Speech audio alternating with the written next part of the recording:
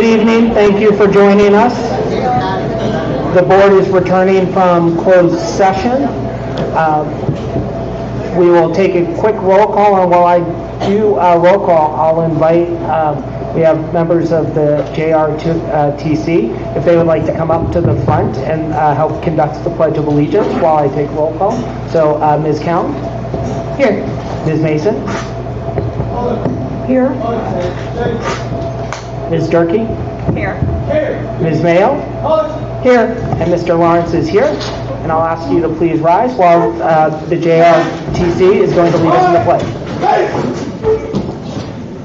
Forward! March!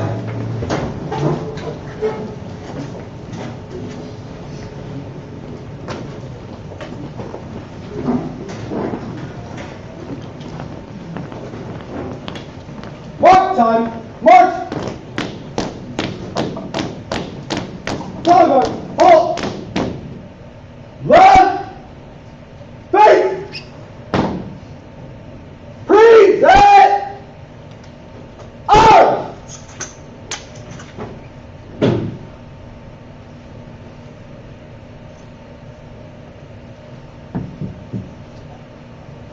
I pledge allegiance to the flag of the United States of America and to the republic for which it stands, one nation, under God, indivisible, with liberty and justice for all. Thank you very much. Order! Up! Right! Straight! Forward! March!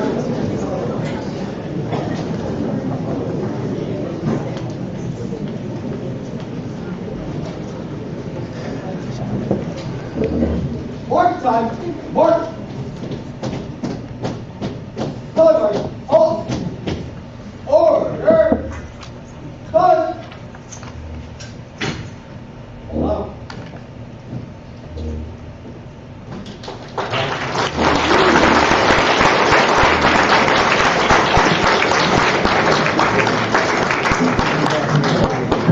Oh man, it's cool.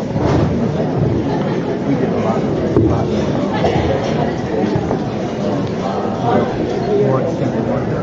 All right. Me and my brother went to, right? Thank you for that.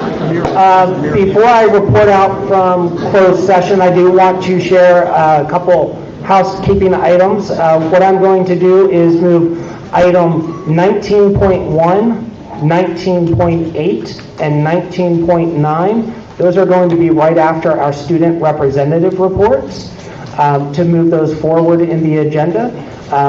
And then on those items, I'm also going to do what we attempted to do last week rather successfully, which is Vice President Mason and I will do our best to keep order, but we are going to invite the students who are speaking on those items to come forward first, give their comments. They are welcome to stay, but they can also, after giving their comments, they will have the opportunity to leave and go home and study. So that is how we will be conducting it this evening. So on item, the report out of closed session, on item 7.1, the board received information regarding negotiations from the negotiation team. And we will now move to item 7.2, expulsion of student 1120 from all regular schools in the MDUSD. Do I have a motion? And we will be taking voice votes this evening instead of using electronic school board. Mr. President, I move that student 11-20 be expelled from all schools of the Mount Diablo Unified School District, and I move further that the board approve the stipulated expulsion agreement and that student 1120 may apply for readmission after June 3rd, 2020. The student is required to meet the following conditions: participate in 20 hours of individual counseling to address anger management, participate in 30 hours of community service, show evidence of a successful school experience without having committed a violation of the California Education Code reasonably warranting a suspension, and maintain at least a 2-point GPA and having 90% attendance rate and be on time to school prior to readmission. I'll second that. First by Ms. Mayo, second by Ms. Mason. I will now take a voice vote, starting with Ms. Count. Yes. Ms. Mason. Yes. Ms. Durkee. Yes. Ms. Mayo. Yes. And Mr. Lawrence votes yes as well. The vote carries 5-0.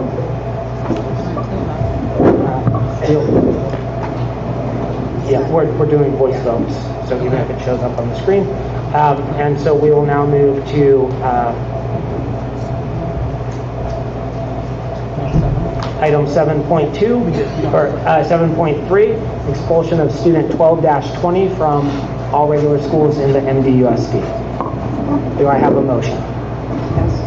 Mr. President, I move that the board approve that student number 12-20 be expelled from all schools of the Mount Diablo Unified School District, and that student number 12-20 may apply for readmission after June 30th, 2020.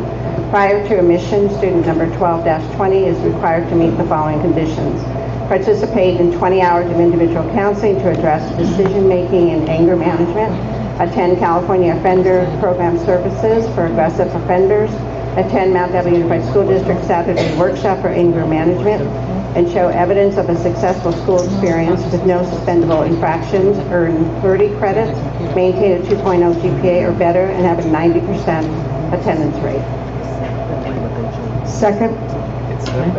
First by Ms. Durkee, motion by Ms. Durkee, second by Ms. Mayo. I'll start the voting with Ms. Mayo. Yes. Ms. Durkee, Yes. Ms. Mason, Yes. Ms. Cound, Yes. and I also vote yes. Motion carries 5-0. On item 7.4, the board received information on two public employee cases. And on item 7.5, the board engaged in a conversation with the superintendent regarding his evaluation and the organizational structure of the school district. With that, I will move along to item 8.1, our student rep reports. Do we have our student reps here? Mr. Jimenez, do we have our student reps here? No, we do not, so we'll move along. I'm going to, as mentioned, hang on. And I apologize, I think I misspoke earlier. So it's item 19, I'm going to move up item 19.1, then 19.8, and 19.9. We will do public comment for those during these sections. If there is other public comment on other items that are not on tonight's agenda, we will do those later in the evening. But since I believe that the majority of people are here to speak on item 19.1, 19.8, and 19.9, we will be doing those three first. With that, I will ask that we go ahead and Dr. Martinez, can we have the presentation? I will take the presentation first and then open it for comments for item 19.1, the interim report. Yes, thank you. We'll have Dr. Lisa Gonzalez, our Chief Business Officer, and Mika Arvelbauer, our Interim Director of Fiscal Services, come forward to present the second interim report.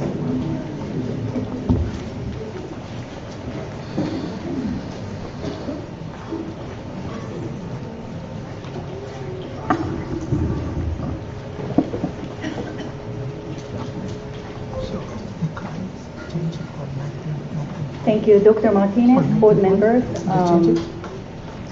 member of the audience. My name is Mika Alvelwide. I'm interim fiscal director. This is to present the second interim.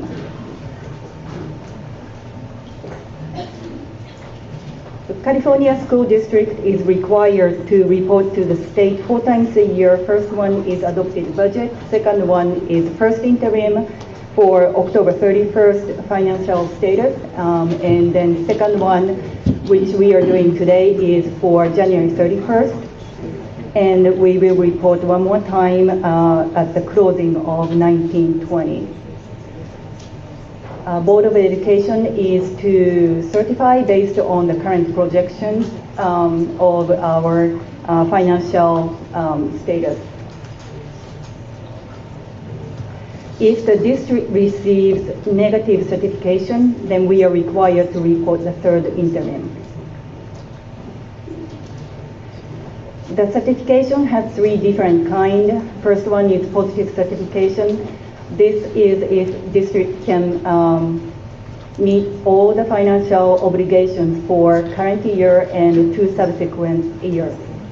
Qualified certification is for 1 or 2 years when district cannot meet the financial obligation, and negative certification is when the district cannot meet 2 or 3 years of the financial obligation.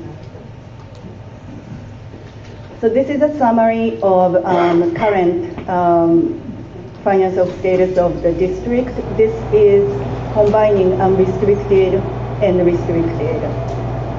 The revenue went up a little bit. It is 368 million, and expenditure is about 384 million.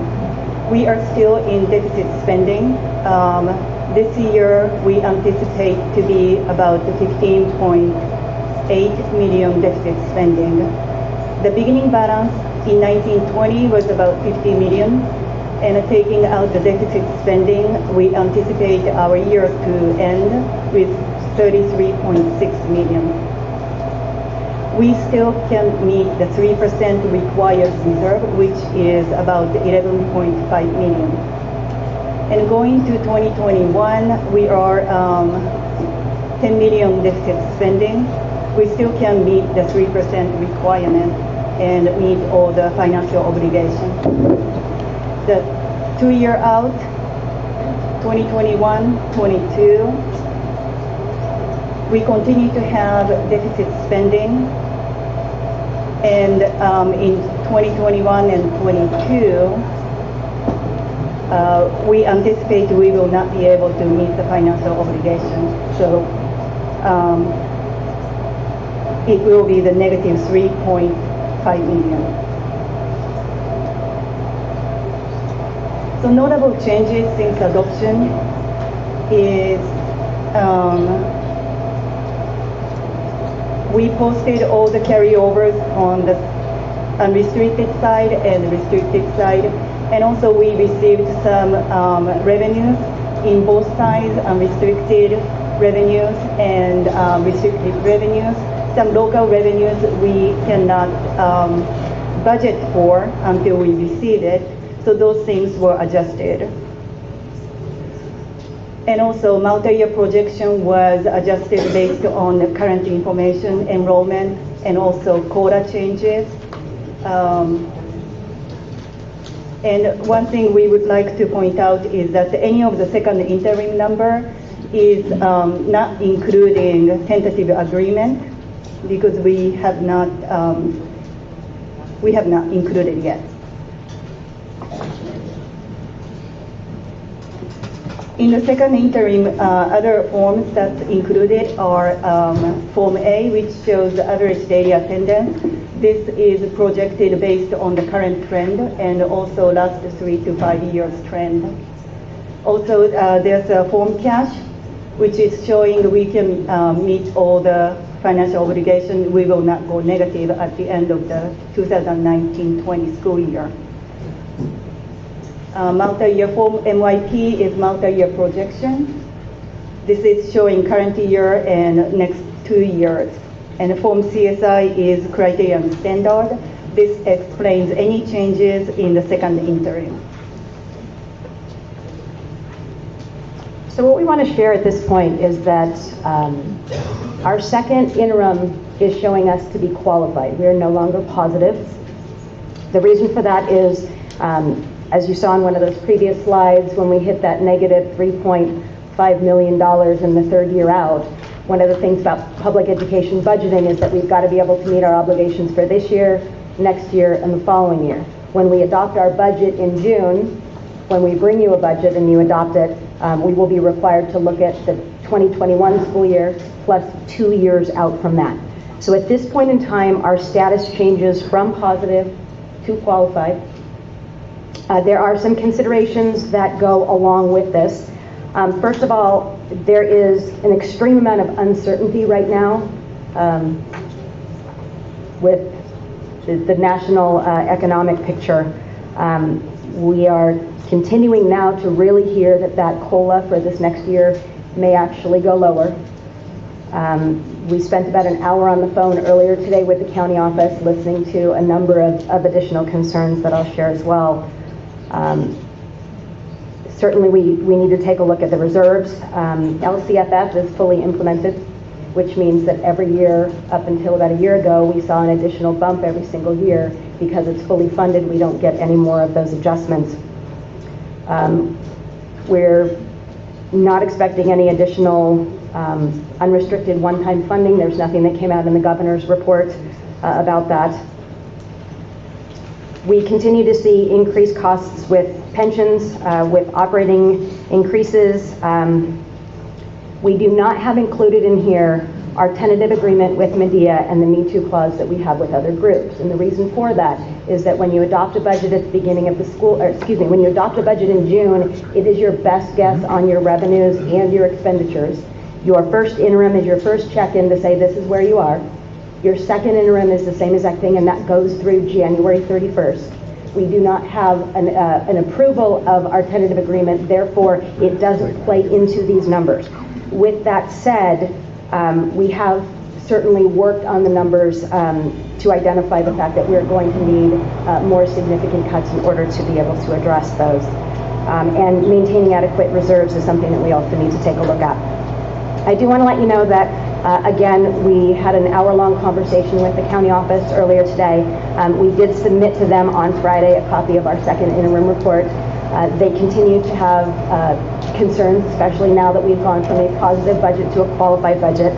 Our agreement this afternoon is that they are going to work with us to appoint a fiscal advisor, not to come in and have stay and rescind rights on anything yet, but to continue to be another independent analysis and analyst of the work that we're doing here, of our ability to make the reductions that once approved that we say that we're going to do. The nice thing about that also is they'll come in and they'll take a look at our departments. They'll see if there are any other reductions that they think that we can make with our staffing. They will be reporting back and forth to the County Office of Education, which means that this will be someone who is contracted with the County Office to come in and provide us this additional level of support. And I think that pretty much summarizes the conversation. Again, the County Office and the team there, and there are a number of individuals that are taking a look at our budget. They're taking a look at all the budgets for all the school districts in the county. And I know that this is going to come up at our CBO meeting next week, but they've got some real serious concerns about all of our budgets at this point and the direction that the economy is going, which would probably play out negatively for us with our budget. But certainly what we're presenting to you tonight is where we were as of January 31st.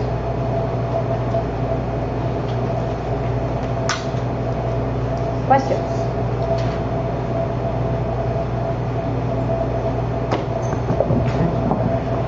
Ms. Mason, do we have any comment cards on this item 19.1? So I think we're going to move to item 19.8. Or do we need to approve it? This needs to be approved. It is listed as an action item, so apologies. So before we move to item 19.8, we do need to have action on item 19.1. Do I have a motion on item 19.1?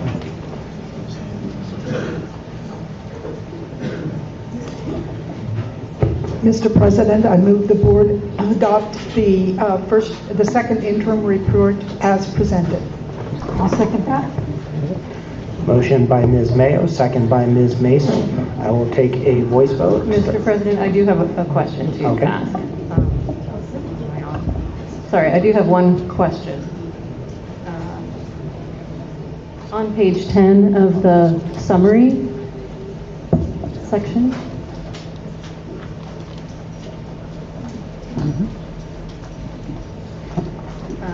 So there's a chart on page 11 that is describing the ending fund balances, and the wording before that describes, it says during 2020 21 to 22, the district estimates that the general fund is projected to deficit spend by $7.6 million, resulting in an ending general fund balance of negative $3.4 million. And then it says the ending fund balance in 2021 to 22 is $15.3 million, which indicates continued deficit spending once the restricted, non-spendable, and required 3% reserves are deducted. I just wanted to clarify and make sure that this is a section that the community understands what's happening with that chart. So the chart on page 11, what I'm reading is that it's showing the ending fund balance of 2020 to 2021 as 22 million, and then in 2021 to 2022 as 15 million being the ending fund balance. But the point of the paragraph there, the reason you mentioned the negative 3 million is that shows that we cannot meet our required 3% restricted reserve. Is that correct? Yes, that is correct. So out of 15 million, we have to, this 15 million is including restricted balance as well. So we need to take that out, which is 6.6 million. After that, we have to be able to set aside 3%, which is 11 million, which we don't have. Right. So we're missing the 11 million by the negative 3.4 basically is what is the amount by which we're unable to fill that state requirement of the 3% reserve. Yes, that is correct. Okay. Thank you. Okay. With that, I'll start the voting with Ms. Count, Yes. Ms. Mason, Yes? Ms. Durkee, Yes. Ms. Mayo, Yes. and I vote yes as well. The item passes 5-0, and we'll move along to item 19.8. We will take the presentation, then I will open it up for, we'll pull the comment cards. Again, if I could, Dr. Gonzalez, as they bring that up. So again, in 19.8, what we're looking at is a presentation that identifies and outlines a number of issues that we've been talking about for several months now, quite frankly. Looking at our budget overall, looking at the implications of expenses related to our revenues. In this presentation, some of it has been shared in the past, some of it has been evolving based under our continuing meetings with the school board and community input. So again, Dr. Gonzalez and Mika Arbelbide will be presenting this information for Budget Solutions. It's seeking to provide the board with guidance so that they have the ability to provide direction to staff for some of the budget solutions that we need to mitigate these concerns that you just heard about regarding our second interim, and to then helping direct staff to mitigate these concerns for us as a district. Thank you, Dr. Gonzalez. Thank you. So I'm going to go ahead and jump right in. This presentation is intended to take a look at our shortfall, take a look at some of the timelines that we have regarding administrative, classified, and certificated reductions. We're going to take a look at budget reductions so far, as well as lay the foundation for the board discussion. Many of these slides may be repetitive from the last meeting, but we think that they are relevant, especially in light of the fact that we want to make sure that the public and those that are here this evening understand what it is that we're working with. There are a number of reports that the district uses. And we'll go back by saying that the adopted budget that you take a look at in June, after a great deal of us working on that through the rest of this year, it is our best guess. It is our best estimate based on a number of assumptions. We make assumptions on enrollment. We make assumptions on revenues. We make assumptions on the COLA. It's all based on assumptions. The first interim takes place from July 1st through October 31st. It's our first check-in. The second one is November 1st through January 31st. That's what we did earlier this evening. And both of those are reported to the Contra Costa County Office of Education. And then you take a look at the unaudited actuals as well as the audit, simply to guide what it is that you've done. The unaudited actuals are a snapshot of the previous year. Certainly things change from year to year, so you keep it in mind. It is a touch point, but really you use your first and your second interim in order to make your decisions. There are 3 types of certifications. We did cover this, but you will now see that the arrow is on qualified. Our budget is, in our second interim, is now officially qualified, which means in our 3rd year out, we are unable to meet our financial obligations. There are 2 types of revenue. We have restricted revenue. Those are the ones that come with the most strings attached. They come with guidelines that say it can only be spent this way or that way, as opposed to unrestricted, where we have the maximum amount of flexibility. Typically what we like to do is we like to move expenses over to restricted as much as we possibly can, because if we can use the restricted, it frees up the unrestricted or the general fund as much as possible. Again, there have been some questions in the past, so we've continued to include this slide. We have something that's called SAC reports, and it's the way that everything reports into the state. Districts all use the same numbers. County offices in the state of California can take a look at all of our numbers and they can see exactly where we are. So it's a level of consistency. What happens is that at the end of the year, you typically have a large amount of carryover in books and supplies, because things that are really not books and supplies go into that at the end of the year, and then they go back out again. Not the most effective way to do it, but it's the way that the state has always set this up. So some of the examples of the carryover that we end up with in books and supplies that are not that include carryover from school sites, site donations. This is sometimes when either they've got contributions from parents or grants that they've received, our Prop 39 funds, which are our clean energy, a number of grants including health and safety, which is from the former redevelopment agencies, and although there is no more redevelopment, we still do get some of those funds. Our title programs. Our title programs at the end of the year go into the 400 books and supplies carryover. A number of one-time and multi-year grants. So our comprehensive support, our CSI money is in there. We do have lottery. Our CTE grants, 2 of them, our Partnership Academy as well as our incentive grant, our low-performing block grant, which should be used up as of the end of summer school of this year, large amounts of Medi-Cal funds that come in and out, and then a fairly nice amount for the Classified Employee Professional Development Grant, which is something that the state provided. Again, this is repetitive as far as what's been contributing to our deficit. We've covered this in the last 2 board meetings. We covered this at the special board meeting last week.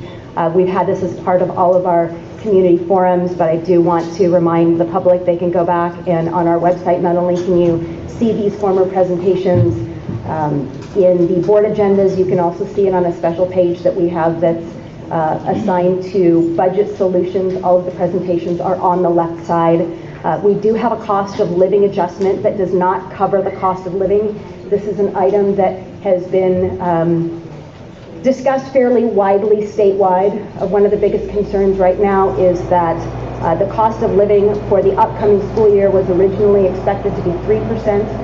It's now approximately 2.29%, and we're hearing that when the governor does his May revise, his May revisions, that's when that number may change again. We were optimistic that it was going to go up based on what we're seeing with the economy right now and how spending is taking place.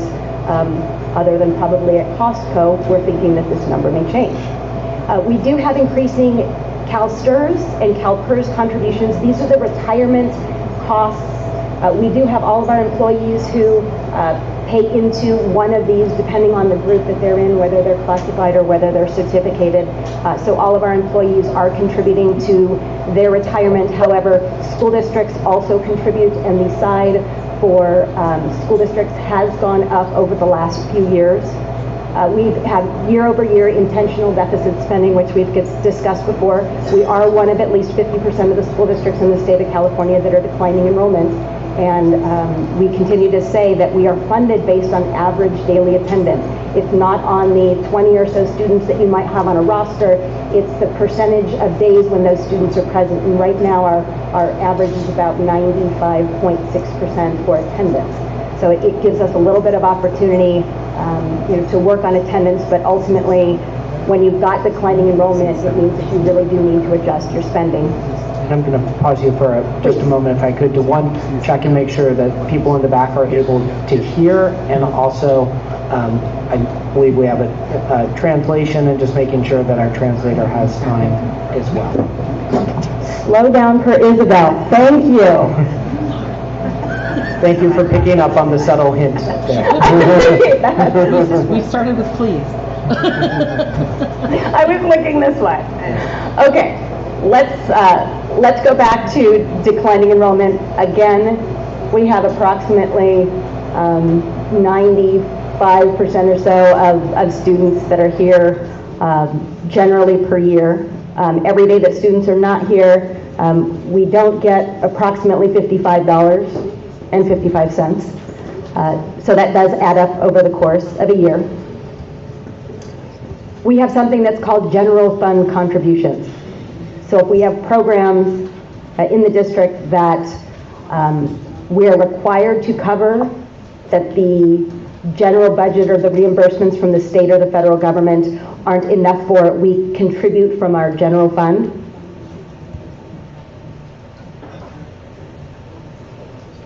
We also have a tentative agreement with our bargaining groups that is adding a little bit of attention to our current deficit.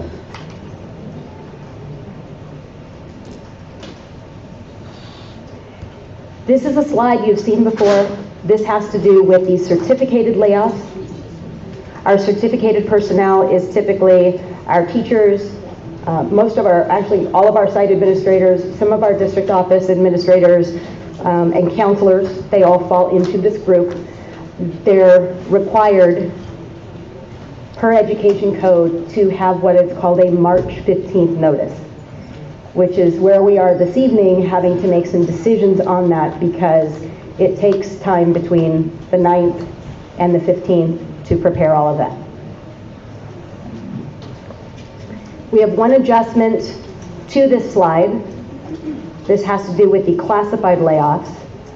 On or about March 23rd, which is our next board meeting, we will be bringing you reductions for classified service for either lack of work, lack of funds, or positions that we are going to be eliminating.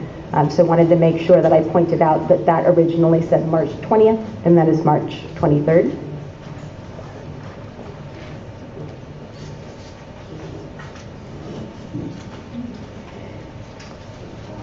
So what is our targeted amount for budget solutions?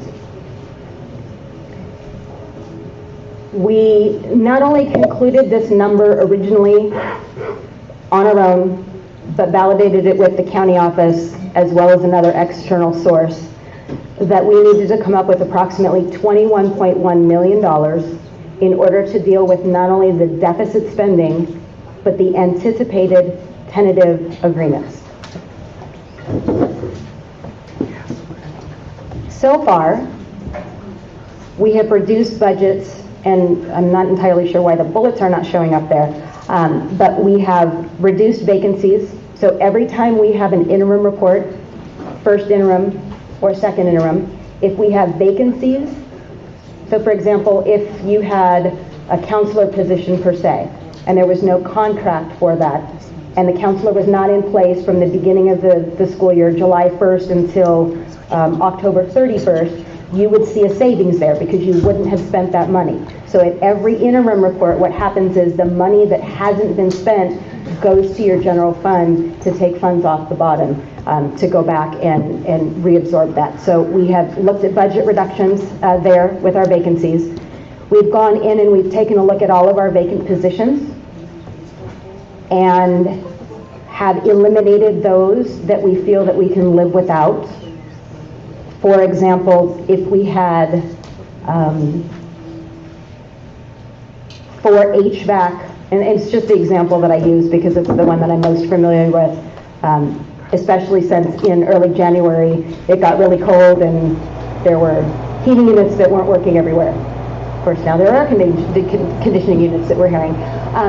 But we know that we can't do without those positions, but we're in the process of either hiring those or trying to get people tested. So those are the types of positions that we would not eliminate because we know that we have a need for those. We have recategorized personnel costs where we could from unrestricted to restricted. We have gone through with the county office and looked at lots of positions to see if we could do that. We have checked with our auditors to get as creative as we could possibly be. We've had many check-ins with the California Department of Education on where we could get creative with that also, and perhaps do some of that in areas that we might not have done in the past. And certainly we always check with our auditor to make sure that whatever we're doing is appropriate. We've decreased departmental budgets across the district. We have captured a number of unspent funds, especially from very prior years carryover. None of this so far has had any direct service reductions to students. So after we take a look at everything we've been able to reduce so far, we end up with approximately $14.5 million in additional budget solutions that we're seeking.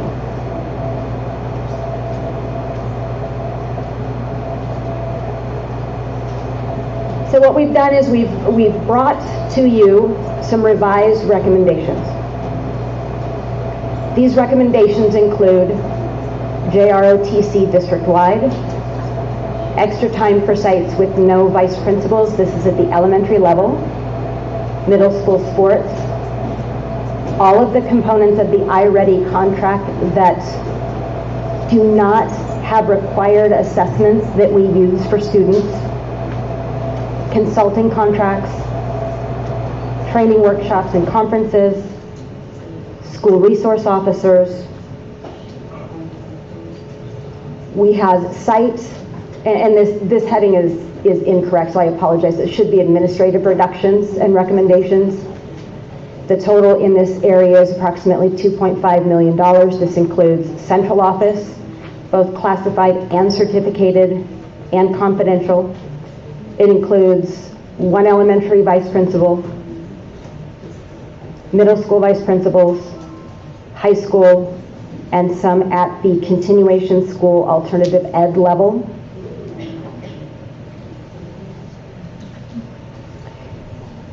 This continues to include 35 FTE reductions in elementary teachers for class size, middle school, 10 FTE or full-time equivalents, high school the same. We would be reducing one elementary librarian based on not needing as many teachers, so the 35 FTE reduction up in elementary then ends up falling out in other areas because you wouldn't be required to provide as much prep. The reason that the next two items are in blue is because staff heard some clear conversations from the board at the last meeting that these two items didn't seem to make a whole lot of sense because the numbers were so small, so we did keep it on there. There would be a net, which means that we were originally proposing middle school librarians and high school librarians that are credentialed be replaced with instructional media techs. So we have not included those numbers. We continue to have on here fourth grade instrumental music plus one vocal FTE, one individual or one position, if you will, which again is a prep reduction very similar to library that you saw on the previous slide. We have a recommendation of 1.0 FTE in TIS. This is after we already eliminated one a couple of board meetings ago, maybe two full board meetings ago. 2.5 FTEs or 2.5 full-time equivalents of teachers on special assignment, elementary PE teachers, 2.6 FTE with alternative education. We have adjusted based on board feedback and our department going back, not our department, but the Department of Instructional Services going back and taking a look at ELD and the support. So we have 15.94 right now. Many of those are funded, a small amount I take it is funded by school sites. Our revised recommendation is now 2.3 FTE total. High school IB coordinator, which we would be assigning to an administrator and covering that work. Counselors, we have adjusted the elementary counselor reductions to be 5.6 at the elementary level, which does also keep us with a schedule that would be consistent with the Medea agreement or the bargained agreement that we have of counselors not being at more than 3 sites per week. Middle school counselors, 3.4, high school, 1.0. We're continuing to propose taking a look at all of our stipends for extra duty and reducing that by approximately $15,000. We have athletic directors and one of the preps that they have. That totals $8.1 million. On top of that, we are expecting to bring forward at the next board meeting an additional $2 million with reductions in our classified ranks. That falls into the categories of Local 1 AFSCME, CSEA, and our Teamsters. So when you add all of that up, we are bringing forth recommendations that are approximately $14.673 million. Other additional considerations for the board, I know that we had these on from last time. We have AVID, and the $200,000 that you're seeing there is the approximation of all of the high-level contracts that are funded at the district level. This does not include funds that individual school sites put in for materials, for supplies. We're also not taking into account the FTE or the full-time equivalents or the sections at the middle school and high school level that also go with the AVID program, because if students are in a class that is AVID, what's going to happen is they're still going to need to be in a class during those periods of time. We also have not removed international baccalaureate programs at this point in time.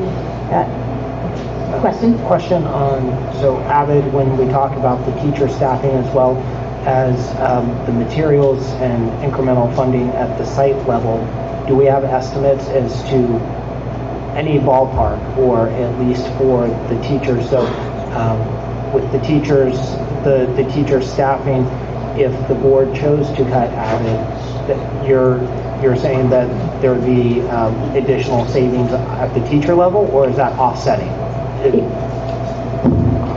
Right, it would be offsetting because those students would still be there in need of a program. So even though you wouldn't be teaching AVID, you would need to be teaching something which would incur an additional cost. So in that sense, that would be subtracted from the 200K. Am I understand? I'm trying to get a sense. Separate dollar amounts. The $200,000 again is the central office licensing agreements that we cover overall, but the allocation of resources to teach those classes is part of the broader staffing that we already give to school sites. So if they're not teaching AVID, they still need to be teaching something else, other electives or other classes. So let me rephrase it then. So what we're saying is there would not be a staff savings. That is correct. The only extra savings would be at the site level with the incremental cost of the materials and supplies in support of AVID, and we don't have an estimate of what those might be. Correct. Thank you. One more comment. Yes. If we were to eliminate AVID across the district, those students that would require coursework or teachers an instructional period at the middle school and high school levels might not get their elective choices because we are reducing some of the electives, and possibly that means we would be reducing elective staff. Is that true? I mean, are most of the AVID classes taught by a variety of teachers across the district, or are they only taught by English teachers, perhaps? Yes, well, answering that particular question, there's a variety of teachers with a variety of credentials who then, again, teach the AVID course specifically. So it doesn't mean that all AVID teachers are all English teachers or any particular credential area.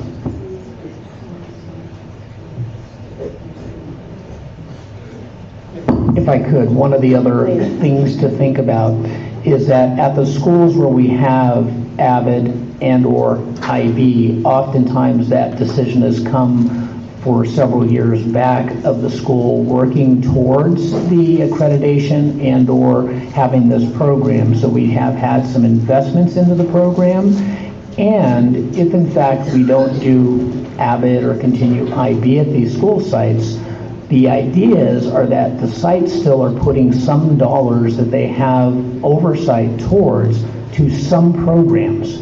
So when we would say, or if we said, well, don't do this program or that program, we're not taking away the full authority of school sites to decide what they're using with their single site plan dollars. So it may be that we might think, let's not invest in this program or that program, but our students still may be needing something to benefit from, rather than nothing that's guiding the work at those school sites.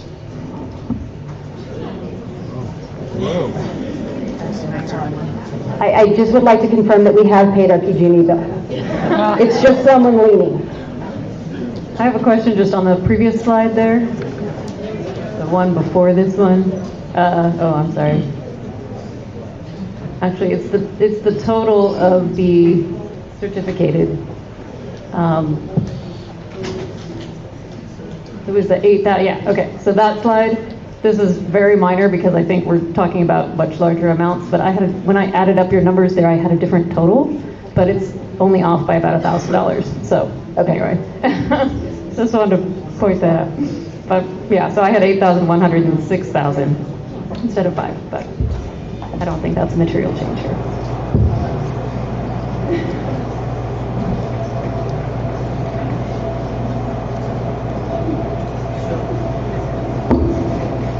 So again, where we're at right now is that we've oftentimes talked about some revenue enhancements and what we can do. Can we just tell everybody you should pay another tax? No, we don't just have the authority to do that.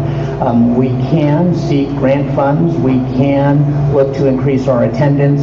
We can look to measure and monitor the use of our facilities to make sure that outside agencies and such are paying the right levels of cost for us. We can continue to work on settlement agreements with our folks that we have relationships with charter schools. What we cannot do is, again, confirm additional dollars that are not actually on the way. We can't count on an increase to COLA. We can't count on increase to other levels of funding that are not there. And so in some situations, we have had different levels of funding come in at different times, and it's a good thing to occur, but for example, the MA dollars, oftentimes we'll wait, and these are the Medi-Cal billing dollars that come from the federal government. We sometimes wait 3 years to get a reimbursement, and that's what happened this year. We did receive some level of reimbursement for previous years, but nothing guarantees that ongoing amount coming forward. So what we have to do, in essence, is again be well aware of our current circumstance, hence the second interim and the ramifications thereof. If we do nothing, we continue to see negative budgets coming our way. If we in fact, again, are taking this under guidance of ourselves to adhere to some of the recommendations or make different recommendations but adjust our budget, we take back, again, the assertiveness of our budget situation to hopefully get back to being in a better state over the next several years. And so that's kind of where we are right now in taking some of those budget decisions. Tonight, the guidance on the PKS, I just wanted to revisit this for a second. Tonight's PKS, the particular kinds of service reduction document, was actually developed again on Friday. We left some level of flexibility in there, and some people have asked, well, why doesn't this exactly match up on the presentation? Again, the board has opportunities to hear from the public, to make and provide direction to us, which could adjust the PKS before the board actually votes on that.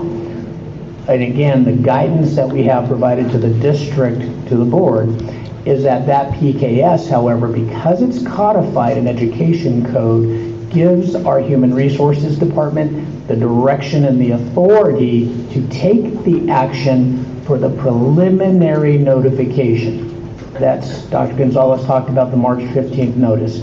If we do not have those preliminary notifications, then we in essence are confirming everybody who is a certificated employee is welcome back next year into positions, which unfortunately it's not sustainable within our budget structure.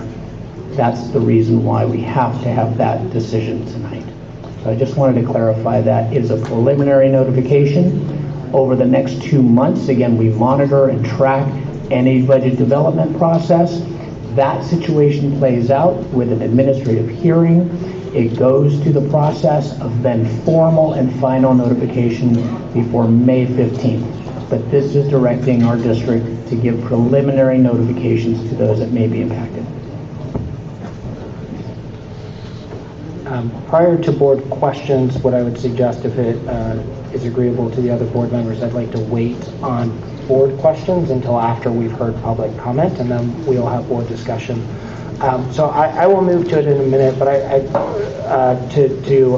starting to call up for comment on this item. I want to take a second to kind of summarize and reiterate a couple of the pieces here.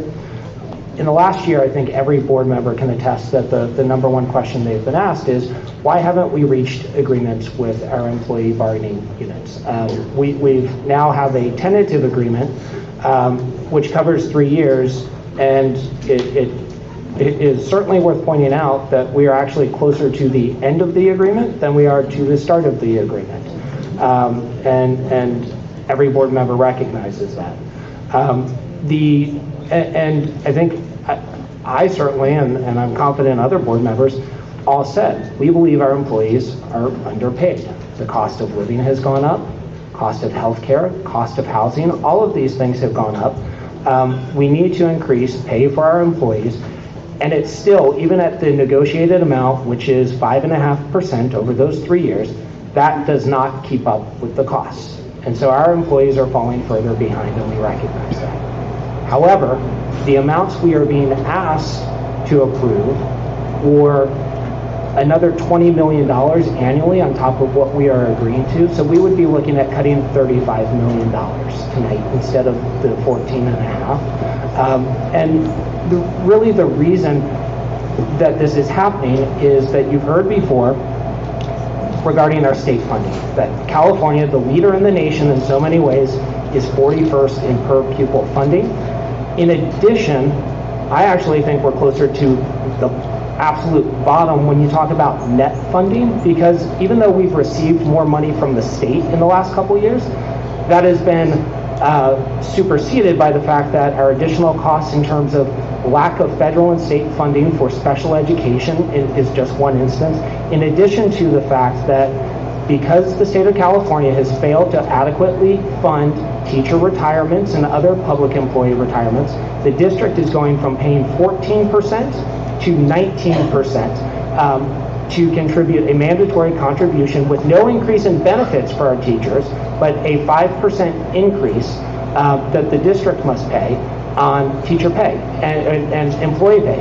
When you consider that employee pay is the largest cost that we have in this district, 5% is a massive amount coming to millions upon millions of dollars. And so while the board was in closed session, I'm guessing that our friend Anita Johnson may have mentioned, I only caught the tail end of the inspirational rally, but hopefully petitions around the fact that we do have ballot measures coming up in November that would significantly change how California allocates funding. So with that, I did want to give that explanation in part as to why we're doing this. In order for this board to ratify the agreements, we must go through this process, and we need to do it now, tonight. Otherwise, they will not be approved by the county. So that's why we're here tonight, because these employee agreements do matter. We recognize that, and this is the process that we are forced to go through. So with that, our board stated last time we are committed to hearing from every member of the public, but we are going to limit public comment to 2 minutes this evening on these items instead of 3. But what I'm going to do is I'm going to ask if you are a student and you are here to speak on item 19.8, that we form a line down the middle. And then when you step up to the microphone, we'll ask you to state your name, and Ms. Mason will pull your card. And then after we're done with all of our students speaking, we will call off the names of the rest of our speakers and go through those.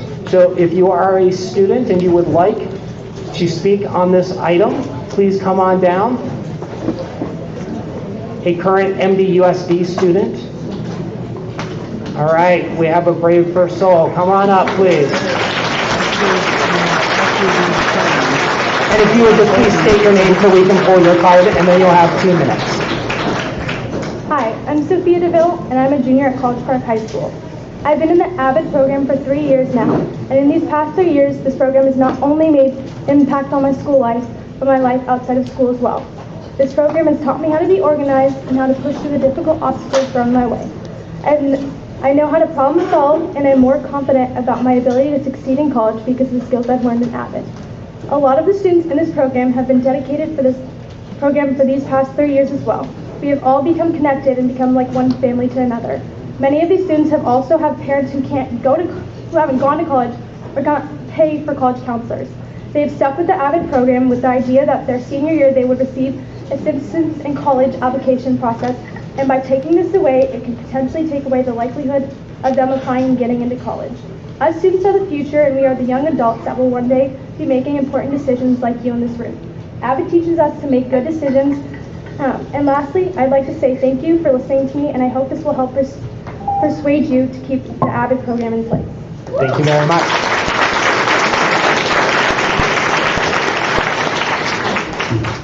Hi, I'm Michaela Kars, and I'm a sophomore at College Park. I've been in the AVID program for 2 years now, and AVID has been a huge part of my success throughout high school. Many AVID students and I play sports along with balancing school, extracurricular activities, homework, and family life, along with trying to get 8 hours of sleep. Having to do all of this in 24 hours, AVID has taught me time management very well. For my junior year, I've signed up for rigorous classes because I have AVID to support me, but now the thought of that support being pulled out from underneath me is very discouraging. Before AVID, I would have never seen myself taking AP and honors classes. AVID is not only a helpful class, but it also teaches you skills from having great notes to study off of to publicly speaking confidently. AVID has pushed my peers and I to be our best selves, and I appreciate this opportunity to speak for the AVID program. Thank you for your time. Thank you.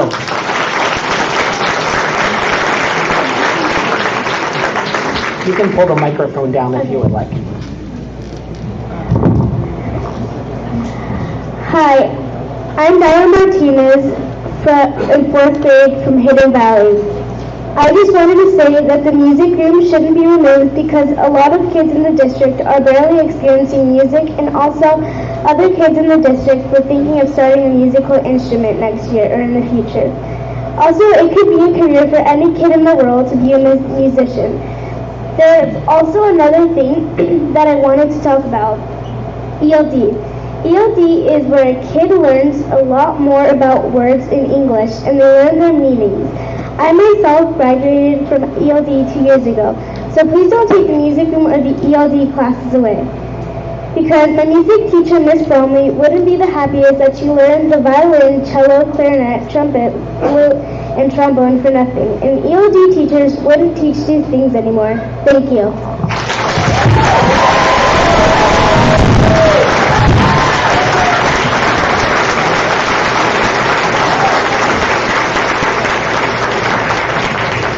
I think that was certainly a testament to the great work that our ELD teachers do, so thank you for that.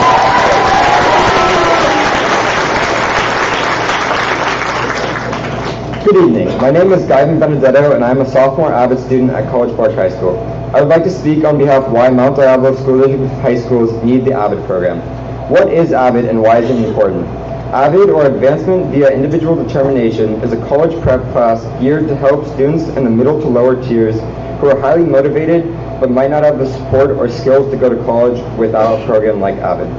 AVID teaches writing skills, critical thinking, teamwork, organization, and reading skills. One of the most important parts of AVID is the support students get from AVID teachers and students. In fact, AVID students specifically teach and mentor each other through the process of tutorial. In groups, students ask advanced questions and lead people to understand their topic and learn how to solve them. I've already invested 2 years in the AVID program, and I've planned to take it all 4 years because AVID helps you get into college. Because colleges know how much commitment and hard work it takes to go through all 4 years? It's the end of your time if you'd like to wrap it up with a final thought. Okay. Some students in high school who are on a clear college track may not have family support or the financial need to go on their own college tours. AVID gives the support and the research needed to find more time to go to college. Thank you. Thank you, Gabriel.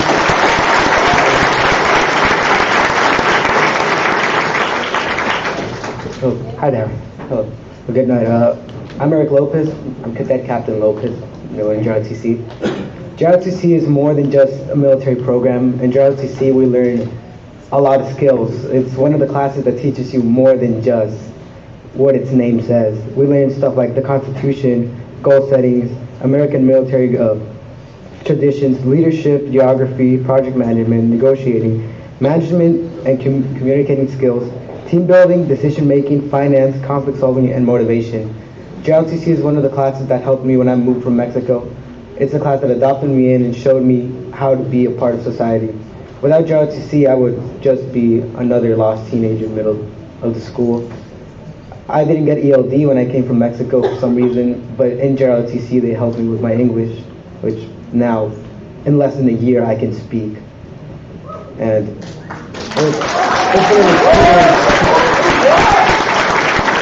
it's been a huge experience. It's only my second year, and I learned so much. I'm about to be in charge of some of the things of the class. Just in case you didn't know, JROTC is a student-guided class. It's ran by students.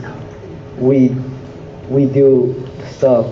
We go to competitions, we win awards, and then we come back and give the reputation to our schools. Reputation that Mount Diablo really needs. Thank you.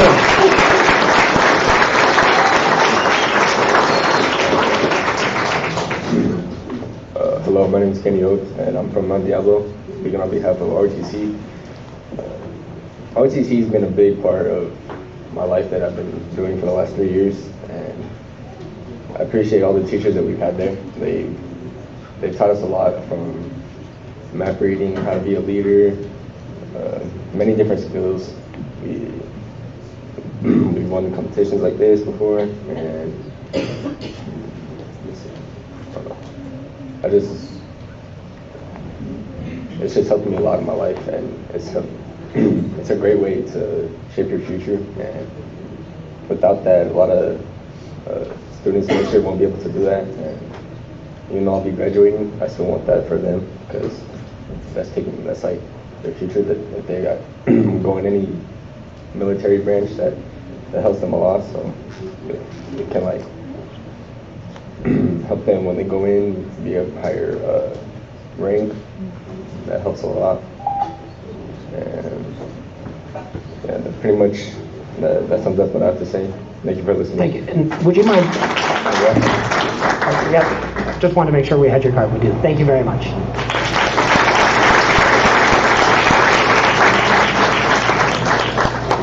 Good evening, school board members. My name is Cadet Captain Joshua Ravina, and I'm part of the Junior ROTC program at Mount Diablo High School. And I came here to tell you why this program should not be shut down. Because this program has helped me so much to educate me about being a leader, about being a role model, and it's taught me many things about team building. For example, on Saturday, we had a competition, and I had the awesome chance to be part of the color guard team, of which we got first place against the high school that has gone on a national level and has won that competition, and we got first place.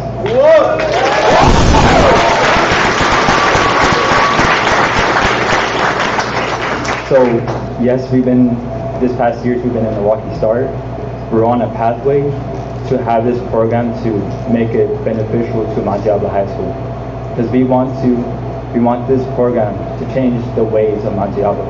Because as you know, there's a lot of problems at this high school. For example, we don't have spirit, we don't have lack of care for education. But I believe that this program could change that at Mount Diablo High School.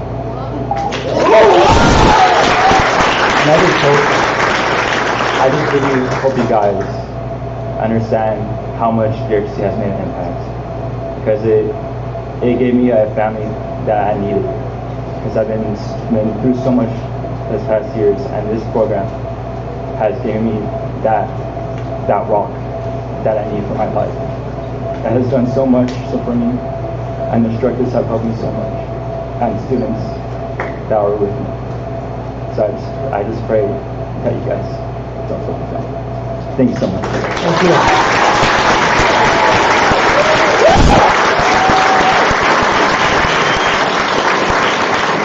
You're the shy one of the group, I can tell. I said you're the shy one of the group, I can tell. Not really. I'm going to be the battalion commander, so. But, hello, good evening. My name is Jacob De La Rosa. I'm a LET 4 in JRTC, which is my 3rd year of being in JRTC. And JRTC has changed my life. You have no idea what that means to me. I'm getting emotional, I'm sorry. But it has really changed my life, and there are problems in everybody's lives, and JRTC is my way of managing these problems. And the fact that you guys are closing this program down angers me so much, because it takes an entire part of my life and it's just thrown away.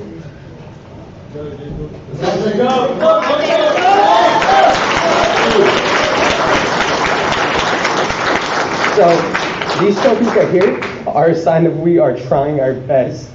We are trying our absolute hardest. And it just hurts me so much that we have to see it go all down.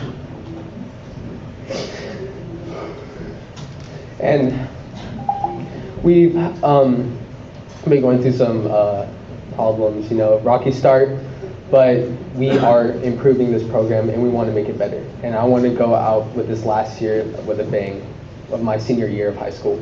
With 4 years of JRTC on my application to West Point.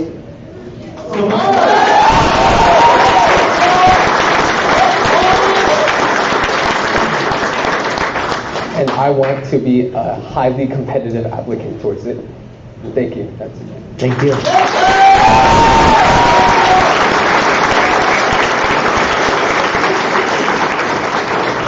Good afternoon. My name is Cadet First Sergeant Jocelyn Lozano. To me, JRTC has become a family. I'm sorry. Take your time. This is my first year in JRTC, and it means just as much to me. It has created such a safe space for every single student in it. I've been having problems at home, and rather than opening up to my family, I open up to this second family that I have right here. And the fact that it's being closed down just makes me so sad. Someday I look forward to being just like Josh, Jacob, or Eric. And without those future years of having this class, I won't be able to do that, or they won't be able to see what we make of it when they leave. And I'm sorry.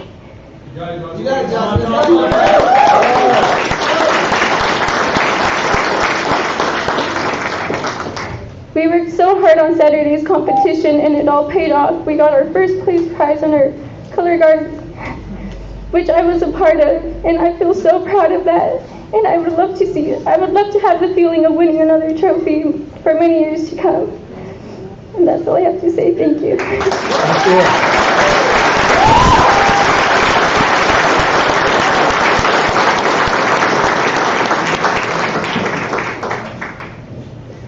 Good evening, everyone. My name is Jerry Sean Strayton, and I'm the former battalion commander of 2018. I stand up here today to explain why I believe JRTC should remain intact at Mount Diablo. During my 3 years, I've gained many skills, whether it be professional, personal, educational, or emotional. Many would believe JRTC is a class pushing you to pursue a career in the military, but in reality, they're there to make sure you become a productive citizen. I'd like to believe I've become a productive citizen because of the help and support JRTC has provided. A few of the things that have helped me are the community events that we participated in, such as the food bank, visiting veterans and at VFW, and organizing, creating, and fundraising for Military Ball, which is an event where the entire battalion gets together, hands out awards and certificates and for various reasons, and acknowledges the achievements that have been accomplished throughout the years. JRTC has changed me as a person by giving me an important role to fulfill. motivating my other classmates and teaching them skills I have learned. It teaches you skills that a normal class wouldn't, such as basic survival skills, leadership, and discipline.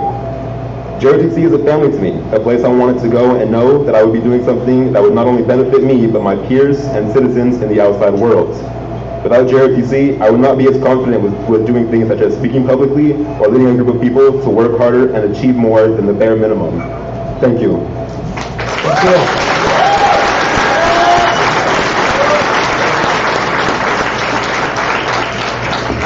I don't know how Christian to do this. Okay.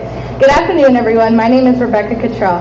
I graduated at Mount Diablo High School in 2018 and was a proud member of the Army JROTC program as the Battalion XO for 2 years and the program as a whole for 4 years. This program has changed so much about who I am today. It got me where I am. Many of you may not know that I wasn't the brightest child in middle school. Grades were terrible, and all in all, this program just created me as a whole. I'm going to try not to cry myself. So after joining a few months in, I had a family in no time.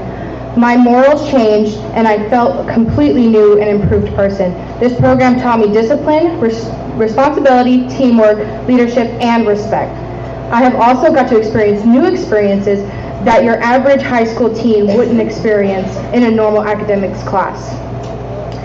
I got to hold the American flag for the national anthem for the Warriors, got to do JROTC camp, military ball every year, meet veterans from all types of wars, and also volunteer at food banks, and also hold the American flag and California flag for our high school's rallies and football games.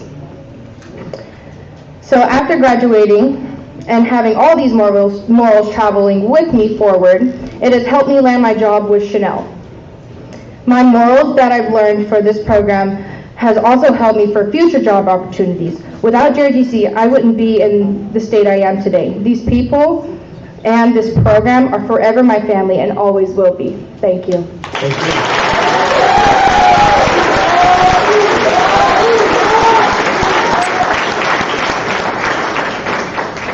Hi, my name is Katerina Cottrell. I am Battalion Commander, Lieutenant Colonel of the Mount Diablo JROTC program. I am a senior at Mount Diablo High School. JROTC has made a huge impact not only on me and others around me. This class gave me motivation and confidence in myself to move forward and look at the brighter side. JROTC is and always will be a family. My leadership skills have improved tremendously, and I used to be shy a lot, and this program broke me out of my shell and showed me many opportunities. I can have when I can speak confidently. Because of JROTC, after school, my plans are to join the U.S. Army. In order to help meet my future goals, the program is the only way to help with my future career choice. Thank you, ladies and gentlemen, and my JROTC family in the back. Thank you for all your support.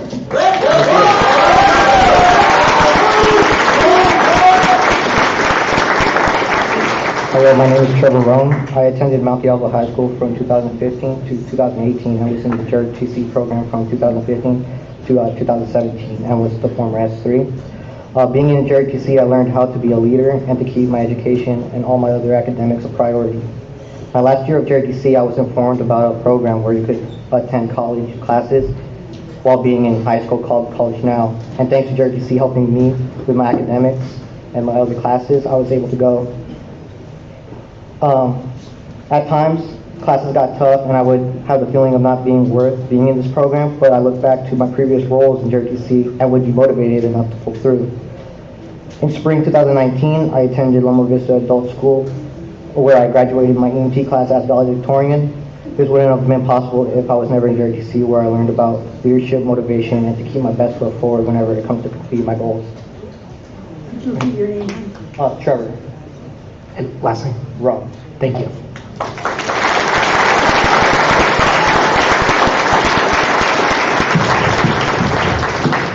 Good evening. My name is Conrad Gunter. I graduated from Mount Diablo High School in 2017, and I was a member of the JROTC program there for the entirety of my high school career. As a junior, I was the battalion executive officer, and as a senior, I was the battalion commander. Now, as you guys are well aware, as everyone else has been talking about, JOTC teaches us some incredible skills, but it also gives us some incredibly unique opportunities.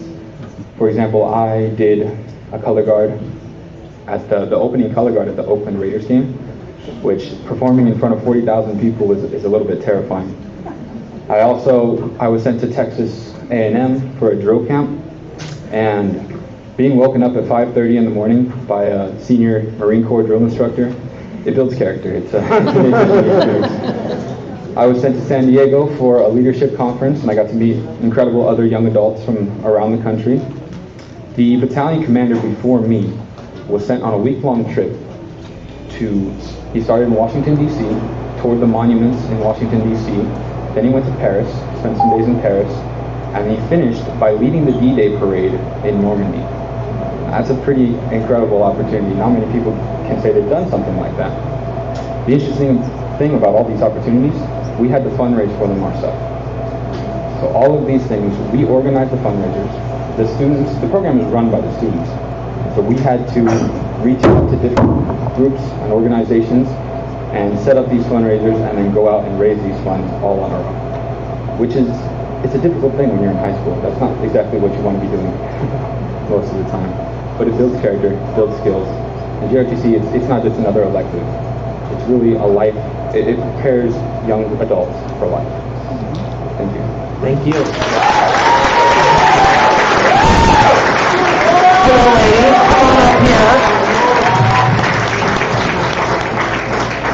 Hi, my name is Alina and I'm in second grade at Meadow Homes. Please don't cut our EOD support teachers. They help us get better at practicing our English.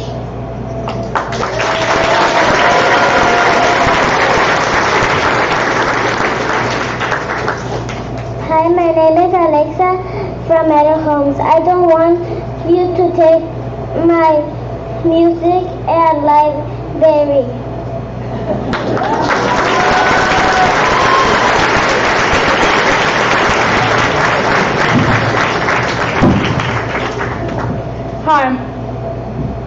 Hi, my name is Connor Nershand and I'm from Pleasant Hill Middle School. I wanted to let you guys know through all 200 of our band students and orchestra students that band is important to us. Some of us even go to jazz band at 7:15 in the morning, coming from all around town. We really like band and it is very important to us. So, even proven facts that students are nicer and I've just learned a lot in band, and it's a skill that I've learned for the rest of my life. It's a big part, and it came from family history, from my family, and just band's really important to me. Thank you. Thank you.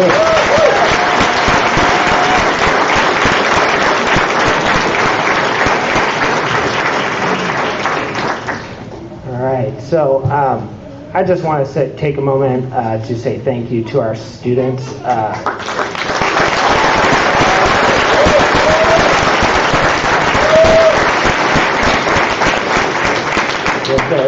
The courage that it takes to come up here, the poise with which they do it, and the array of life experiences, and yet they're all so phenomenal and so tremendous, and it's the reason why we are here tonight. So thank you to our students.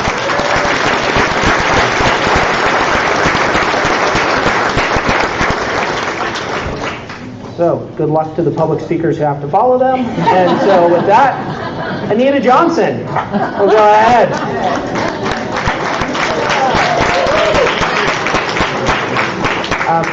What I'll do is I'll read Anita's name and then I'll read the name of the next person if they want to come on up.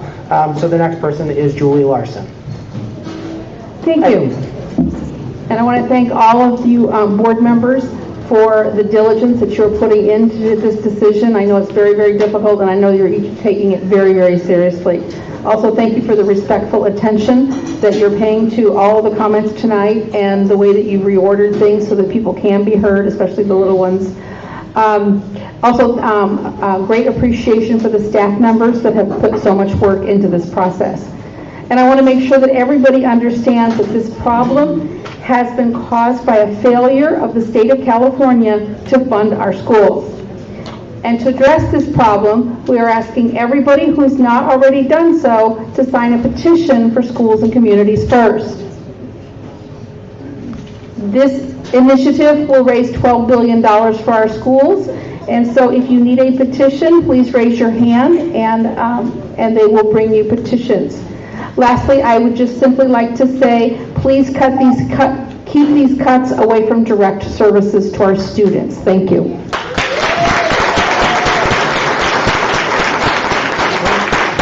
So we have Julie Larson, followed by Carissa Weintraub.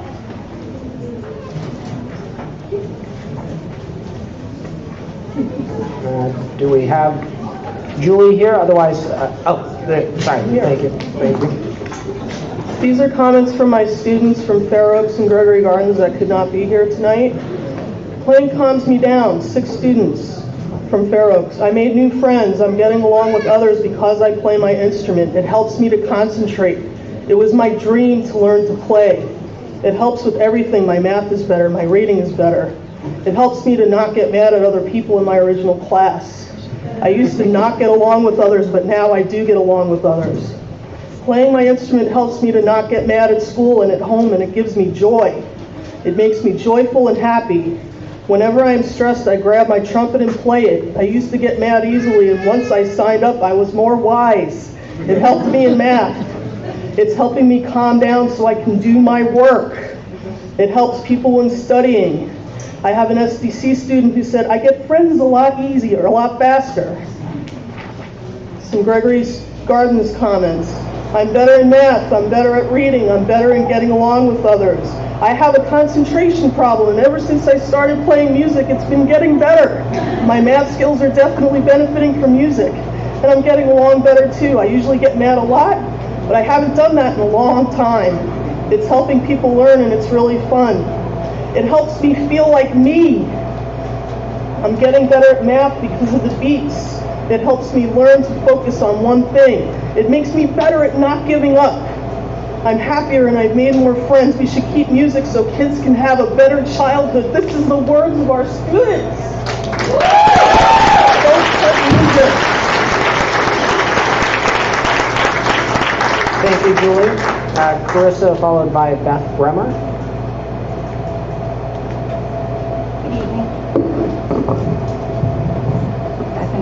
Good evening. Hello, my name is Carissa Weintraub, as you know. And before I speak about the awesomeness of the IB program at Ignatia Valley High School, I just wanted to start with a reminder that IB requires a diploma program coordinator to authorize our program. Directly from their words that I actually sent to you all earlier today, quote, a DP coordinator must be appointed with a job description, release time, support, and resources to carry out the responsibilities of the position. So I just wanted to remind you all of that, as well as let you know that I had sent that information to you directly by email. So we have been offering these classes, IB classes, since August of 2017. We strongly believe in the vision that this program helps us address academic equity issues at our site, and we have worked hard to build a program that reflects this. Some successes thus far. Our IB courses are open to any 11th and 12th grader, EL and special education students included, who want to be in an IB class. Over 500 students, 11th and 12th graders, have taken IB courses since August of 2017.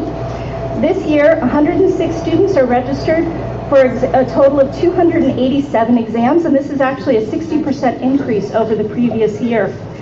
Our 2020 graduating class of full diploma students are 100% speak English as a second language. Our junior class, it is 71% of these students speak English as a second language, which is higher than the general population at Ignatia Valley High School.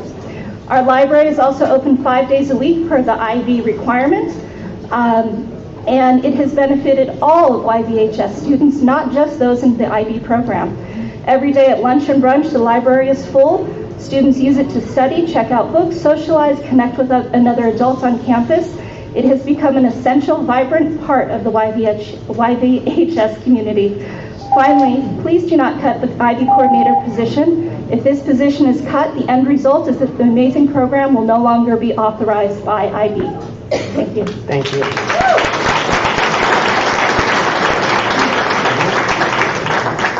Beth Bremer, followed by Ken Kent. Hi, my name is Beth Bremer. I have been teaching in MDUSD for 10 years, my entire career of teaching.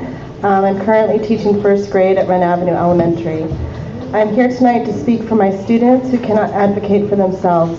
I had an aha moment in class last week after Ms. Cowan visited. She was one of many guest readers visiting my classroom in celebration of Read Across America Week. As she settled into her first book, my two most challenging students wandered over and sat down on either side of her. This was quite unexpected to me, as these two children are often wandering the room and completely off task. I felt like they were telling me something, and upon reflection I realized I needed to speak for them at this board meeting tonight. One child sitting with Ms. Cowan has an IEP and has been diagnosed with autism. This child is mainstreamed into my class and struggles with his social emotional skills. Recently, this child was triggered simply by my taking out a book.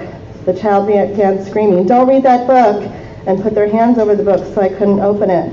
The child became inconsolable. I wish I could say this was an isolated incident, but things like this happen regularly. Often I cannot calm the child within the confines of my classroom.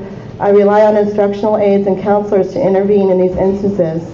Otherwise, the classroom environment is so disrupted that learning will not happen for anyone in the room. The other child sitting with Ms. Cowan has experienced more trauma in the first 6 years of their life than many adults will experience in a lifetime. The child bothers other children, both physically and with words. The child can be defiant and sometimes leaves the classroom without supervision. I cannot follow the child because I have a room full of others that are under my care. It is only with the help of the instructional aides and counselors that I'm able to keep my students safe in these kinds of scenarios. I wish I could say these stories were unusual, but they are not. I wish I could say these were the only two children in my class with such challenging circumstances, but there are many others, and every year I see the numbers increase. I really rely on the support of the aides and the counselors in supporting these students and making my classroom a place of learning and safe environment. Thank you. Thank you.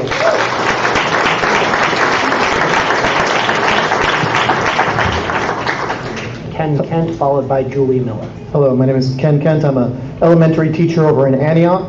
However, my children went through Mount Diablo schools, and my home is around the corner from here, and I still have many connections to Mount Diablo Unified. And I want to let you know that in education, there is a long-standing habit of asking teachers to do more with less. And we have increased class sizes. We have students coming from places of trauma. We have multiple programs that we're all trying to implement to get students what they need. When you look at make these cuts, keep every single snip as far away from the people who impact students on a daily as you possibly can. Because what you will be left with is a cadre of programs that do nothing but lip service and kids who fall through the cracks. You put 33 kids in a room and you say the teacher has to do a ton of different programs, you end up having 4-5 minutes per kid in a day. Literally, I've done the math. When you pull in ELD time, when you pull in computer time, when you pull in minimum preps, when you pull in transitions, you pull in small groups, you end up with a handful of minutes that you can spend one-on-one. You want kids to do better, find ways to create your relationships. One counselor to 3 schools will develop 0 relationships.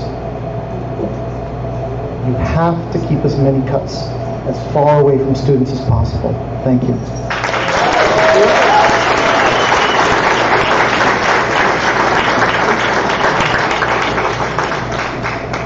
Julie Miller, followed by Joshua Urban. Hi, my name is Julie Miller. Thanks for the opportunity to speak. I'm an elementary physical education teacher. In my teaching career, you guys have never asked me to teach math or reading or ELD or any of the other subjects because I'm not trained in that, but we're going to cut elementary PE and ask the classroom teachers to do it, piggybacking off what he just said. They're not trained in PE and they're not going to get the standards-based curriculum that we do provide in the best and safest environment we can provide. Some other facts about PE that have not changed is, we were part of that lawsuit. That hasn't changed, but now we're going to cut elementary PE. We do have mandated minutes, and that has not changed. Our program currently provides PE to over 6,000 4th and 5th grade students. The prep coverage for the teachers, we provide prep coverage to over 150 teachers. They're still going to need the prep, so where will that come from? So is it a cost savings to the district if we get cut, but then you have to pay somebody else for it or pay the teachers for it? I was a little curious why some other programs were sort of modified, but PE is being entirely cut. So we do have mandated minutes. I'm not sure why our program couldn't be modified as well, so students can still get that. Kids have PE 1 day a week, and when they go to middle school, they have it 5 days a week, and we prepare them for that. They're terrified already, but then you're going to go to 0 PE, because it's just, the teachers just don't have the time or the experience. They have too much on their plates to offer the same standards-based curriculum that we offer them. Fairfield did cut their entire elementary PE program. They were surprised to see how it impacted middle school and high school. It took them years to recover, and now they have an elementary PE teacher in every elementary school. Okay, thank you.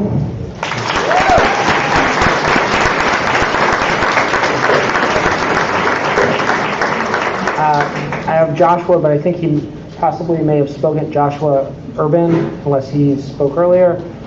Stephanie Padilla. All right. Eric Robertson.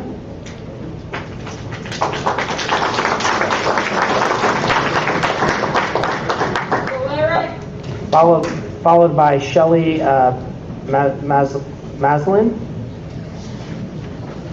Hi, I'm a EL support teacher at Bel Air Elementary in Bancroft. I'm new in this position, new in this district. I spent 14 years teaching first grade, and I really want to, thank you for pulling back on the number of cuts. I hope there won't be any. ELD is there's a huge need in this district. At Bel Air, 60% of our kids are English language learners. That's the majority. And what I'd really, I guess I'm free to say this because I'm probably going to be one of the people cut if there are cuts, because I'm the low man on the totem pole. But I'd really love to see our role be more about helping teachers.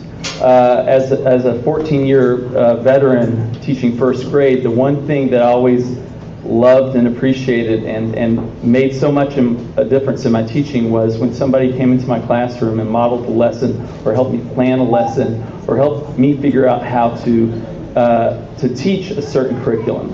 The old saying, you can give a man a fish or you can teach him to fish. Well, I think what's lacking in this district is that our teachers aren't getting the training that they need. And I would love to see our role manifest more towards that.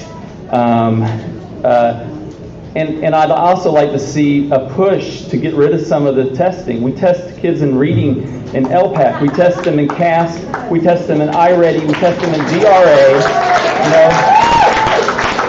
We need to tell the state that we don't need a reading test as part of LPAC. You're wasting our time. We've got those scores with CAST. We've got them with our in-class DRA scores. We've got them with iReady. We know what our kids' reading level is. So, all the people I work with are really amazing hard workers. I want you to know that and thank you.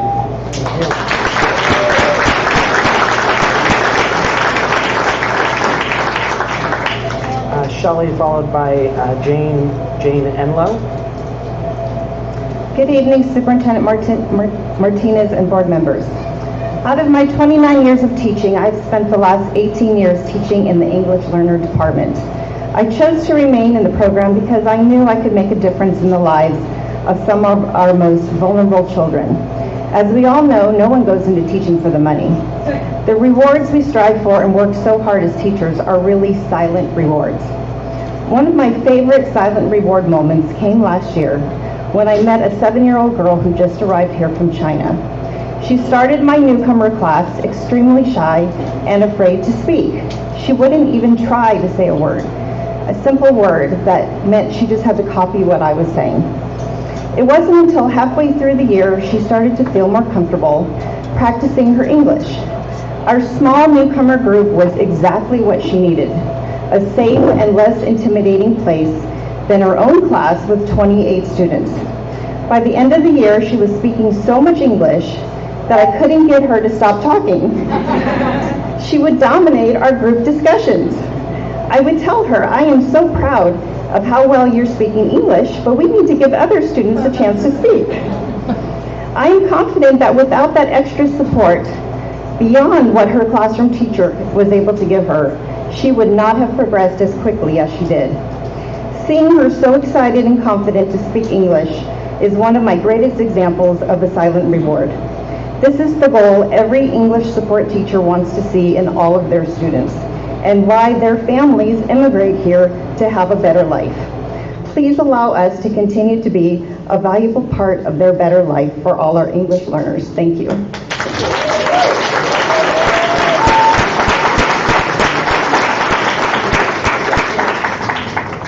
Hi, board members, Mr. Martinez, Dr. Martinez, excuse me.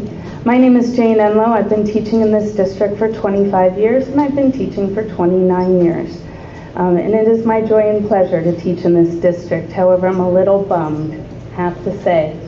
I'm a little bummed that we made such poor decisions as a community that we've put ourselves in this position.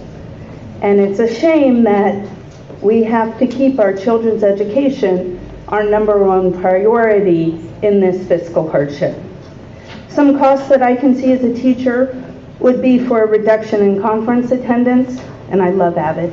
I love AVID conferences. They are the best conferences in the world, but if we can't afford them, and I'm an AVID teacher, we probably shouldn't be doing them or sending people and having them, train us instead of sending everybody. I would also say that iReady isn't probably the best use of our money when we have IEDs, and that you might want to consider cutting as well. Reducing the number of middle school teachers makes no sense. In the light of the class overages that you've had this year, not at my school, thank you God, but at other schools, you're going to have the same problem. It's not going to go away magically with this magic wand of 10 teachers. And you'll have the same problem in August of the next year. I love ELD support teachers. Without them, I'm a CLAD teacher, but I've, after 29 years, forgotten some of the stuff, and they're newly trained, so I love having them. I can't do some of the things that they can do because they've been trained in the new stuff, and I haven't. I hope you have a chance to make choices that connect to our students and our community and our teachers. Thank you for listening.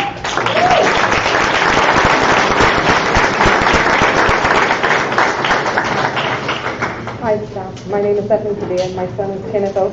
He is a senior at Mount Diablo High School. I want to give recognition to Colonel Davis and Sergeant Randalla.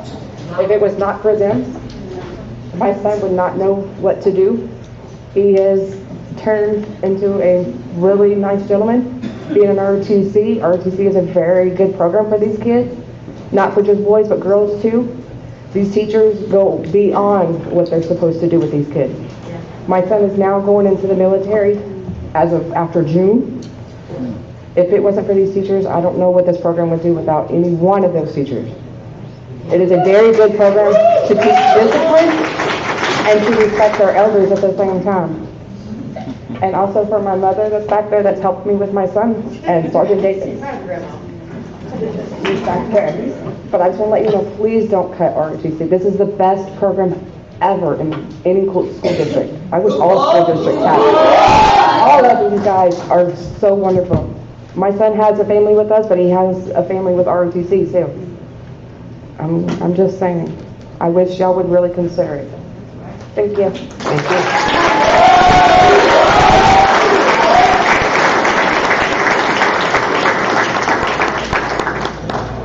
Got Carolyn Aguirre and Amy Fritz.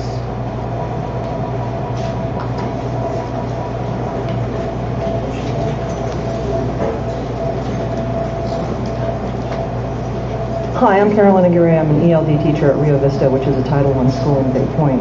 I wanted to have the chance to talk about a misapprehension that might be floating about that ELD can be picked up by the overworked principals, the secretaries, which our school hasn't had one since October.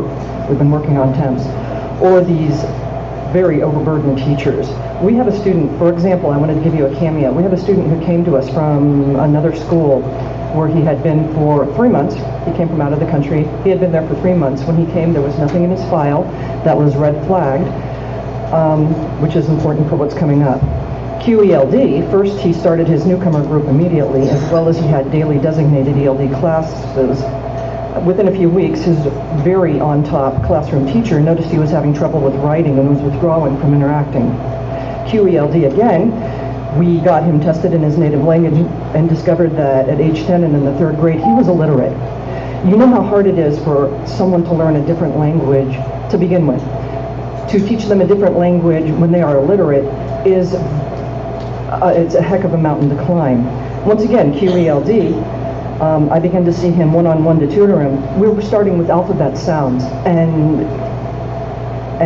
how to hold his pen. This is what he didn't come to us with. In his newcomer classes, which he is going to take as soon as we get, again, when we're done with our testing, we're developing his expressive and receptive language, and he gets remedial literacy tutoring from ELD because his classroom teacher is a 3rd grade classroom teacher, not a kindergarten classroom teacher. We can't put him in kindergarten because you know a 10-year-old will not succeed in kindergarten. He'll close down.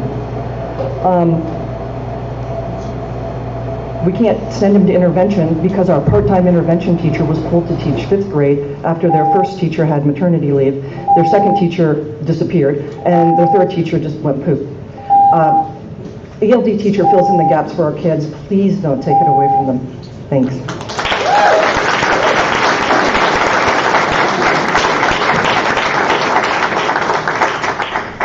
President Lawrence, board members, and Dr. Martinez. My name is Amy Fritz, and I currently work as a secondary EL support teacher at the EL Assessment Center.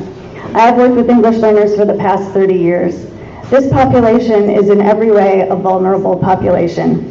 When I look at the proposed cuts to the English learner department, as well as school site ELD teachers, and anticipate further cuts to our classified staff in the coming weeks, I am motivated to speak to you tonight. First, I'd like you to be aware of previous reductions in our department staff. When I was hired in 2013, I replaced 2 secondary EL support teachers. During this current school year, we have lost 1 TOSA and our newcomer social worker. These positions will not be filled. During these changes alone have adversely affected EL students with respect to the number of adults who are focused on them. And now we are facing a further depletion in staff members whose work ensures that the district is in compliance with national and state mandates for English learner services. I want to be clear, classified staff cannot do the work of teachers.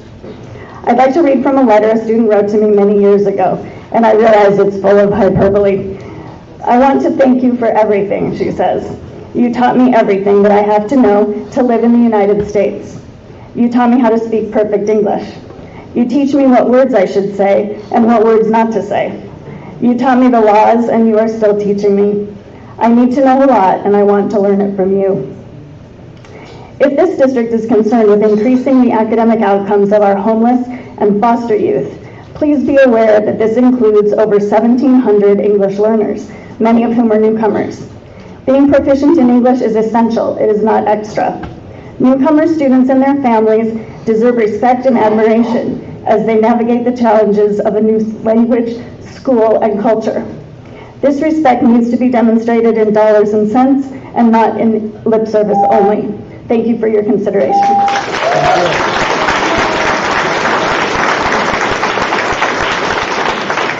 Monica Navarro, followed by Jenny Ross. Good evening, members of the board, Dr. Martinez. Thank you for taking a second look at the role of EL support teachers who work to support schools with the needs of one of our most vulnerable populations, English learners. Although the proposed change and reduction of EL support teachers is much appreciated, truly our schools cannot afford to lose even one EL elementary support teacher. As others have urged previously, it is imperative that cuts be made as far away from the classroom as possible. Our students need more academic, social, and emotional support, not less. Our EL support teachers provide direct instruction to ELs and newcomers and conduct ongoing monitoring of student progress through goal setting and review conferences with students and teachers in order for students to reclassify as English proficient. They are the #1 advocates of ELs and provide an incredible amount of support on the best groupings and methods of instruction for the mandated minutes of designated and integrated ELD.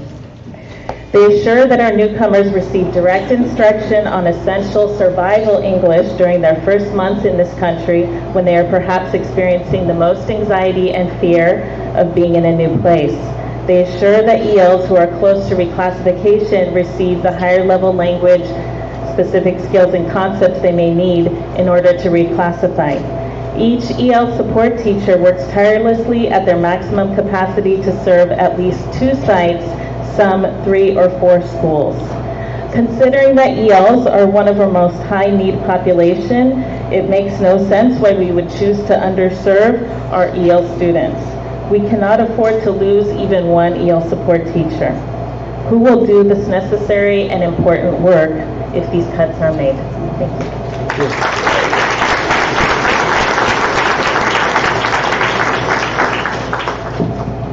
Jenny Ross, followed by Liz Austin. Hi, my name is Jenny Ross, and I'm an EL support teacher at Mind Gardens and Silverwood Elementary School. I spoke last week about the proposed budget cuts to the English Learner Department, and I want you to know that I appreciate that some of you reached out trying to find out more information about what we do. I want to make it clear that the amount of time that we have at our sites is already very limited, and maybe only 1 day per week, depending on the number of English learners at our sites. Each year, as the enrollment changes at our schools, our time at our sites is adjusted. We spend much of our time working with students so that we can maximize our face-to-face time with our English learners. This usually means that we spend a lot of time after hours and at home working on compliance and paperwork so that we don't have to take time away from working with students during the day. As Ms. Sachs mentioned at the board meeting last week, some schools have already been using funds from their own school site budgets to ensure that their English learners are supported. They are using site discretionary funds to pay for the extra EL support teacher time because the district resources cannot adequately meet the needs of all of their EL students. The elimination or reduction of our time at our sites will put an undue burden on classroom teachers, principals, and office staff, and make it virtually impossible for the district to remain in federal and state compliance. I'd like to give you an example of a student I worked with who came here from Egypt, and who didn't speak any English when she arrived. She spoke Arabic, which is a language with a completely different alphabet than ours. She had to learn to read from left to right in English, which is the opposite of how you read in Arabic. She needed to learn her letters, numbers, colors, and basic survival vocabulary to get by. When you come to this country in 3rd grade, your amazing classroom teacher can't be the one expected to teach you these things. The rest of the kids in the class already know how to do that. They are reading chapter books and doing multiplication. We are the ones who help these students learn to navigate their new language and their new country. We are the support for the parents who need help finding resources and support for their language needs. I promise you we will all benefit from giving these kids the support they deserve. Thank you.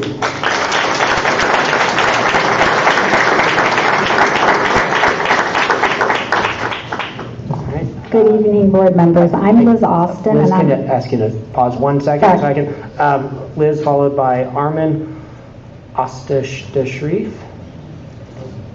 Good evening, board members. My name is Liz Austin. I'm an English learner support teacher, and I service 4 elementary schools. I'd like to talk about equity tonight. Historically, educational equity has been a challenge in our nation and still is. As stated in the U.S. Department of Education Strategic Plan, all students, regardless of circumstance, deserve a world-class education. We must close the pervasive achievement and attainment gaps that exist through our nation. Yet far too often, the quality of a child's education and learning environment and opportunities to succeed are determined by his or her race, ethnicity, national origin, language, and/or zip code, among other factors. Because inequities at all levels of education still exist, educational equity is a civil rights issue of our generation. Our English learner students are at risk. California's children and youth bring to school a wide variety of skills and abilities, interests and experiences, and cultural and linguistic resources from their homes and communities. Considering this diversity, the teacher's role becomes more complex in providing high-quality curriculum and instruction that is sensitive to the needs of individual students.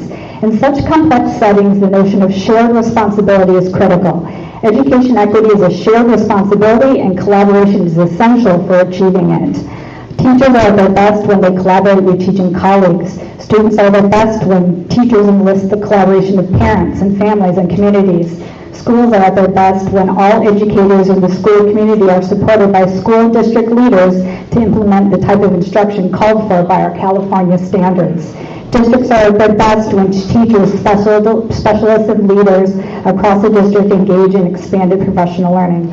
These shared responsibilities and collaboration are outlined in Chapter 10 in the Equity section in both the English Language Arts and California Science Standards.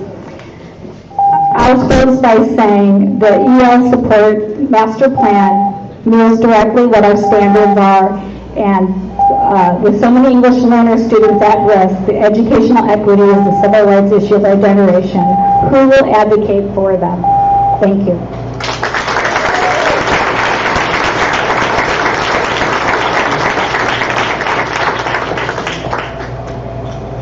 Armin, followed by Alyssa Juarez. Good evening, board. My name is Arman Ostad Sharif. I teach at elementary PE at 6 different school sites, reaching well over 1,000 students, and I provide prep to roughly 32 4th and 5th grade teachers.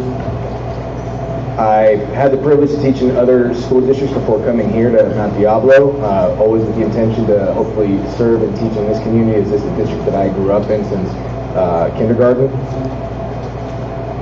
What I've seen in teaching in other school districts firsthand is that other Bay Area districts provide elementary PE teachers at their schools across the board, all, at least 1st through 5th grade at every school site, and I've seen this at multiple districts firsthand. This shows that they value the health of their students and that they value their classroom teachers by providing a specialist. Students deserve a trained PE teacher who can effectively teach the required curriculum and provide a safe learning environment, something that not all classroom teachers necessarily feel comfortable or fully trained to do in a PE environment. Classroom teachers are already overburdened with other curriculum and testing and should not be forced to teach more when credentialed PE teachers are available. Teachers deserve their contractually required prep time that we provide, which will be in question if you cut elementary PE teachers. So I do ask, what is the solution to this? What is the financial cost of stripping away prep teachers with no plan to cover that prep time? I ask that you guys show the community you value their students' health and you value these teachers in the classroom by not cutting elementary PE teachers when there's such a need for elementary PE. Thank you.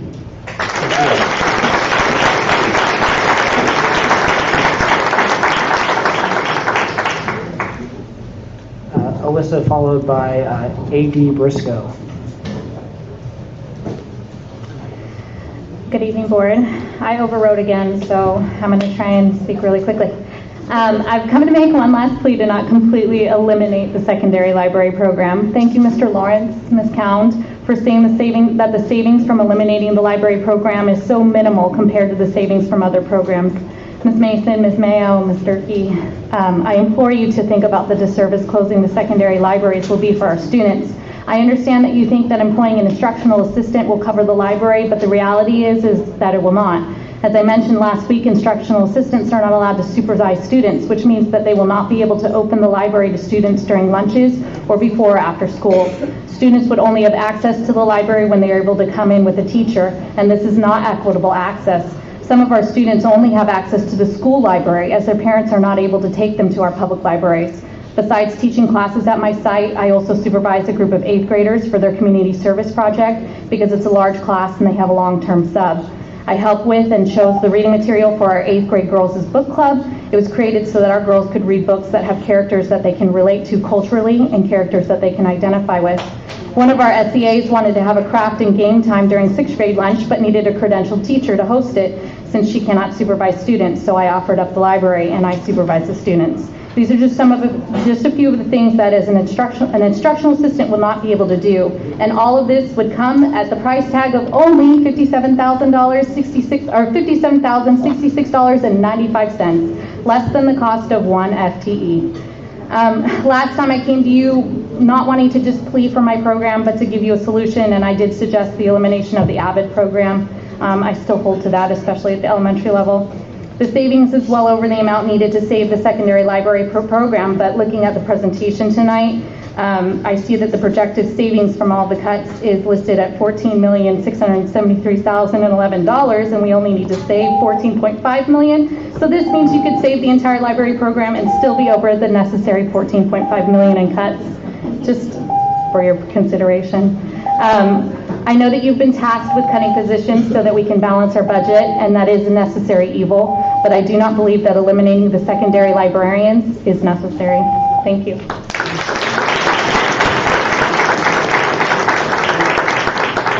A.P. Briscoe, followed by Estela Nunez. Good evening to the board, as well as Dr. Martinez. My name is Adriel Briscoe. Everyone call me AD. We have two Adriels working in the equity department, so I go by AD. With that said, I'm going to try to be really brief. When we talk about our budget cuts, I'm just hoping that we're looking at it from an equity perspective.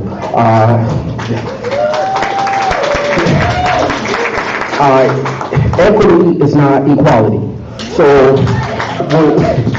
when you're talking about equity, we have to look at those who are from disadvantage. We look at our students. So we want to make sure we provide resources so they can be successful. So that means that some of the resources is going to go more to a particular area that is needed. And when we're looking at equality, we're looking at treatment of fairness. So as I saw the JRTC come up here, I couldn't help but to think of the Port Chicago explosion that happened 75 years ago. When we talk about the Port explosion, that's what helped ignite the Civil Rights Act of '64. In 1944, we had 202 black soldiers that were killed because there was loading the munition on the Navy ships. So Thurgood Marshall was the legal counsel for the NAACP. The government sent him down here, which is only 5 miles from here, when we talk about the Port Chicago explosion. And he went there as a presence, just a guidance. And so what he did was, he reported back that it was segregated, that it was mistreatment of soldiers. And so what we have is that because of that incident, which was a tragedy, a catastrophic event, but it helped integrate it, desegregated the military. So the Navy was the first armed forces that got desegregated, which led to other armed forces, the Army and what have you. When we talk about Lieutenant Colonel Davis, we talk about Sergeant McGee, these soldiers who lost their lives, which is about 5 to 6 miles from here, they are proud to say that their lives did not go in vain.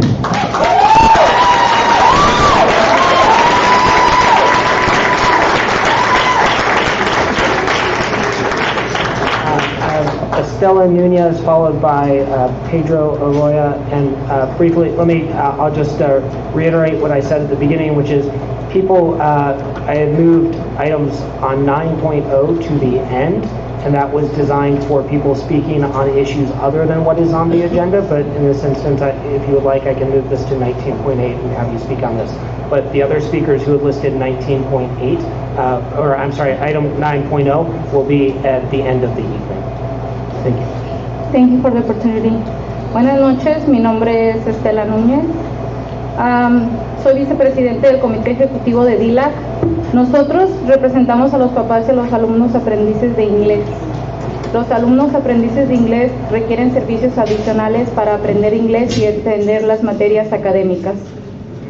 Los maestros de apoyo para los aprendices de inglés trabajan enseñando a los estudiantes más frágiles, que son los recién llegados.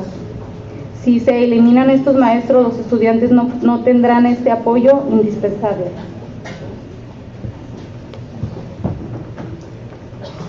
Buenas tardes, mi nombre es Verónica Martínez.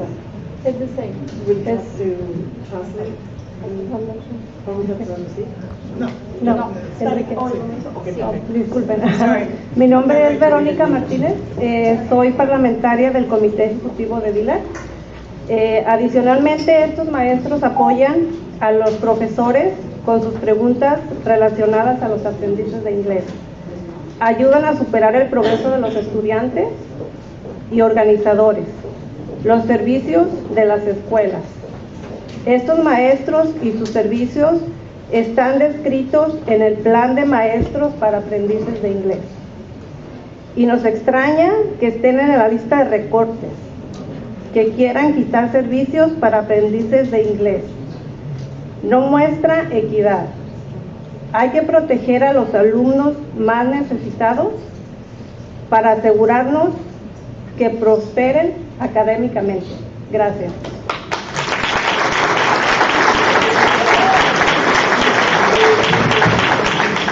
Good evening, Member Board and Superintendent Dr. Martinez.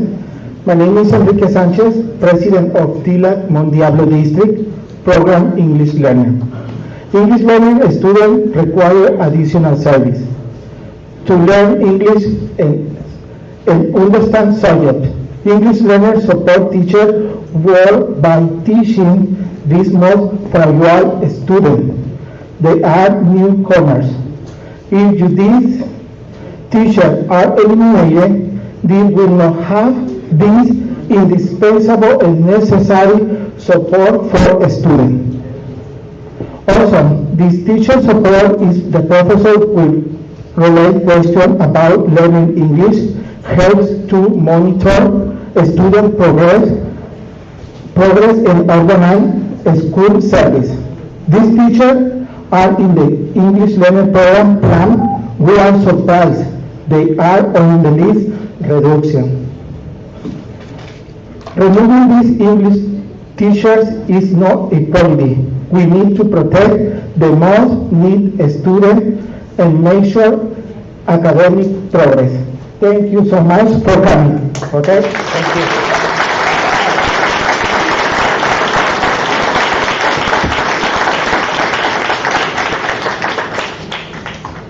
Dear board members and Superintendent Dr. Martinez, thank you. My name is Pedro Insunza Arroyo, and I serve as a counselor. I serve this district in the equity office.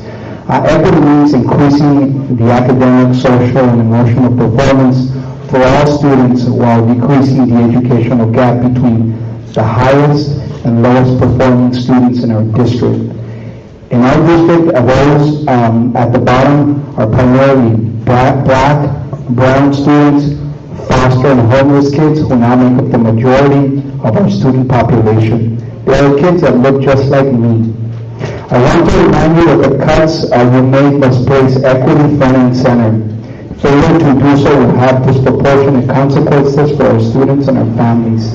These cuts you propose will have significant ramifications for those schools with higher percentage of EL learners, special education students, etc., etc. I want to talk about counselors. So counselors support a variety of systems. They implement positive behavior interventions and supports at all of our campuses. Without counselors, PBIS are nothing but beautiful looking posters. And no offense to the beautiful looking posters. Counselors support restorative justice practices. So these are practices that are based on holding students accountable for their actions while reintegrating them into community in positive ways. Without counselors, restorative justice are just a nice set of books that hang out in the office. And last but not least, the work that the counselors have been doing has been around implicit bias and around institutional racism. They're developing their capacity to tackle this work. The counselors who propose cutting serve a key role in challenging practices based on implicit biases. Many of these counselors are also challenging the legacy of institutional racism found in public schools today. They challenge the culture of low expectations. They validate and affirm our students and push them to reach beyond their goals that they set for themselves. The cuts used them to make will jeopardize this work, which remains unfinished. Thank you.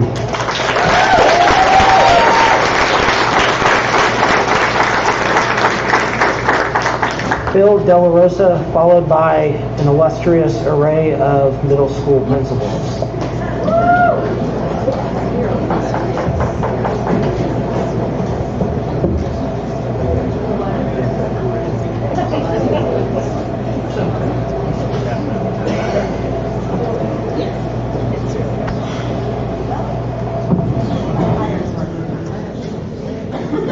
Good evening.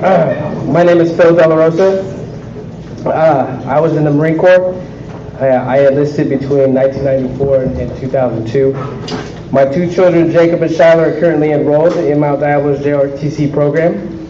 Their older brother also attended JRTC at Mount Diablo. Excuse me.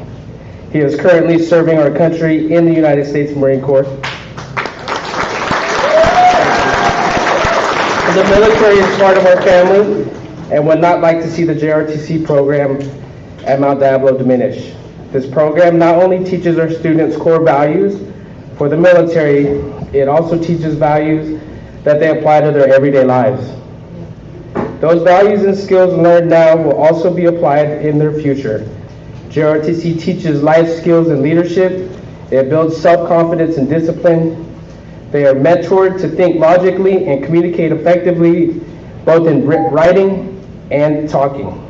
They learn the value of teamwork and how to work together and with others. They also perform service in our community. In closing, the JRTC program not only develops modeled students, it also develops our future defenders and leaders for the United States we all call home. We're asking to please not close the doors on our students' future.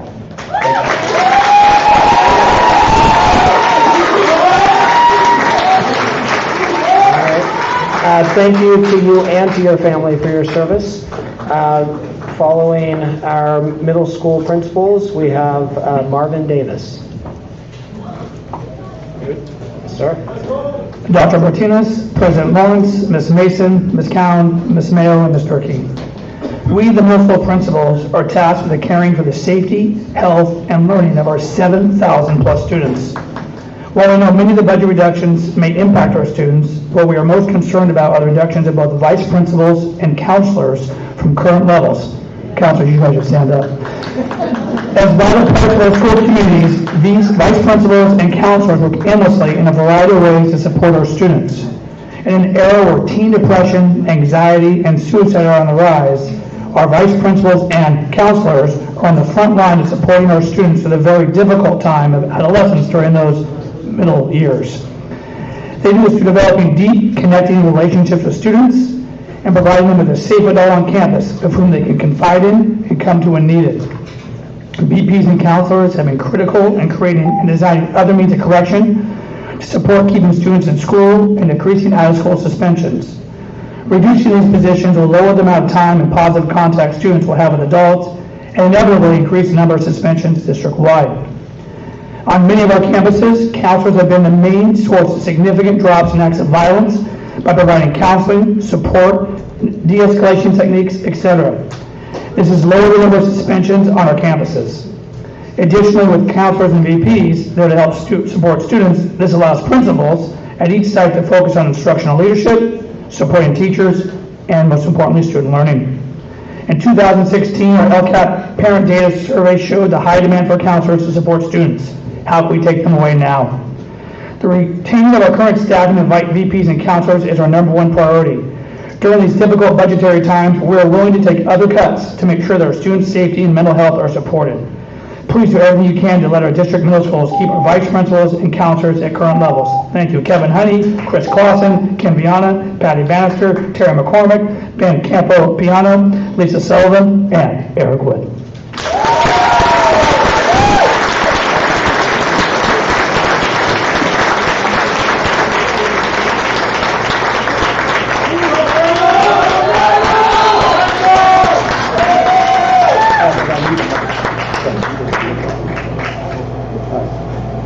Good evening, board. My name is First Pastor G.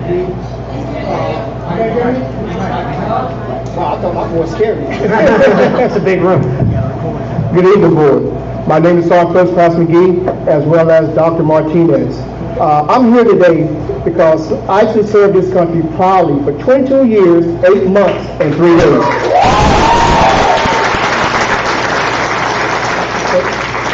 I never thought I would have to come here and advocate for something that our Congress voted for, a National Defense Act of 1916, to be in the private and public high school. Okay? I have friends right now that's on our borders defending this country that gives you, everyone in this room, the right to be here to make either good or bad decisions. We talk about disadvantaged kids. We talk about the No Child Left Behind law. But do we really believe in it? Because if you take this program away from those students, that's exactly what you're doing. You're leaving them behind. Okay? I sent everyone here a copy of all the data for GROTC over the weekend. That I did do. And I hope you took the time to review it. Okay? Because those students, those young men and women came up here, they honor our colors. Okay? First and foremost, they honor our colors. And what they stood out to me was liberty and justice. And if you get rid of this program, that would be an injustice to the students at Olympic High School and Mount Diablo High School GRTC program. Colonel Davis is going to follow me and he's going to go through the numbers.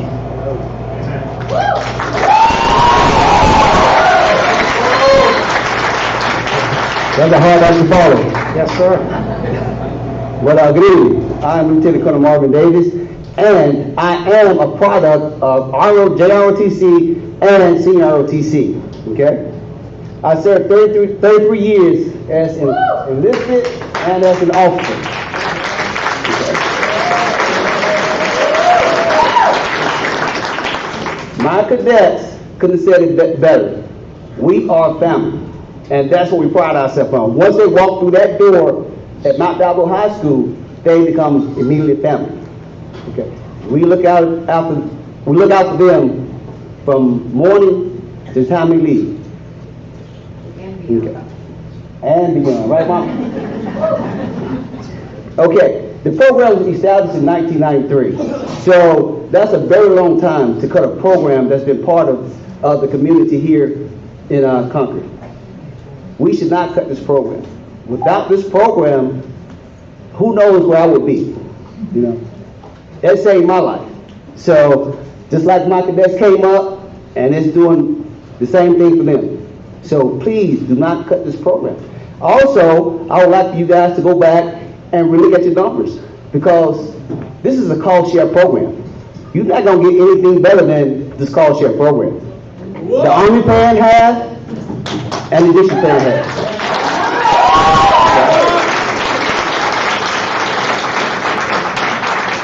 There are 1,700 programs across this country, okay? And to get back on that list, it's going to take years. And as soon as if you guys cut this program, someone else going to pick it up. Right now, from what we're being told, is that Nevada, Las Vegas area is getting everything that California cuts, as far as ROTC. So they know the value of having a JROTC program in their high school. You go to Texas. Texas, one battalion is more than 2,000 or 3,000 kids. They know the value. They know it. And I know I'm beeping, but you see these trophies over here?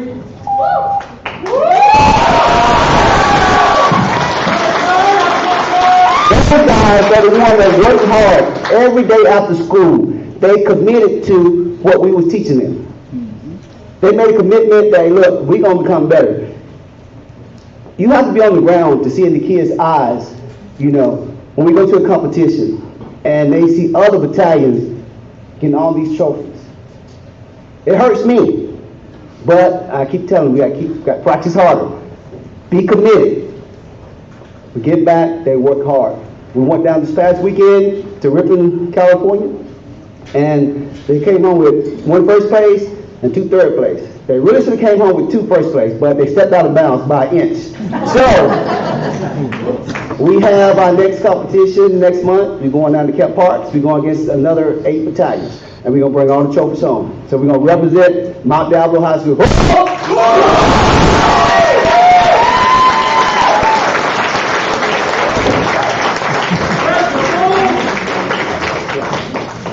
I think the audience will understand why I didn't cut those gentlemen off. So thank you for your service over the years.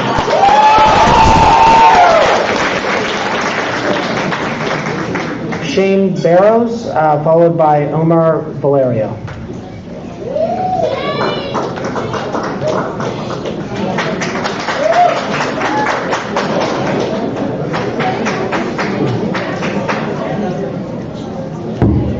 Hey. All right, I'm going to start.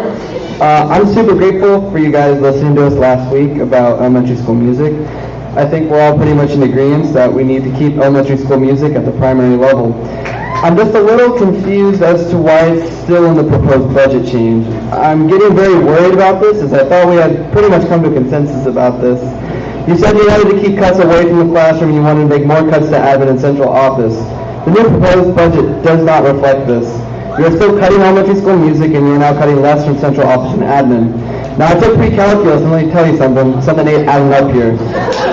I'm sure all of you are smart enough to know why music is important to a child's development. And you don't need me to tell you again why music is important. I'm a senior at Concord High this year and our program is growing exponentially. If you cut 4th grade music, you're going to cut 5th grade eventually, because historically, that's what's happened. I'm pretty sure it's happened 3 times now. Then the middle schools will suffer, and the high schools will suffer. 2 years ago, our jazz band came in 57th place out of 63. This year, we came in 1st place. It is a coincidence that in those years, elementary school music has come back. If you need more proof, you can come to Area Festival this week and see just how awesome all 3 levels of music are. Wednesday, Concord High School, 7 p.m. in the gym. I invite you all to come. Ultimately, though, I know you're smart people, and I know you have tough decisions to make, but you need to keep cuts away from the students. The whole point of a school district is to teach students not to take away the opportunities they deserve. Once again, my name is Shane Barrows. I go to Concord High School, and it's getting close to my bedtime. Goodbye.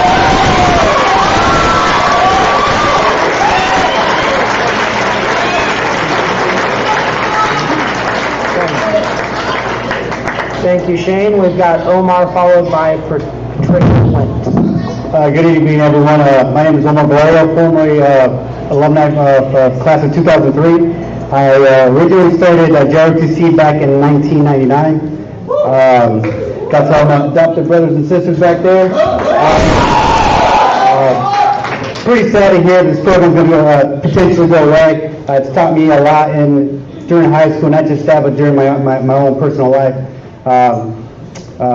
You know, I fought hard to where I'm at right now, and it's all because of the program. It teaches you leadership, like these guys said, you know, it teaches you how to work hard, get up in the morning, you know, don't cry or moan just because you got to get up and compete the next day. Every day is a competition, but if you take these programs from these kids, you're taking their tools from becoming better citizens in the future. I did well. I did fine because of the program. Not just that, you take the program from the kids, you also take jobs from the former instructors. Again, like they mentioned, they were part of the military. At this point, you're not taking care of our veterans as well. So, again, just wish this program could go further than what it was and then what it is right now at this point. I actually want my daughter, my son to go into this program. They're 10 and 4. it's kind of sad that it might not be there for them. So please don't get rid of this program. It did great for me, and I'm hoping that it does great for them as well. Thank you very much.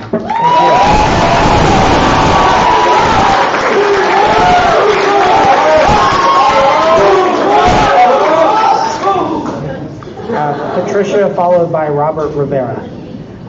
Hello, board and citizens here today. I come here to support the JRTC program. I come from several perspectives. I was a school nurse myself for 25 years.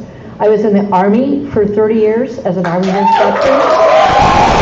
And I am a chapter president of a veteran group that meets in the Danville Veterans Hall along with 6 other groups. And I come to speak for these people also. Unfortunately, none of them could be here tonight. We have provided a scholarship to this program for the last 6 years, medals, certificates, along with other veteran groups. I have seen a lot of things go on here that are positive. One of our veterans actually went to this high school and came with me to visit the program itself. And very supportive of a lot of the things that the students said and the instructors said.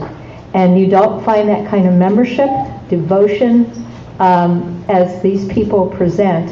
And we're a small chapter group, but we made a commitment of just 35 for my small chapter to put our money together and support every year. I also have the privilege to go to the other junior ROTC programs in our county. Military officers, which I belong to, our theme is education and advocacy, and we represent anyone who gets in the military as an officer from the day they join to the day they decide not to belong. So we represent a wide verse. So I'm hoping you will consider keeping this program here. Thank you so much. Thank you.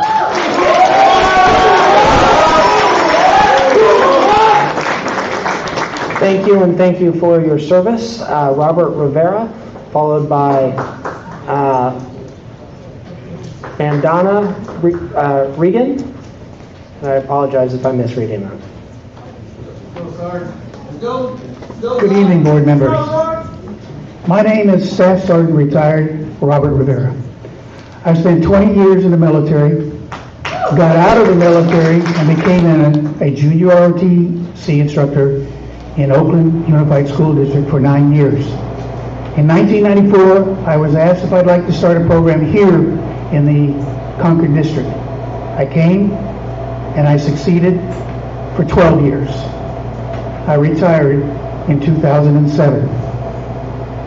I can't say much more than what these students have said, what these parents have said, what the senior instructor said, or the Army instructors said. It'd just be repetitive if I kept on talking. But I do want to tell you, please reconsider, don't cut this program. It is valuable to the students. There is one sign back there that I really like, and it said, "Don't take away my future." Thank you.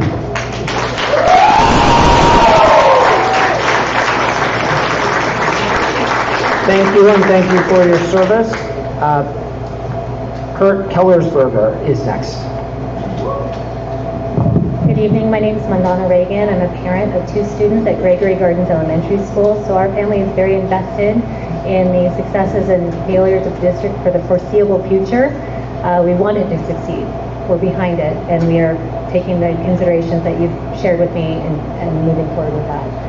I'm here to strongly discourage any cuts to the music and library programs across the entire district. We need literate, empathetic, community-focused thinkers in this world more now than ever. Education is so much more than reading, writing, and arithmetic. Full education involves a lot of different aspects, but 2 things come to mind specifically. 1, to feel part of something bigger than just ourselves, and 2, to care for and nurture that something bigger. The civics lessons that I've seen taught in the library class over the last 4 years of being a library volunteer help provide that something bigger, and music helps all of us relate to and express that care. I cannot tell you in the last 4 years how many times I've personally witnessed a light bulb moment for these kids, seeing that someone else, somewhere else in the world, feels the same way that they do. And music there have been studies year after study, year after year, shows not only physical brain development benefits, but also the social and relational development aspects as well. Human beings need a healthy and positive outlet for expressing thoughts and feelings, and music is a uniquely effective tool to help express those feelings when words fail us.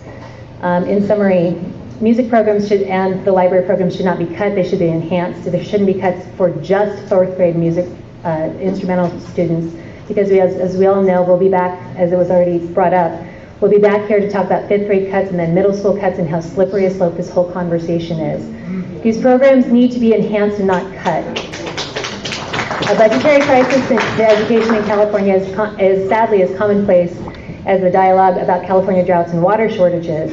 But if we are not able to enhance these programs, we at least need to help preserve what we do have before we get an already broken California educational system. So please, do what you can to preserve all music programs and the library programs. They provide an amazing civics lesson that I've witnessed firsthand. Thank you. Thank you.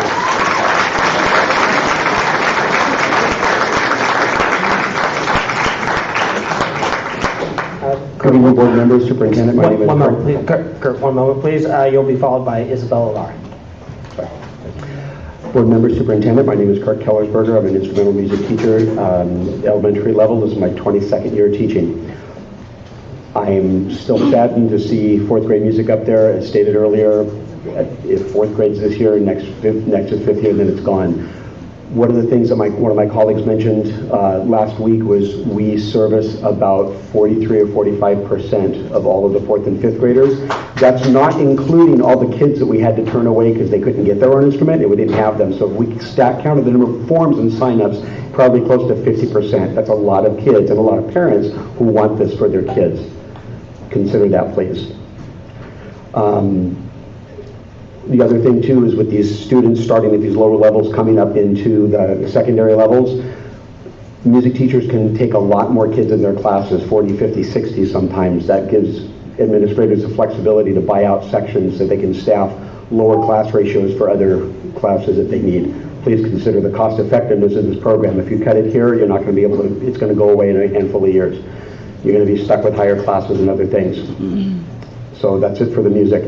My last comment I wanted to make is for the ROTC. Please don't cut that. These kids need this. This May will be 17 years I've been a non-commissioned officer in the Army Reserve. This is important to these kids. I've lived the values that they teach these kids. It's important. Please don't cut that. Thank you.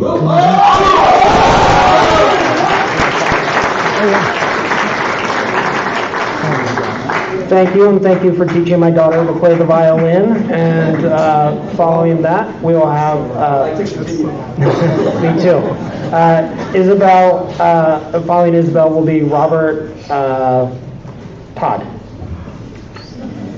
Good evening, Dr. Martinez, board.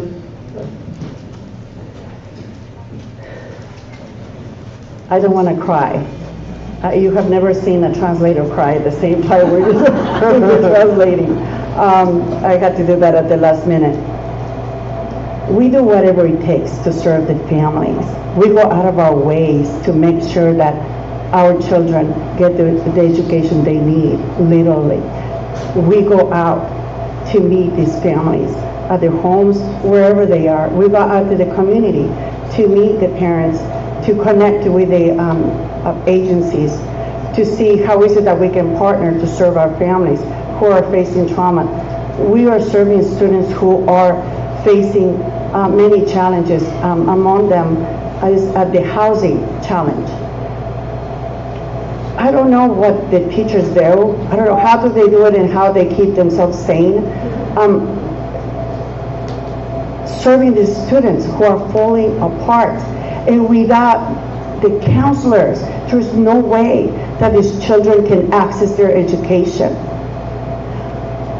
Many families who come to my office are tier 3, ready to drop out. It is discipline, but everything has to do with emotional instability. And so I would ask you to please look somewhere else. I don't know where. You know.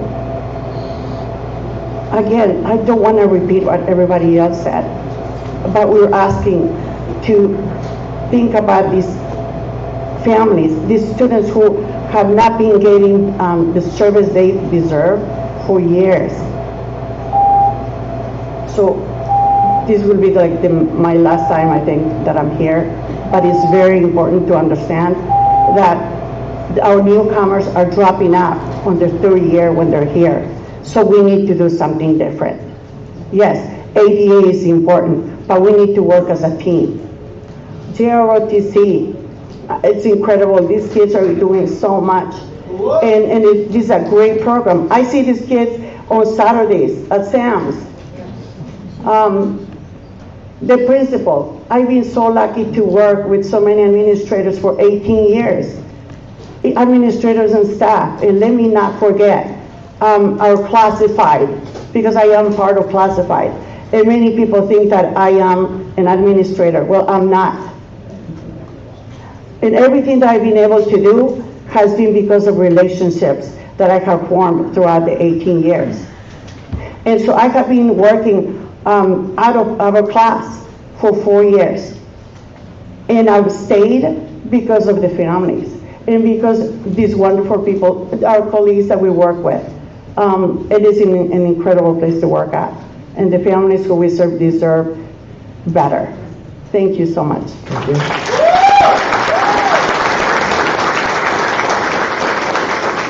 Thank you to Isabel, who so often translates others' words for us, and thank you for sharing your own. Robert, followed by Amber Isherwood. Good evening. I'm here to speak, I guess, about music in schools. So I am a product of Mount Diablo Unified, and quite frankly, I hated school from the moment I entered school. And then when I was in 4th grade, I got to take an instrument. And I think that one thing is probably the reason I stand before you now, a college graduate, a working professional. I've been working as a professional musician pretty much my entire adult life. I'm currently, as much as I hate school, back in school, earning a credential to be able to teach music in public school after working as a professional for multiple years.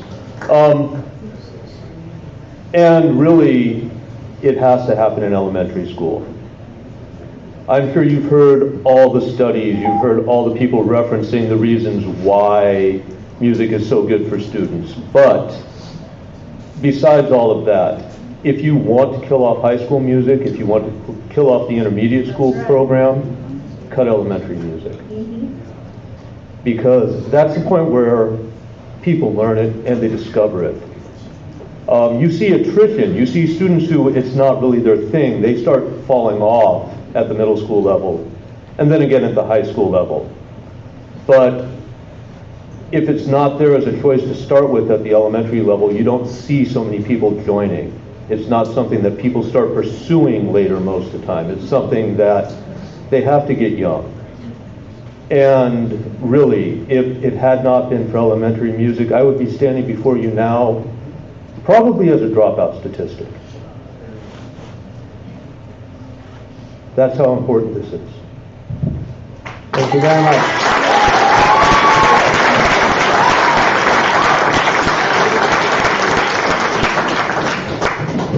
Amber, followed by Marissa Sullivan. Distinguished board members, it has been my pleasure to work in this district for over a decade. I know all too well the budget difficulties faced in the past, and it appears that such difficult financial times are upon us once again.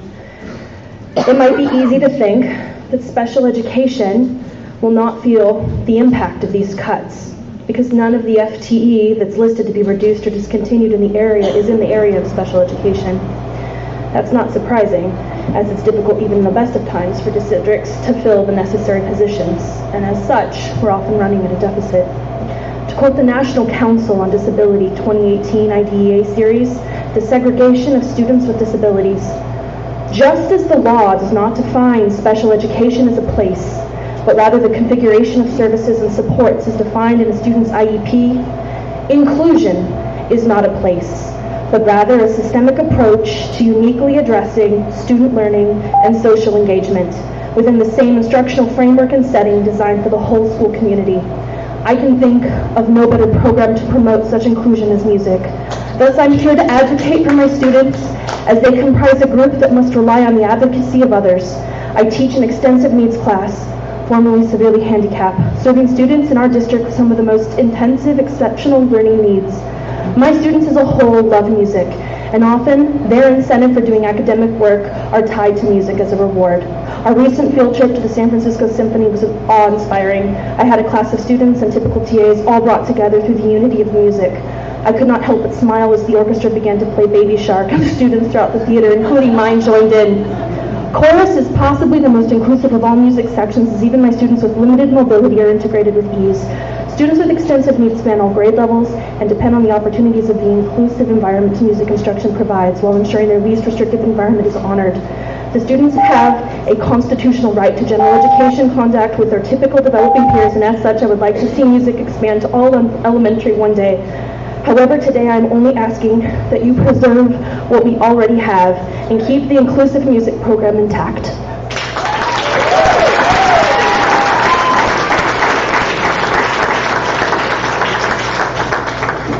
Thank you, and after Marissa, we'll have Diana Mendita.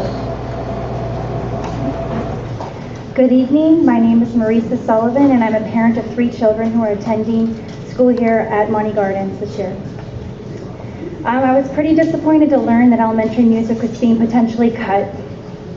Thus, as an active community member, I felt obliged to speak today on behalf of elementary music. This matter is really close to my heart because my daughter, Juliet, had a really wonderful experience with it recently. My daughter was able to use music as therapy during a difficult time in our lives. The same year her father and I divorced, she was diagnosed with Hashimoto's disease and began treatments. She also suffers from anxiety and was visibly depressed and just not herself. As I was exploring therapy options, Juliet came home from school one day, really excited about the prospect of learning guitar. She told me that so many students wanted to take the instrument, but it was a lottery system. And to our delight, Juliet was selected to learn guitar. It brought her such joy that she asked for a guitar for her birthday. She began to take her guitar everywhere, to the park, on road trips, and to birthday parties and events. As a single mom in the Bay Area, my current budget does not allow for guitar lessons, and this opportunity was life-changing. Music heals, it builds community, and enhances life. So I say you please don't stop the music. Thank you.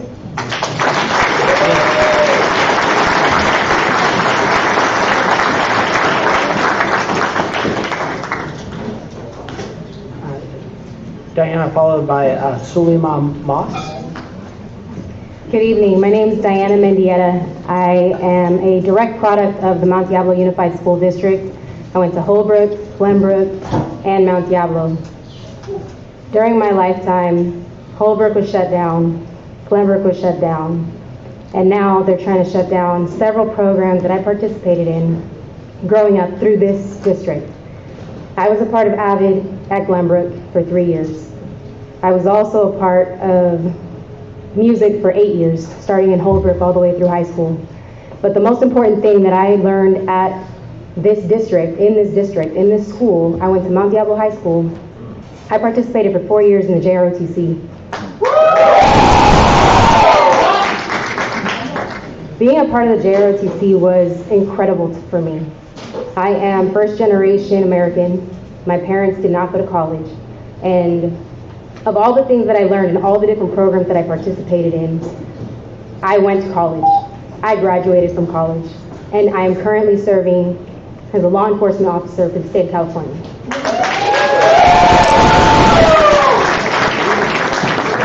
Thank you. If it wasn't for JROTC and the things that I learned, I would not have made it to the career choice that I chose. It was extremely difficult for me because I did not have any guidance. But Sergeant Rivera was one of my references. Omar Valerio that spoke earlier today was one of my references.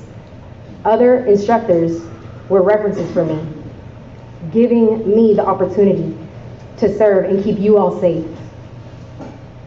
I enjoy every day that I step into my uniform and protect these streets.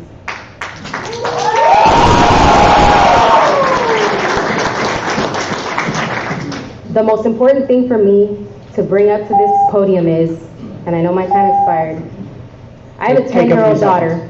I have a 10-year-old daughter that I need to be an example for. And just like Omar said, I want her to be a part of this program as well. But if they continue to get eliminated, just like music and AVID, ELD, all of those things, what do we look forward to? There's nothing to look forward to for our children. So how can we make something better for them if we cut things before they even have a chance, before they even have the opportunity to grow? I don't want it to be history. I want it to be their present and their future. Thank you.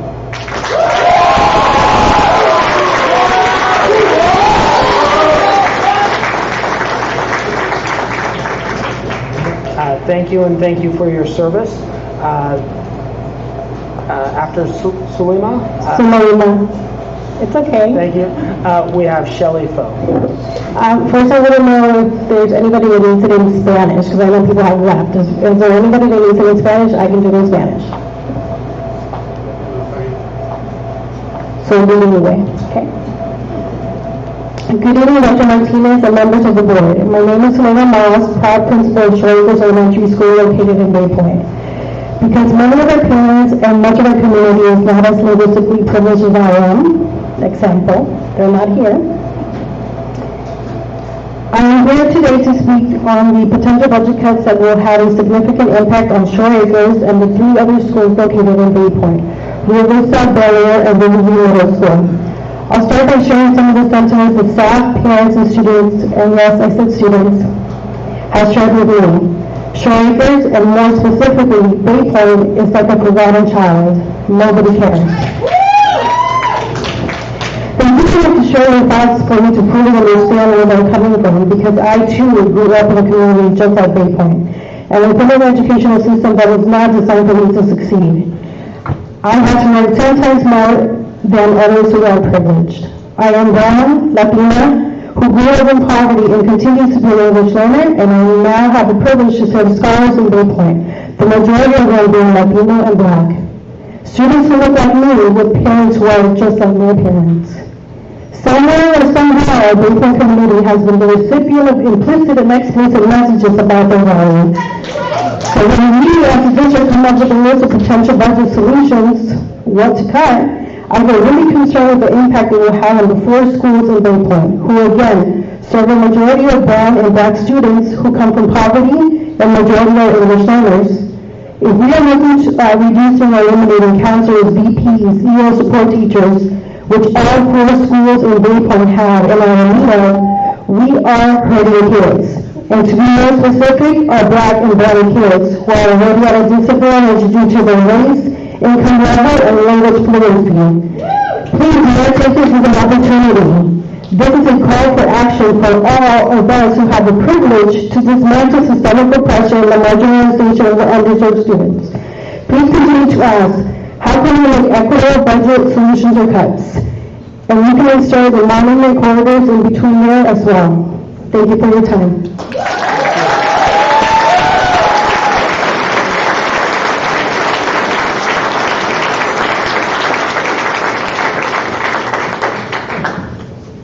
So I've got Shelley followed by Becky Heindel. All right, good evening, Superintendent Dr. Martinez, board members and audience. Shelley Foe from Bel Air again. I want to try a different approach. You've heard from many of us about talking through the lens of equity. We realize that the job you have to do is difficult. Here are a couple of my favorite poems from Winnie the Pooh. First poem, you are braver than you believe, stronger than you seem, and smarter than you think. So take those words and ponder how to use them to come up with some solutions that are equitable for the schools in our district, and especially for the students of our district. Poem number 2. If the person you are talking to doesn't appear to be listening, be patient. It may simply be that they have a small piece of fluff in their ear. Please keep listening and know that we, the staff of the district, need you to show us that you are listening and supporting us and our students, like we support you when needed. Thank you for your time. Thank you.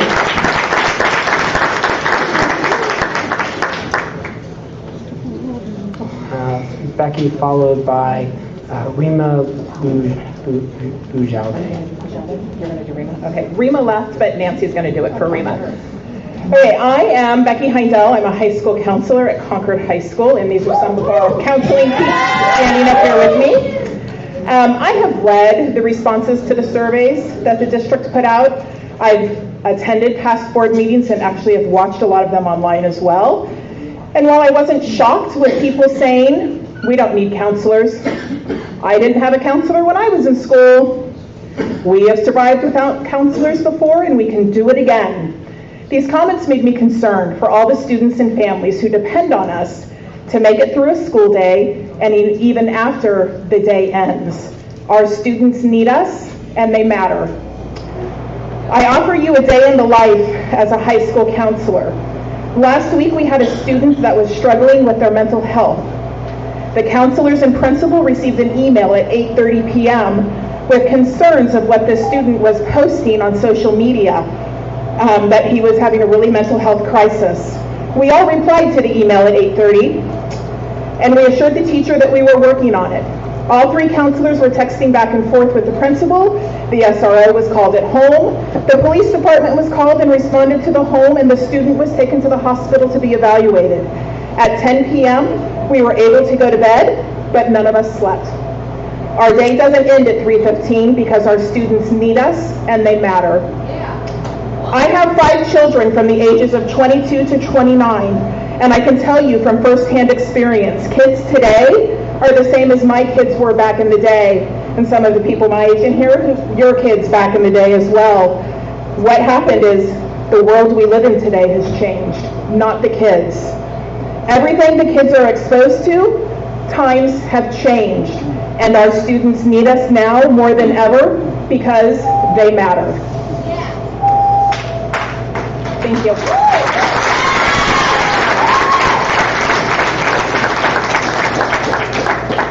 Good evening, members of the board, Dr. Martinez. My name is Nancy Wallen, and I'm here to support Rima, who was reading for another one of our counselors, because that's what counselors do. We support each other, we support the teachers, and of course we support all of the students that we work with on a daily basis. This is what Sissy White, who is a school counselor at Bel Air in Bay Point, right? She took the time to write to us. She was unable to attend tonight, and she said, as I take a moment between seeing students, I can't help thinking about what this world would be without counselors, without all of you. She was speaking to us. I have been speechless since this process began. From bullying to risk screenings to high school student shootings or threats to do so, all now so occurring at much younger ages. I can't fathom cutting counselors, especially at the elementary level. Data shows that bullying peaks in middle school, and as a matter of fact, a school of 6th graders at a middle school in San Francisco walked out completely 2 weeks ago regarding bullying and the lack of counselors. 9 out of 10 elementary school students experience physical or psychological bullying by peers, while 6 in 10 report having bullied others. According to the American Academy of Child and Adolescent Psychiatry, close to 50% of all students experience school bullying while attending primary or secondary school, or at least 10% are bullied regularly. I just saw my time. Counselors on the forefront of providing safe spaces for their kids at their school. Mental health, school shootings, and suicide issues are also linked to either being bullied in elementary school or not having mental health and or violence prevention support addressed early. So if things peak in middle school, why isn't there more foundational work at younger ages? So no, counselors of any grade level should not be cut. I'll give you a couple extra seconds. You can Take a breath, take a breath. We can I squeeze was it. gonna do it. I was know gonna you make are. it. I was No really doubt. gonna do it, you guys. But they're important words. I want to make sure Okay. people get a chance to hear them. Okay, so we should be addressing violent prevention early. If things peak in middle school, why isn't there more foundational work at younger ages? So no, counselors of any grade level should not be cut because we're the ones who provide mental health support to our students. Honestly, I'm exhausted with the energy it takes to prove that our work is important. And once again, I'll quote Dr. Bruce Perry, we ignore the needs of young children at our peril. Thank you.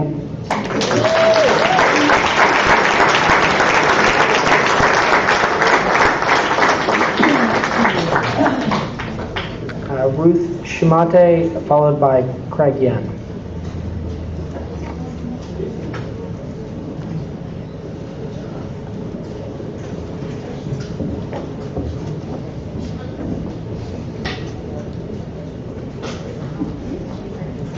Thank you.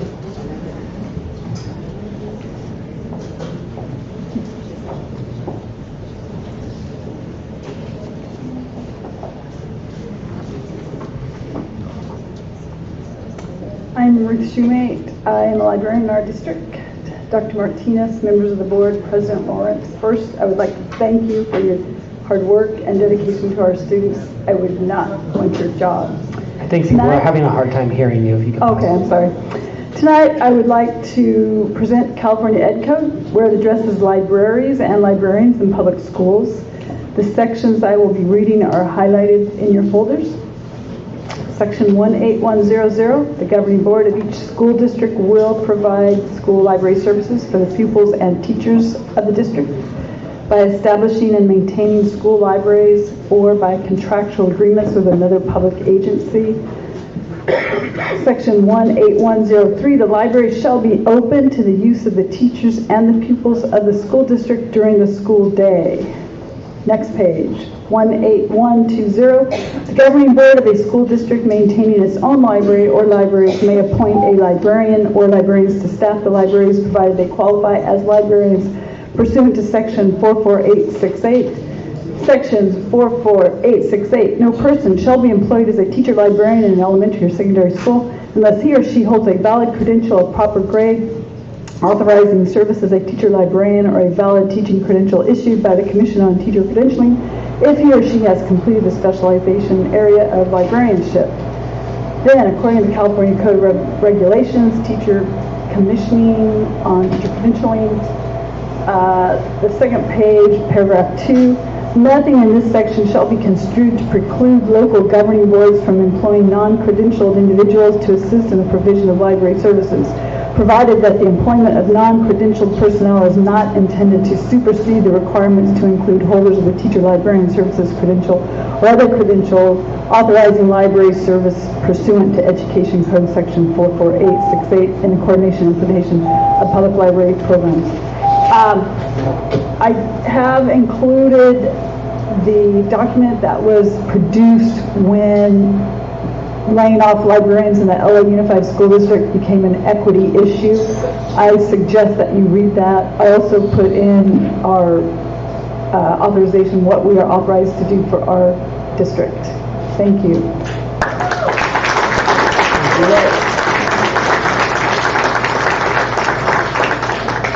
Craig Yen, followed by Willie Mims.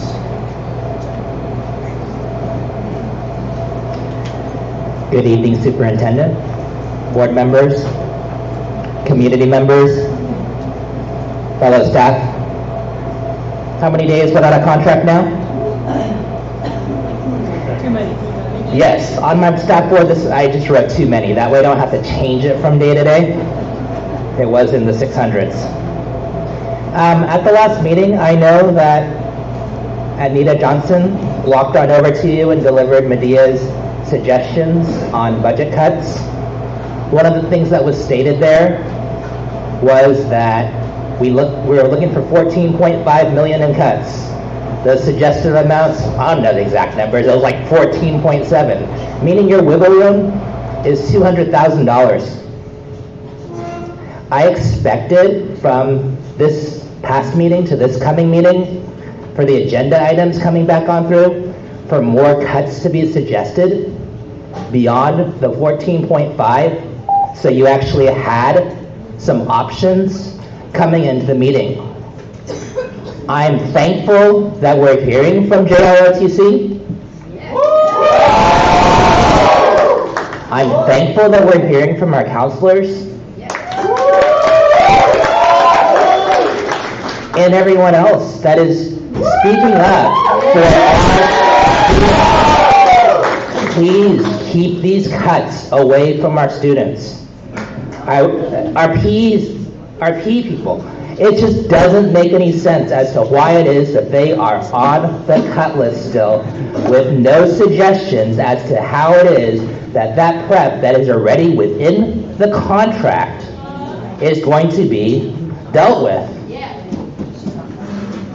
It just doesn't make any sense. These are hard decisions, I understand that, and yet there wasn't enough direction from the board, from the superintendent, to be able to get the answers that this community and MDUSC deserves. Thank you.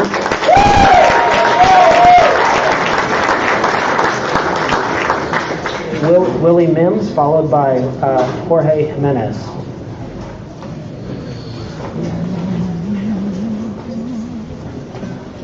Before you start the clock on me, I have a complaint.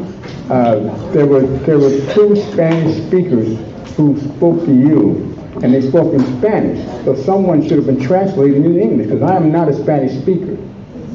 And I believe that the speaker after them? No, nobody translated what they said, and if they did not state it at all. It was offered. Well, that's beside the point.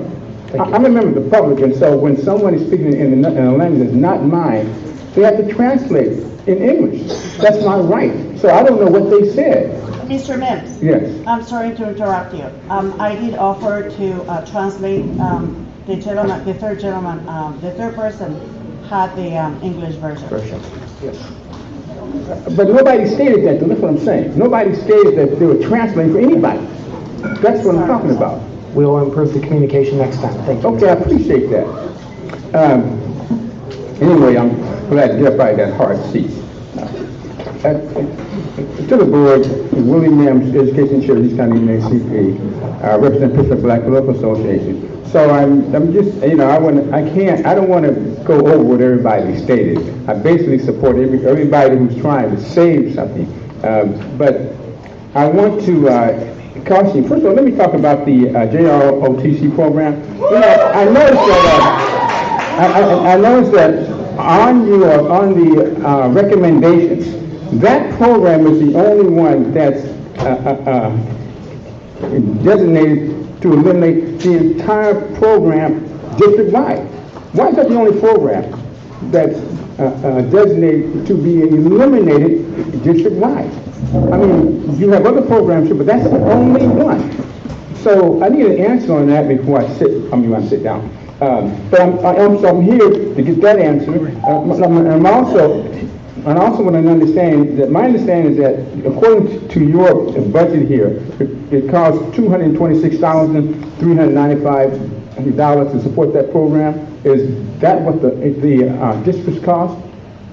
Because they said that they get 50% from the government. So how much is your cost? Half of that? No, that's our cost. Oh, so what's the cost of the total program? 226 times 2. Well, we should have stated that because it's somewhat not transparent. I'm just assuming that this is the whole program here. But anyway, so I hope that you heard what those students said when they walked up here. I hope you heard the pain that they had when they were talking about eliminating this program and the positive impact that the program has had on these students. One last thing, I want to make sure that all cuts, that when you cut, I'm not looking at it totally from I'm looking at it from a racial lens. And so, I see who we are cutting, and I want to know who the impact, the people that's being impacted by your cut.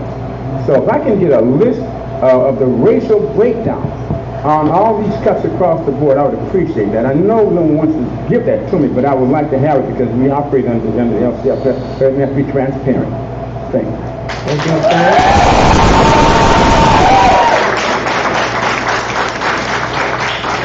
Jorge Jimenez, followed by Coretta Oaks.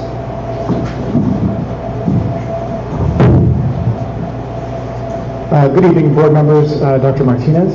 My name is Jorge Jimenez. I'm the instrumental music teacher at College Park High School, where I've been for the last 9 years. I'm speaking tonight on behalf of elementary instrumental music. I was at last week's meeting along with students and parents here, and it was very hopeful for us to see that at least 3 of the 5 board members expressed their view that they did not want to cut any instrumental music at the elementary level whatsoever, which was very hopeful for us. But it's really troubling for me to see tonight that the district financial officers presented another presentation that still has 4th grade instrumental music completely on the board to cut. That is a real problem. You have to understand that the Mount Diablo Unified School District instrumental music program starts in the 4th grade. It starts in the 4th grade and it ends in the 12th grade. You would not fathom cutting any math. You would not fathom cutting any history. You would not fathom cutting any other academic subject. For 15 years I've been a teacher in public schools as a public school music educator, and it is astounding to me how much we have to justify our programs in public schools. That is a real problem. You have to understand that our teachers align vertically from middle school through high school. We help ADA kids come to school for music, especially at the elementary level, because it's so exciting at that time. We take all students, ELD, SPED, low socioeconomic students. Are there students in Bay Point? There's a lot of band kids and orchestra kids over in Bay Point schools. Music is able to incorporate literally every other academic subject. Every subject is within music. Have you visited an instrumental music class in our school district? Thank you. I appreciate that. Thank you very much. And if you haven't had the chance to visit board members, I encourage you to, because we have a very rigorous program. In closing, I just want to thank you for your work on everything. I know that this is hard. I understand that. But I believe that our school district financial officers, our district level administration, have to do a better job.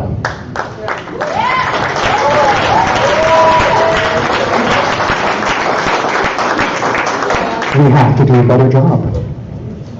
Thank you.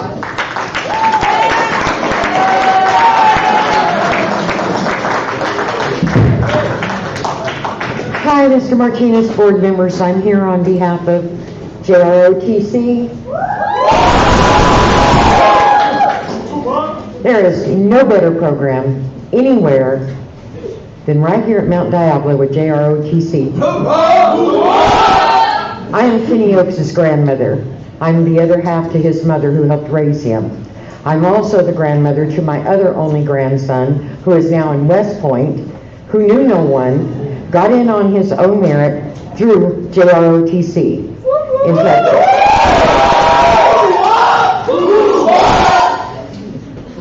I don't know how many people in this room have been in the military. Kenny didn't stand a chance. His grandpa's 70. His father is in Texas, absent. He had nobody to help him until he got in ROTC. He had all Fs. He was cutting school. No matter what we did, and we're a close family, 3 of those people back there helped him and took him under their wing Monday through Friday and Saturday also on their own time. My grandson's now headed to the Army in 3 months. Please don't cut this program. It's the last year for us, but there's other Kenny Oakses out there that need somebody to help them. And I thank you.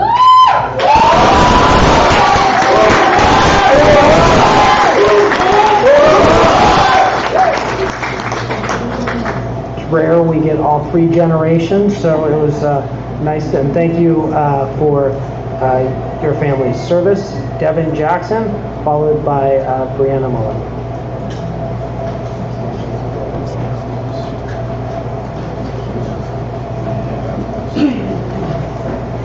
Good evening, members of the board. I'm here today because I'm speaking for the Mount Diablo Educators Association, for all teachers, counselors, music teachers. I'm here because a colleague of mine who's a math and science teacher might not be at Foothill next year, might not be in my area, might move to another school. Also, my counselor, one of my counselors, we are right now 2 counselors for like 930 students, and I know in middle school it's 1 counselor to 700, but if we don't have this counselor next year, it would be a 1 counselor and a 1.2 to 1.4, and so if that is 1.2, that's basically, that's a lot of students per 1 counselor. That's not safe, that's not equitable, and it's not exactly a great formula for successfully implementing a trauma-aware LCAP goal. California is enormously wealthy. It's the 5th largest economy in the world, and yet California is the highest adjusted poverty rate in the country, with 1 in 5 children living in poverty. We rate 39th in per pupil spending. Also, most of us want similar things. Good schools for our kids, a healthy family, and safe neighborhoods. But for nearly 4 decades, big corporations have not been paying their fair share, leaving California with the most overcrowded classrooms in the U.S.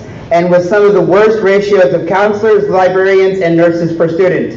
So I'm here to speak about the schools and communities first, but also my colleagues, to ensure that our schools and communities come first with the resources to educate all our kids and services to support all of our families. So I'm going to ask, please, invest truly in educating each and every one of our students, our children, and vital services to support our families. Thank you.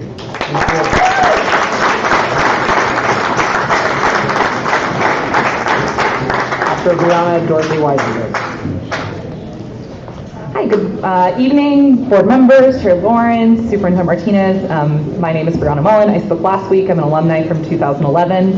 I just got to reconnect with my high school counselor, who was the person who helped me apply to Berkeley, get a fee waiver, and get into Berkeley with a full tuition ride. Like I mentioned, I found out tonight that her job's on the topic block, which is very upsetting for obvious reasons.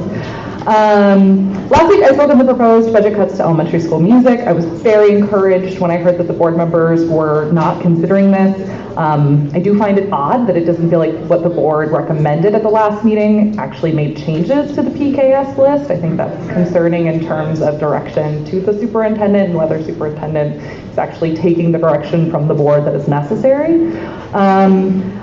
I actually see less cuts to district office staff. I saw no changes in SROs or the iReady contract, which I heard from multiple board members as well last time. So I have a lot of questions. I think that a lot of the confusion that's happening from the public side is really a misunderstanding and actually some missing data points in terms of the budget. The second interim budget showed a difference of $5 million between what the proposed deficit from the third year fiscal year would look like versus last year. So that's a $5 million difference.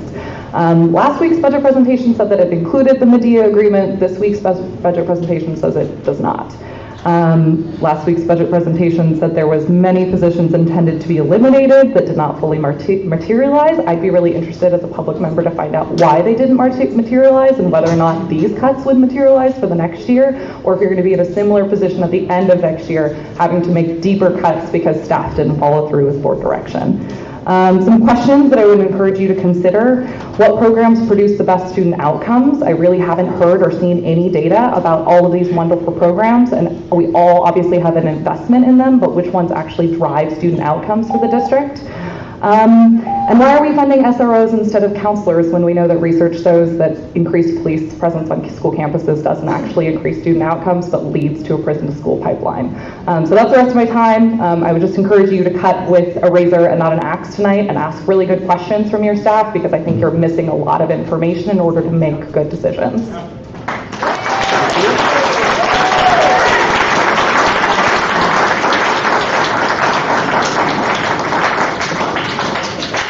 Dorothy, followed by Chris King. Mr. Mims, I just got a card for you for item 19.1, but we've already covered item 19.1. But I do have one for you for later.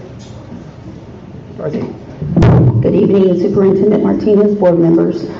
I'm here tonight to speak about Avid. My son, Kelsey Weisenberger, wanted to be here tonight, but he had some Algebra 2 and a paper to write. So I'm here on his behalf. He said, Mom, if you can come and speak about all the other things you come and speak about, can you please come and speak on behalf of Avid? Avid has changed my son's life. He was an academic success in his freshman year, and it was more of a social class. He went into Avid his sophomore year, and he became a more organized student. I think that's the biggest thing I can say. He's organized now.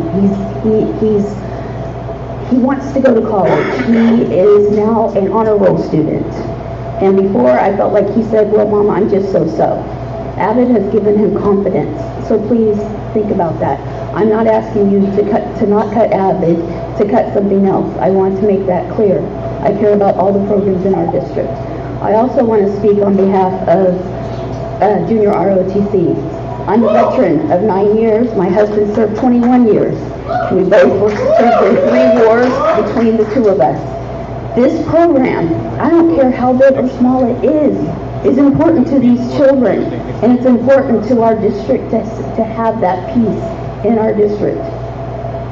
The military is a very good job for our students, and it goes a long way, and I'm so proud, and I was in tears listening to these students speak tonight. Please do not cut that program. Thank you. Thank you for your service. Thank you, Dorothy, and thank you for your service. Before we have our next speaker, I will entertain a motion for a meeting extension.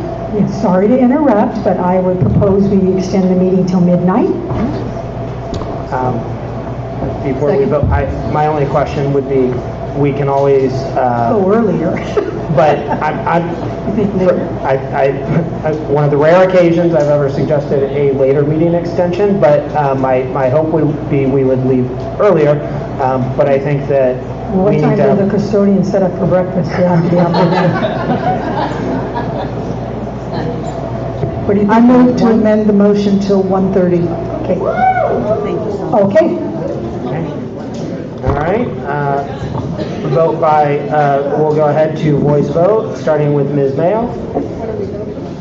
Extension to 1:30. Aye. Ms. Durkee? Yes. Ms. Mason? Yes. Ms. Cound? Yes. And I also vote yes.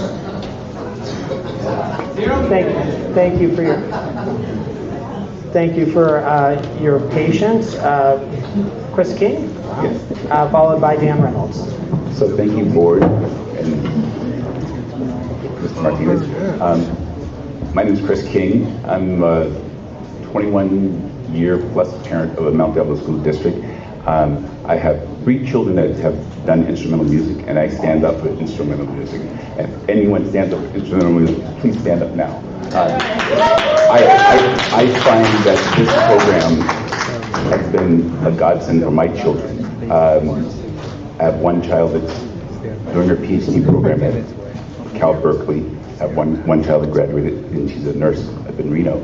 And currently I have an 8th grader who's at Pleasantville Middle School, and she's in instrumental music also. And that is, I think, the thing that brings her to school on a daily basis. I think it's her soul. I think if we cut instrumental music from the 4th grade, we lose that stepping stone as the maturation process happens for children in that educational process.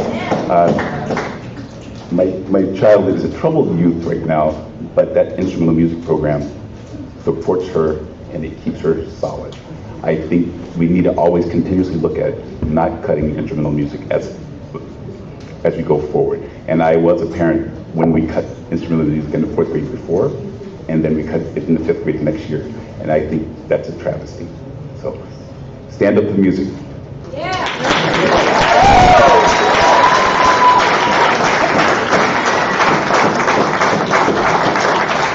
Dan Reynolds, followed by Linda Ortega. Good evening, board. My name is Dan Reynolds, and I'm the executive director of the Mount Diablo Education Association, the certificated staff union. Before serving in this role, I taught in our district for 16 years. I attended Sun Terrace, Glenbrook, and graduated from Mount Diablo High School. My 2 children attend Mount Diablo Unified School District schools.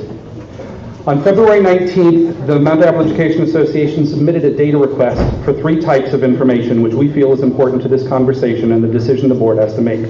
It has been 19 days and we have not yet received that information from the district. Without that specific information from the district, we are left to make decisions without full information, but rather on our best understanding of the numbers as they are. I believe the board is in a similar situation. The first thing we asked for was a salary position control report, an item that lists every certificated position and the cost associated with it. The last time we saw one of those was in September, and then we felt it was $3.6 million off regarding salaries and a total of $4.2 million off after you calculate in for retirement and medical.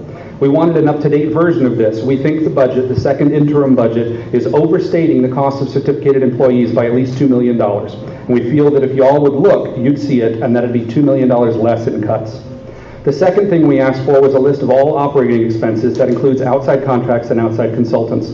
The board has been presented an item of cuts to consultants, but we have not yet seen how much the district is totally spending. If it's a $325,000 cut on $325,000, that's good. But if it's $325,000 of a $3 million consultant budget, something else needs to be cut. The third thing we asked for was a list of expenditures in the capital outlay budget. That line item was only $320,000 at budget in June of 2019. It ballooned to $9.7 million at the first interim and is down to roughly $6.3 million. We believe that budget line contains potentially millions of dollars of things that could be cut. 3 things. Correct the expenditures for staff, look at the full cost of outside consultants and cutting there, and cutting unnecessary capital outlay costs could change the bottom line by millions of dollars. We know you need to approve these cuts. Looking at other areas may mean rescinding layoff notices and would mean fewer job cuts, and that would mean more educators in our schools, in our classrooms, serving students. Thank you. Thank you, Mr. Reynolds. Linda Ortega, followed by Karen Jenkins. Good evening, Dr. Lawrence, school board members, Dr. Martinez, members of the audience. My name is Linda Ortega, and I'm the vice president of Medea and a proud educator for 23 years. This was not my first selection, but I came to education because I believed in what we were doing as adults, as teachers, as a community. As I review the cuts on this list, I want to remind you that every FTE listed is a person who has to pay bills, a family to support, and who has developed relationships after sites with students. Also, as VP, I have the privilege to visit the many sites and speak with many outstanding and hardworking Medea members, and yes, some site administrators. We all get along. And I also know that our teachers, counselors, and librarians on this list deserve to be treated as professionals, not as someone that can be easily dismissed. I also want to show you, I wear this button proudly because we know that it does take a community to care and educate students to succeed. And I believe that is why you are sitting there. So please keep your cuts away from our classrooms and provide our students with the education that they deserve. Thank you.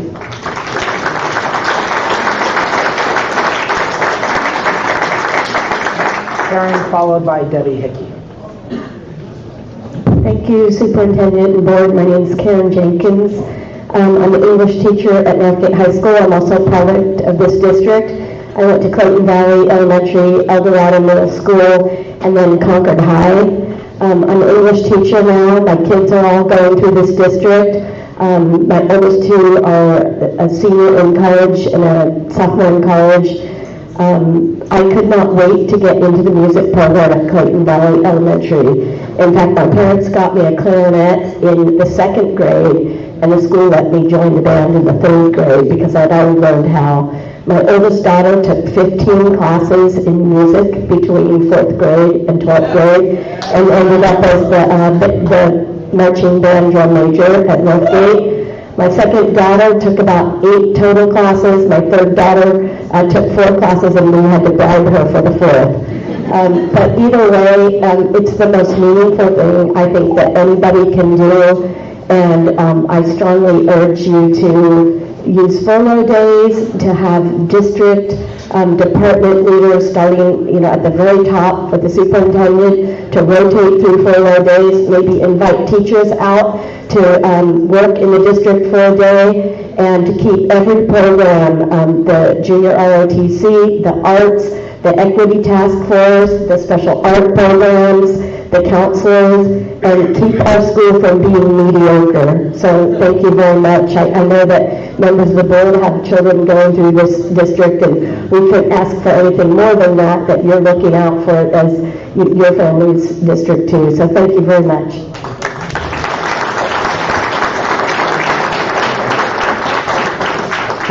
After Debbie, we have Denise Lambert, who will be our final speaker on this agenda item. Yeah, I tricked you. I wasn't following by somebody who almost made me cry last time. Good evening, President Lawrence, board members, superintendent, and audience. I want to thank you, President Lawrence, for fact-checking me last time. I know that you told us your side of the story in which you received your stipends and your medical. However, I still don't see it on the board as being cuts from the district. My estimates, and you can do me again, but my rough estimate's about $158,000 for all of you for a year. You ask us for our support and our cuts and our programs, our teachers, our classifieds. Where are your cuts? You stated that those stipends and that medical benefit was so that you could encourage other people to sit on that board. This is the time for you to set a precedent. That precedent is that students matter more than money. We would respect you more if you gave us your funding right now, because when I retire, I hope to be in one of your seats, and I won't need that money. I would need my kids. Thank you.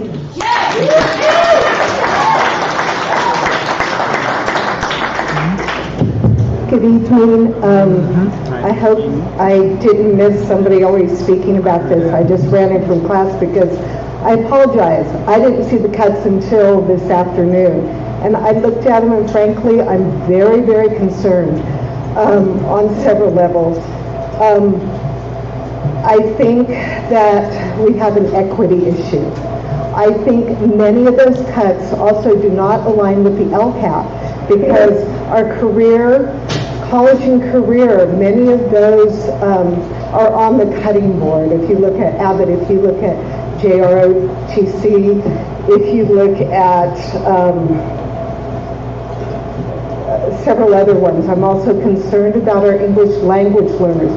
Every cut that's made to our general ed students affects our English language learners. It affects all students. So if you look at those cuts, they're deeper for our at-risk students.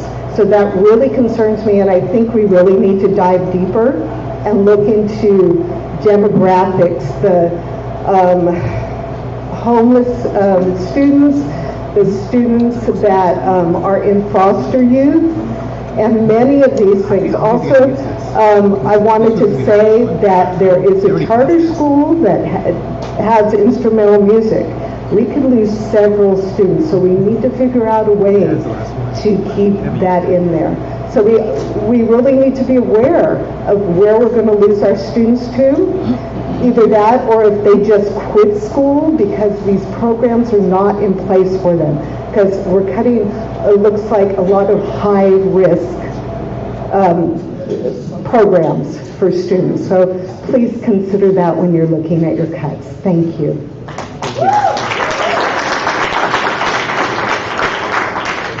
We have one card, Tova Moore, that I apologize, I had missed. If there's anybody else who we have overlooked or who submitted a card, if they want to come forward, thank you. Good evening, good night.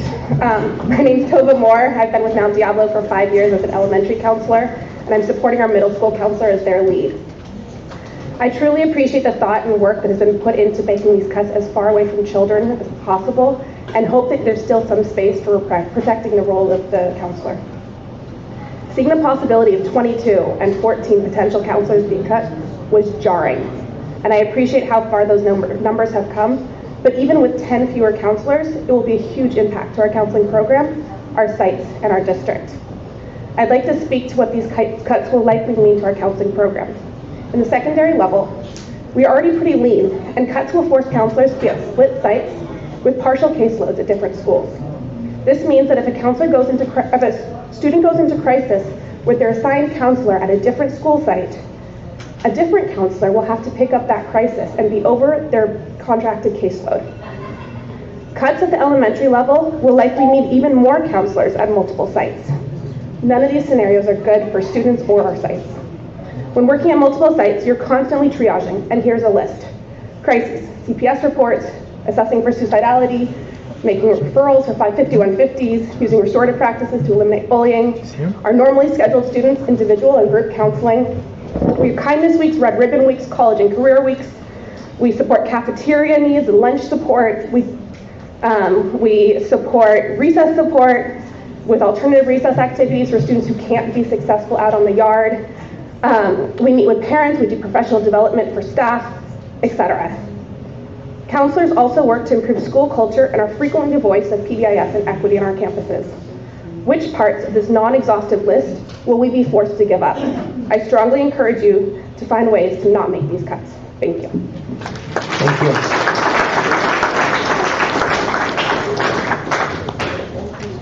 All right. Did we miss anybody? Okay. In a moment, we'll move to board comments and discussion. I'd like to thank each and every speaker who came here this evening, each and every member of the audience. I think that it is under unfortunate circumstances that so many people become aware of the many wonderful things that are happening here. And it's a testament to the work that our employees do, the tremendous impact that they have on our students, on their lives, on our community. Every single one of you is valued and appreciated, and there will be no easy cuts. There is no person, there is no program that is expendable, and so we appreciate each and every one of you for coming this evening and sharing your stories. So thank you. With that, we will move to with that, we're going to go ahead and take a brief 5-moment break. 5 minutes break, which some of us apparently really need. So we will break for 5 minutes and return. Thank you.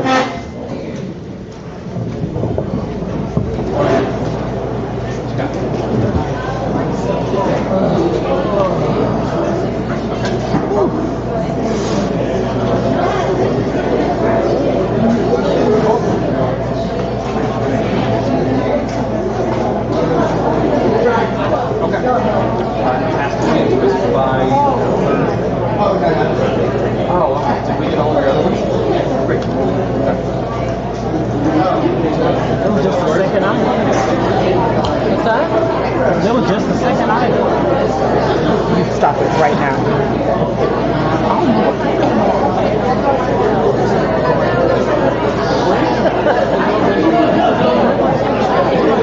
I just want to see where that garden is where the growing is.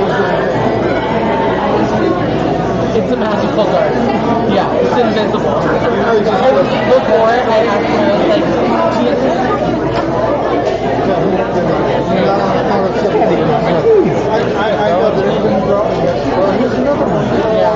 And someone had to like give them little notes because there was and stuff.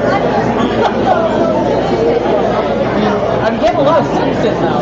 You know, they're still reminded. You're not wearing your I know, and I didn't have my phone in my pocket either. So I just have to pretend. I was just teasing. I know. They have to bring a little weather to you. Yes, yes, you do. I agree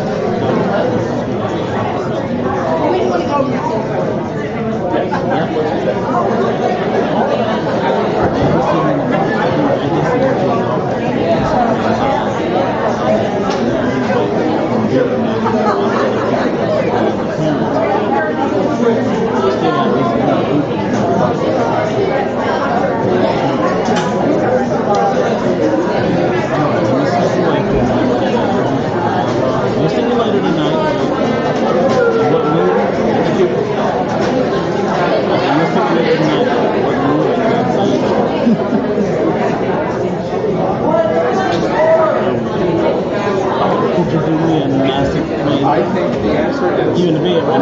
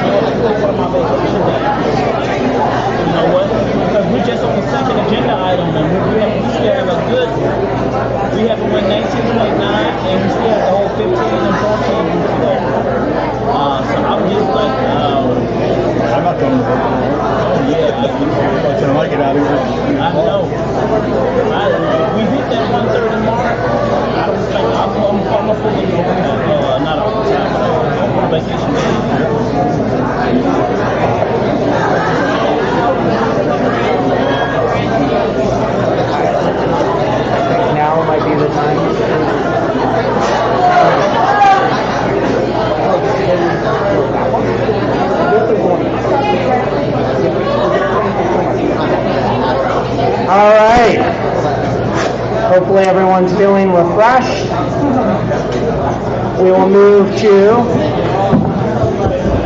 to board discussion, board questions on this topic. We'll start with Ms. Mason, followed by Ms. Durkee. Probably because it's not very different than what I said last time. I cannot, in all good conscience, vote on anything that cuts music,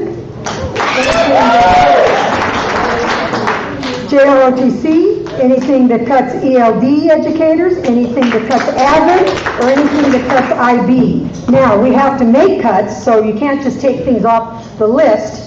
So, and everybody's valued, but in trying to keep it as far from the classroom as possible, I would suggest that we cut all TOSAs and retain one TIST coach. And that should free up over $3 million to pay for the other things I've opted not to cut. But I also have a question. I've asked repeatedly, 3 or 4 times, as far as the central district office cuts. So I guess I'm going to make an official public records request now. I want to know by department what every department's budget is, how many people work in each department, and how many vacancies each department has. And why I'm asking for public records, I'd also like to see what the budget is for the CSI money, the comprehensive support and instruction money, and I'd like to see the budget for all the Title I funds. And I trust within 10 days I'll have an answer about when I can see that. Thank you.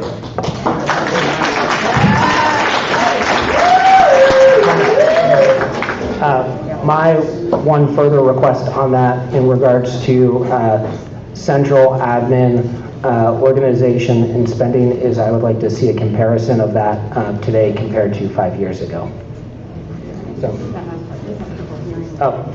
My request was that for the information Deborah requested regarding our spending on Dent Center staff, I would like to see a comparison of that compared to 5 years ago, both personnel and money. So, Ms. Durkee. Thank you.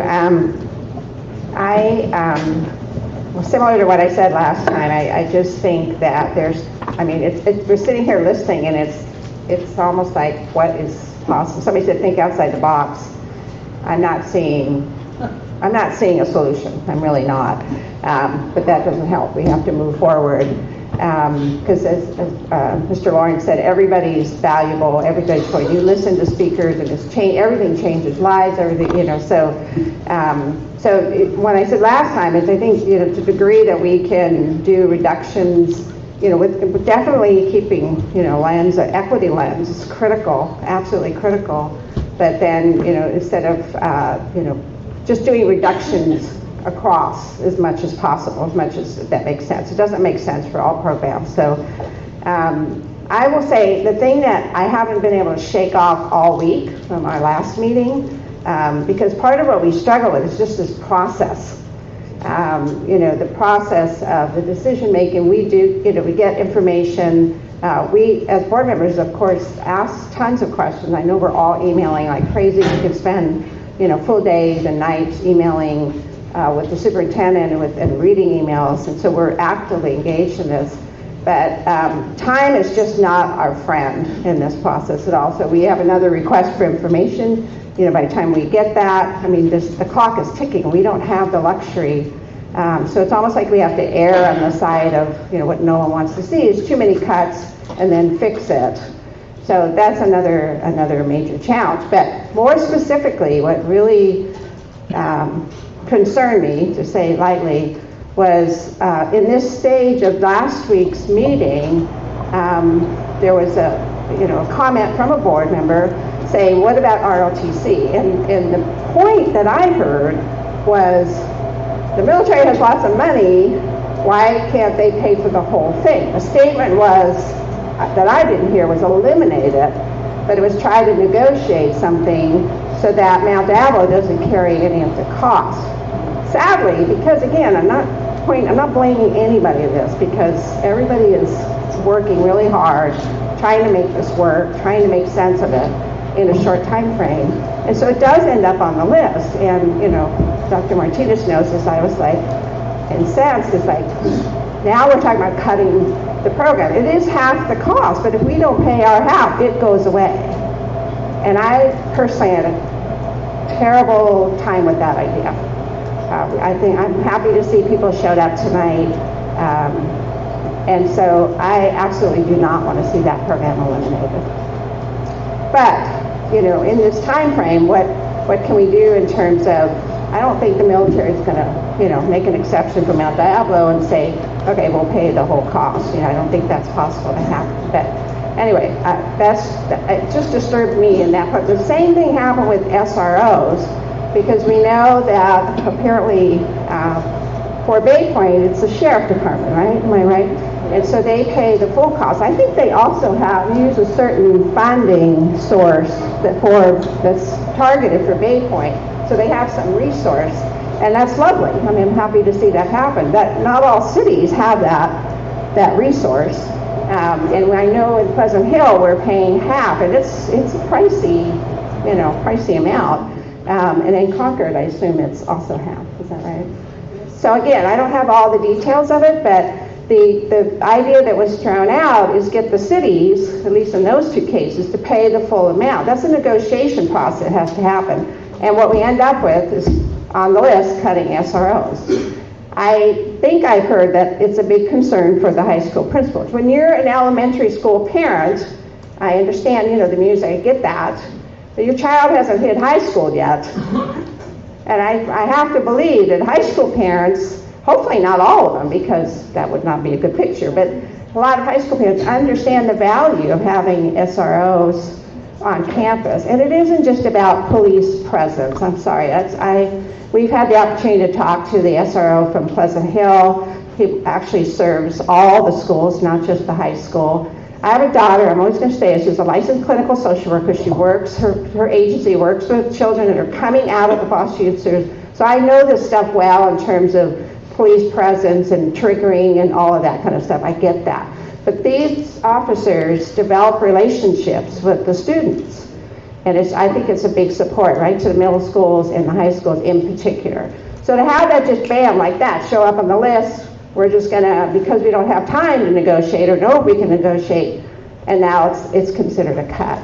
And I noticed, you know, there aren't many people speaking to that, but I think it's probably a biggest concern from principals who know, you know, day in, day out. So I'm very concerned about that being a reduction as well. I think we should go back to the cities and try to negotiate something.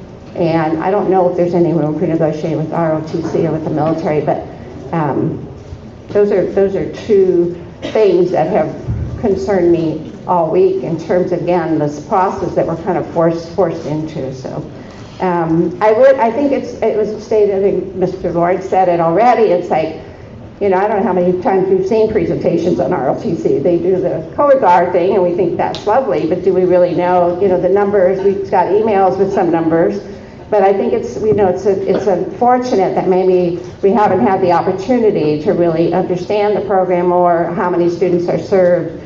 You know, we hear tonight, you know, the good news outcomes, but that's kind of on us, I think, to not have asked more questions earlier. I did mention, again, this is time for staff to pull this together, but I would love to see a picture of every school.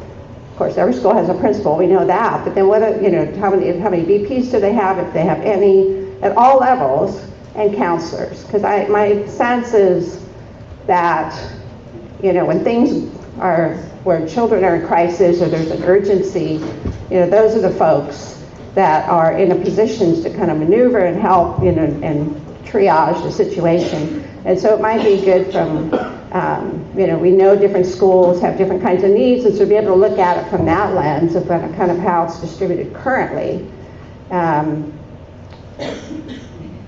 Yeah, I'll just leave it. I'll leave it at that for now. But I just wanted to share that I have some major concerns with those two issues. But then in my head, I left last meeting saying it's kind of irresponsible to say what I don't want to cut, or anybody up here to say what we don't want to cut without saying, you know, we're going to replace it with this, because we have to meet this goal. We're out of time, basically. And so we can't, and I understand on many levels, you know, I mean, because I worked at Mount Diablo Unified for 37 years, So I understand how, the district office can look like this mysterious place up there with all these people and we don't know what they're doing and all that. And so it's an easy target, I think, sometimes too. And I appreciate the request for information because I think that helps enlighten us, enlighten people about what the people that are there and what they're doing. My sense while I was working and while I'm not, as a board member now, is there's a lot of really hardworking folks that are stretched very, very thin, and I think we're very lean. There's some data, fiscal data that shows us that we're very, very lean that way. But in spite of that, some major cuts are still going to happen, so thank you. Ms. Count? Right, so as the person who mentioned JROTC at the last meeting, I'm happy to report back on what I've learned in the last week.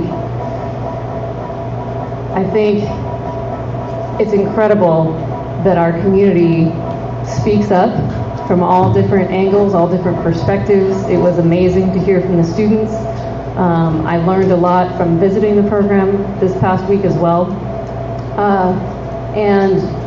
And you're correct, Ms. Durkee, that my comment last week was not that I thought JROTC should be cut. My comment was when the military is funded at a much higher rate than our schools in this country, that if there's any way for the military to fully fund this program instead of half fund this program, that's what I would like to see happen.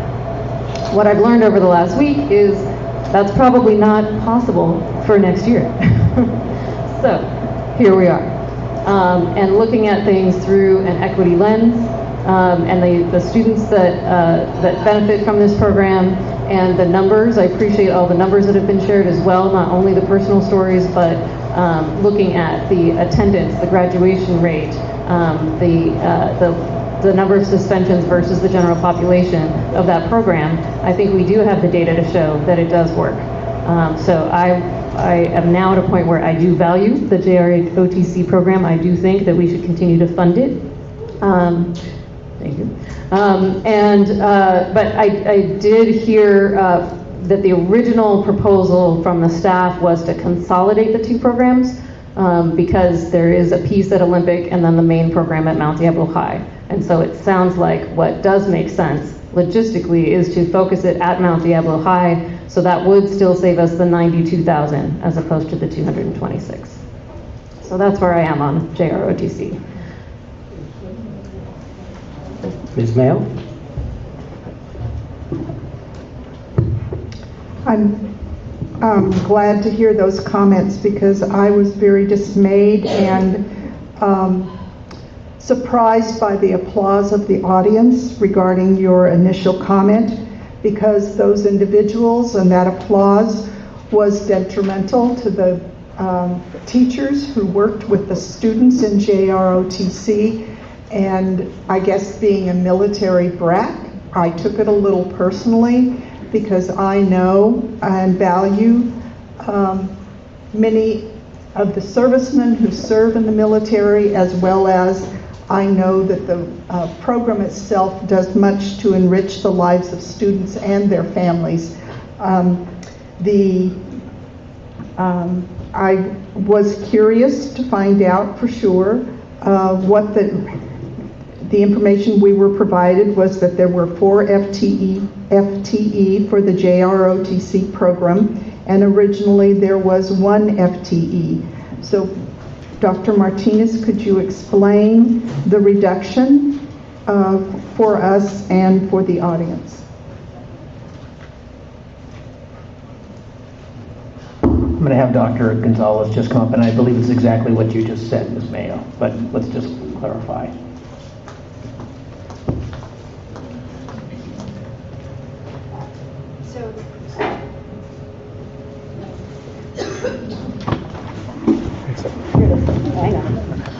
So the original recommendation was to consolidate programs. So the consolidation was one reduction of FTE, but the question that you're asking is the number that we have total, and I believe it's 4. Okay, so currently there are 4, and the plan was to reduce 1 position. So my understanding is that there are 2 staff at each school, which is the requirement of the program, but 2 of those are funded by JROTC. So so there's 4 total. Please come up, sir. That's how it was explained to me. I think all the demos are wrong, what you guys are actually putting out. What I can do right now is show you guys a quick thing about our financial statement. Okay, based off what my financial statement that I receive per month, you only give me 50% of my salary, nothing else. All our books come from ROTC Command, all our transportation come from ROTC Command, all our technology come from ROTC Command, transportation and students come from ROTC Command. We get nothing else from the school other than the 50% cost share that you guys agreed with, okay, for the National Defense Act of 1960. This is not something that RBD came up with. This is something that Congress approved with each state in America for each program. And for you guys to sit here and downplay this and misconstrue the numbers is unfair to those kids that we so care, that we say that we care so much about. Okay? My cost share for this program is a total of $7,040. You pay only half of it. And then you times that by my contract, which is 11 months. Okay? So that's all you give me per year. Per instructor times 4. So where does 226 come from, I'm not quite sure. Yeah. Because TRICARE pays for my medical and dental. So whatever you guys put into that pot for the students going to use, I have not used it yet. My vision, I go to TRICARE. Martinez VA pays for everything that I have. Medication is free for me and my family. Okay? So I'm not quite sure where these things are coming from. Sergeant McGee, is it, I believe the way you explained it to me was that there are 4 total staff, and the school district only pays for 2 of them, basically, because it's half and half, right? Or they pay for half of the 4. For all 4. Half of the 4 are full-time. Okay. So if we were to consolidate, just removing the Olympic program and consolidate everything to Mount Diablo, the question is, what would be the cost savings to the district? Probably, like we've been for the last 24 years, $100,000. Because this is the only school that don't have 2 programs. San Francisco has 9 programs, which take care of 18 instructors, and they manage 8 programs. So you guys are asking us to do a lot more than other districts actually their schools do. We have 2 programs for the entire school district. We just put a young lady in the military from North End High School, and she said, I wish I had a JRTC at my high school. Thank you, Sergeant. Thank you, sir.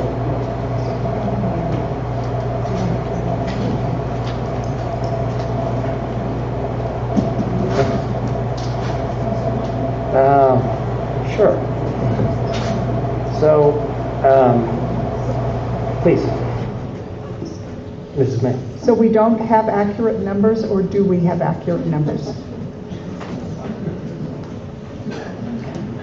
Okay. When we went into B+ and we pulled the cost of what it is that we are paying in our district for our share, that is the number that we came up with for the contracts. Okay. And that's would be the 2 programs. So the 226,000 is our piece of the whole program at both schools. So if we only wanted to consolidate to Mount Diablo High, then what I see on this list is that the savings is 92,000.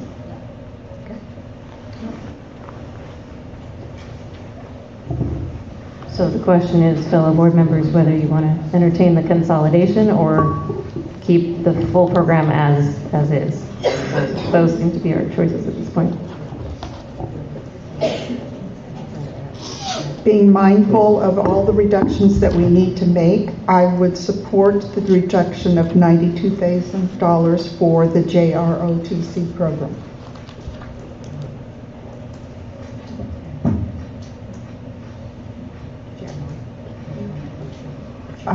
It's my time right now. Well, I'm waiting for Please go. So I had a question on regards to the elementary teaching staff. It was on slide 13. The recommendation on this slide is 35 FTE, but on the PKS list, it says 31.2. Can you explain that difference? So the 35 was based under the staffing at 26-1 for TK through 3 and 31-1 for 4-5. For 4-5. The consideration for the PKS was originally a higher number.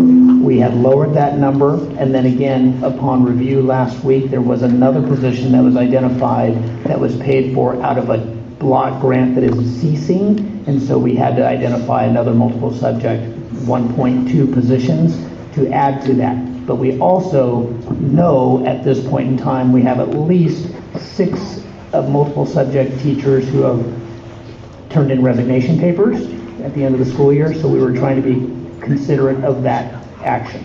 So the 31.2 is the most precise number we could have for multiple subject, including some of the changes that have occurred.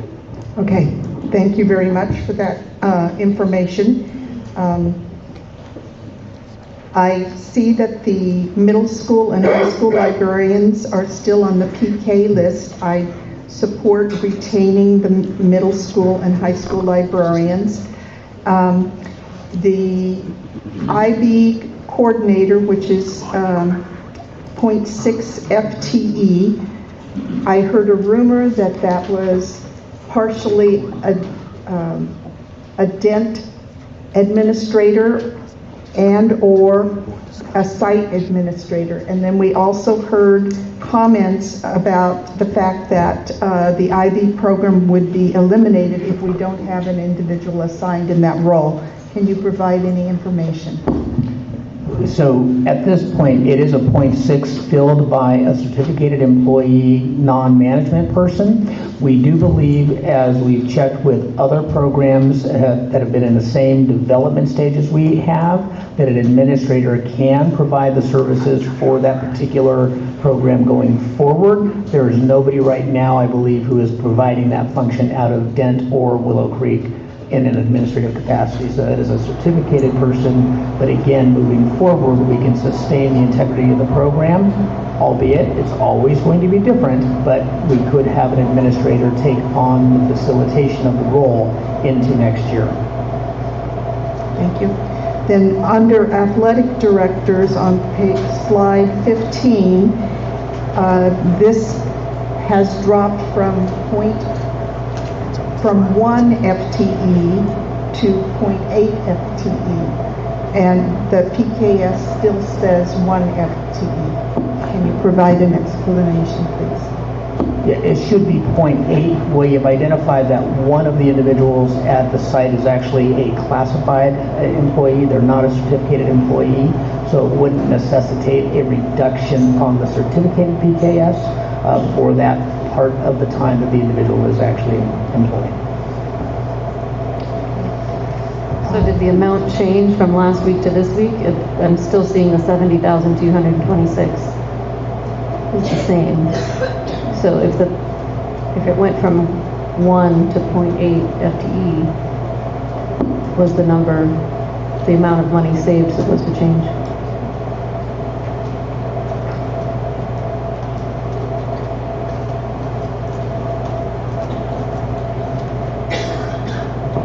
When we're calculating any of the teaching position reductions, we're using an amount of $87,783. That takes into account a little bit of the buyout of medical benefits as well as step 4 on the salary schedule. So when we're reducing 0.8 FTE, the 70,000 that you see there is 80% of a position that would be factored in at $87,783. Thank you. So I had one more comment. Yes, Ms. Mayo. For the school resource officers, because I recognize that our high school staff are very concerned about the reduction of this service. Previously, we had 3 officers assigned to Concord and added a 4th a year ago. Is that correct? So I'm offering that perhaps we could work with Concord to restore it back to 3 officers for the Concord. And my question is, currently, the officers are employed for 12 months for a year, but they only provide service to Mount Diablo School District for 10 months of the year.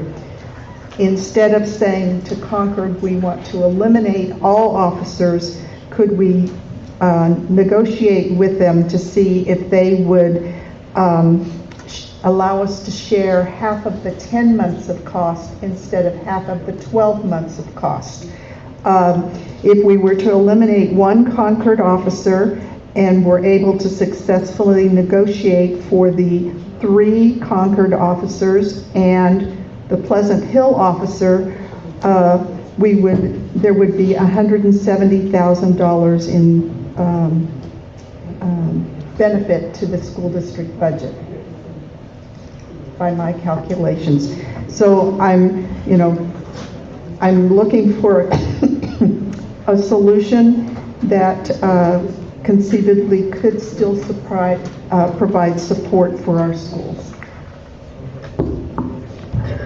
So, Dr. Martinez and then Ms. Mason. So again, what we understood was that there was a consideration to not go forward with continuing the expense of the SROs. We did not take that to mean that we should not engage in conversations with the city and or seek other solutions to options that we have as a school district. So what we first did was start to look at the current contracts that we do have to understand the full dynamics of how we would potentially go forward. If we were to extend the contract, we'd have an avenue to go through. If we were going to end the contract, we'd have an avenue to go through. So again, in any level of service that we pay for this year and by contract, we can take a look at those contracts and renegotiate or seek to renegotiate options. And so the information that was, kind of brought back to us about consider reducing, consider not paying for the full amount of a full year, those are items within our negotiation process that we can consider. Of course, when you negotiate, you can only understand what you can agree to. You can't, see if the other side will fully meet us or not.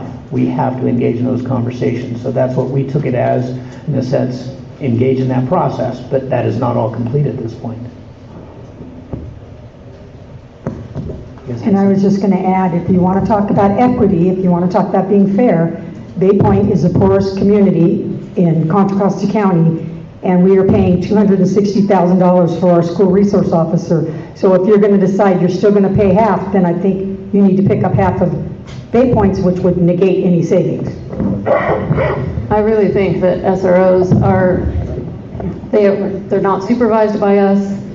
They are part of the police force. This is a city role. It should be a city responsibility. If it is helpful for them to be located on our campus, that's a discussion that we should have with them. But I don't think, given the priorities that we need to make here and how close or far away from our classrooms and students we need to be deciding to invest our funds, I don't think that our school district funds should be funding police.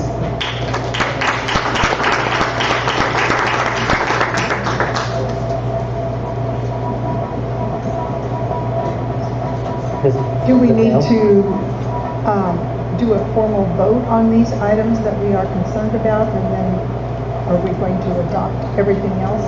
I'm just curious about the procedure. I think that will be the will of the board in terms of how a proposal is brought forward and then seconded and approved. I think we can discuss individual items. I think there's still more things to discuss. We may, a warning to folks out there, this will probably be a lengthy process, but as part of the Brown Act, this is the forum in which we can do these things. We cannot meet privately and then come forward with this. So as required by the Brown Act, this is our opportunity to discuss it.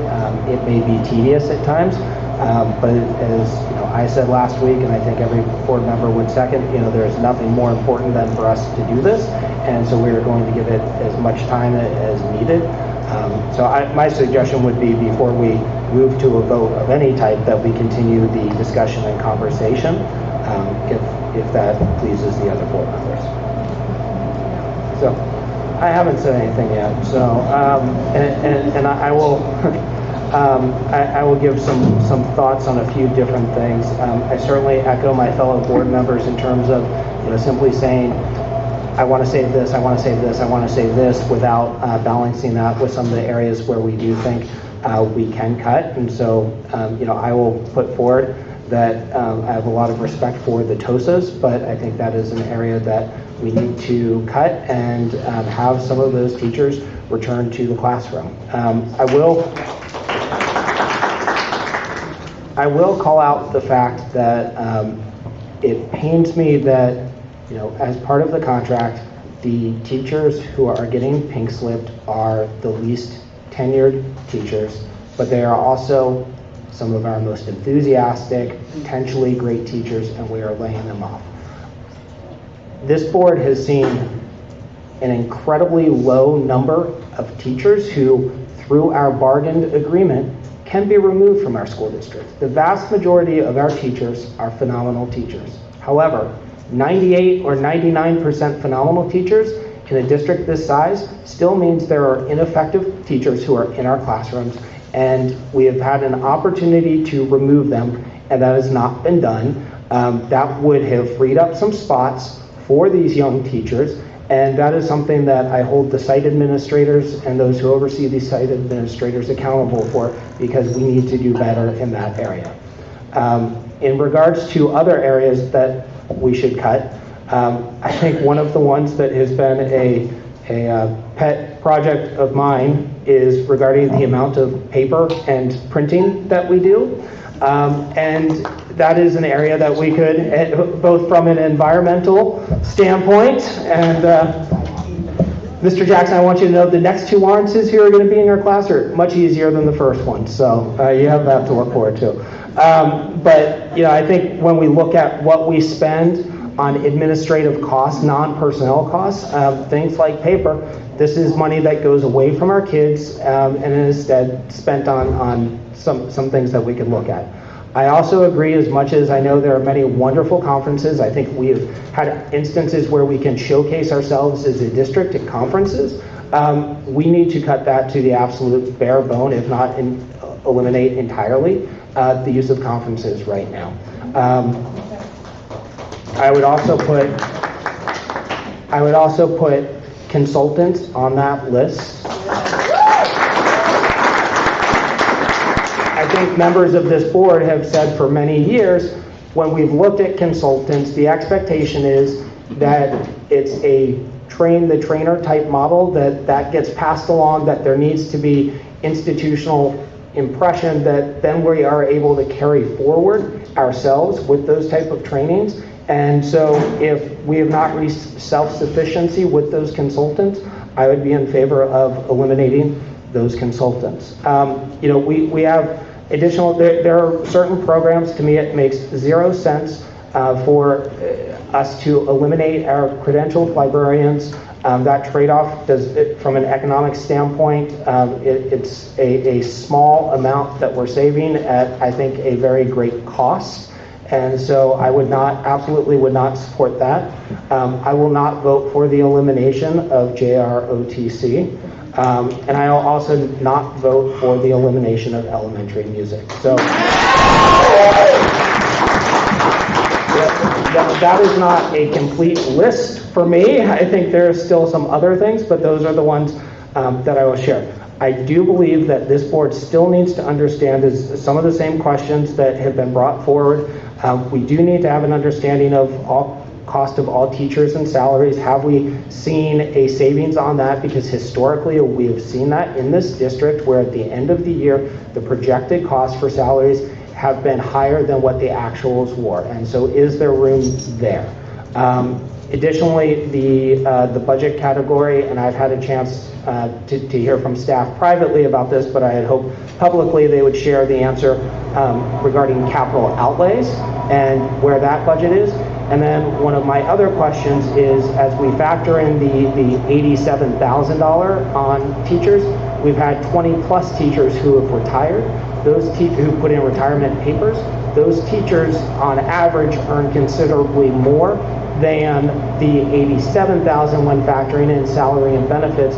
And can that savings be applied to some of the, to offset some of the programs that I would like to see come back? The other part is, in terms of this process, I do believe this board has the flexibility to say we would like to see additional cuts at central admin.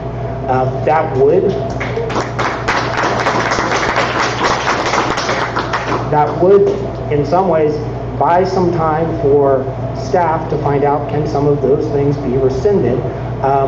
Or the other very, very difficult reality that this board has to face and that the public has to understand is that our intention has been to bring forward the tentative agreements in 2 weeks from today at maybe we'll get in under the 700-day mark, but to bring those forward.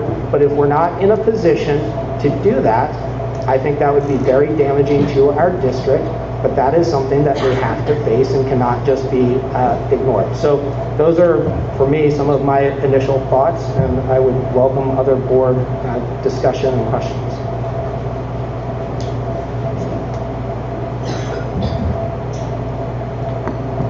I would just wonder if, because it sounds like all of us have pieces that are missing, but we need to approve this list of potential layoffs. And though I hate to see people unnecessarily getting possible pink slips, if we could approve and just hope if our questions pan out and we find things that are more creative, then we just won't have to lay off as many people. But I'm with you. It's like, if I don't really know what the true picture is of administration at district office, how can I decide that that number's good and the number for the teachers, I can't make that decision without the information. And it's unfortunate because I started asking for it in the beginning of February. So I guess the question for Dr. Martinez is, can we approve the list of possible layoffs and come back with better information with more specific cuts?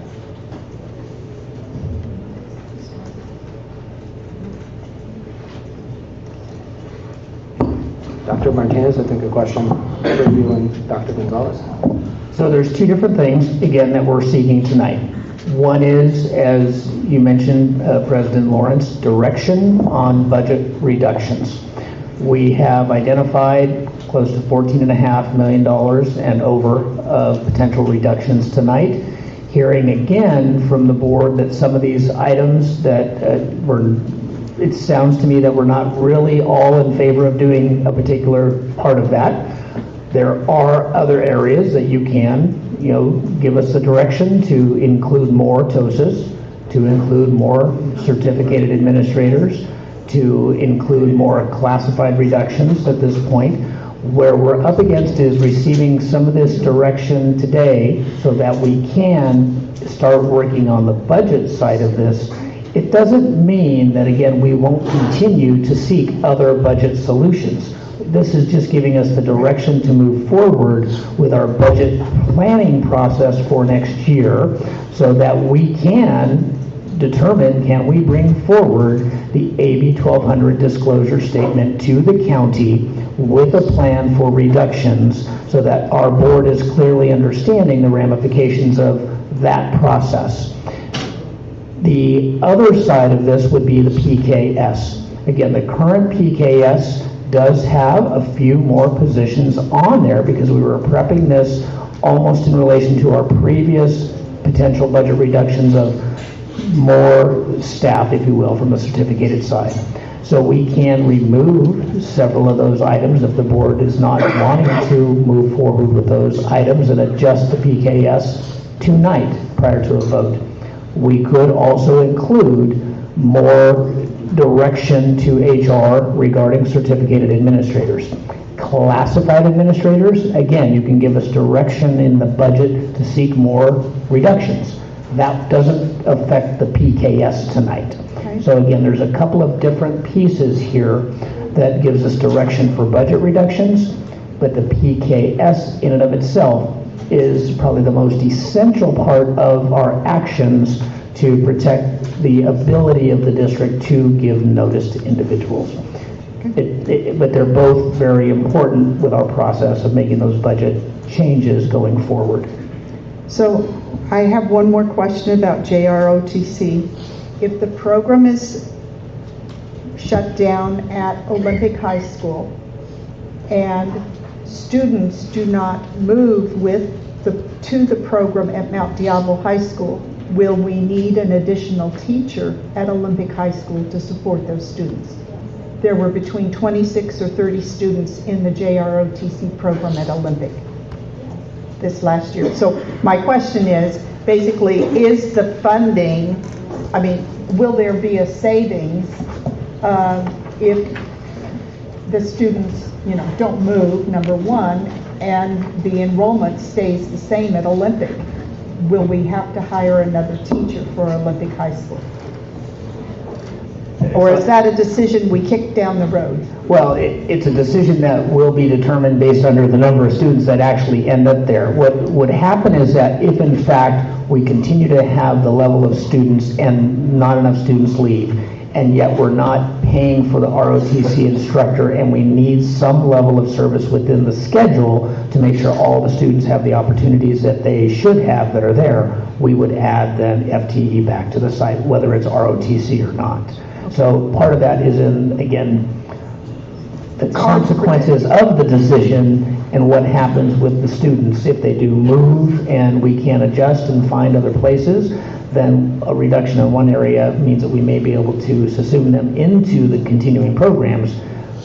But until that happens, it's very hard to determine exactly where everyone will go.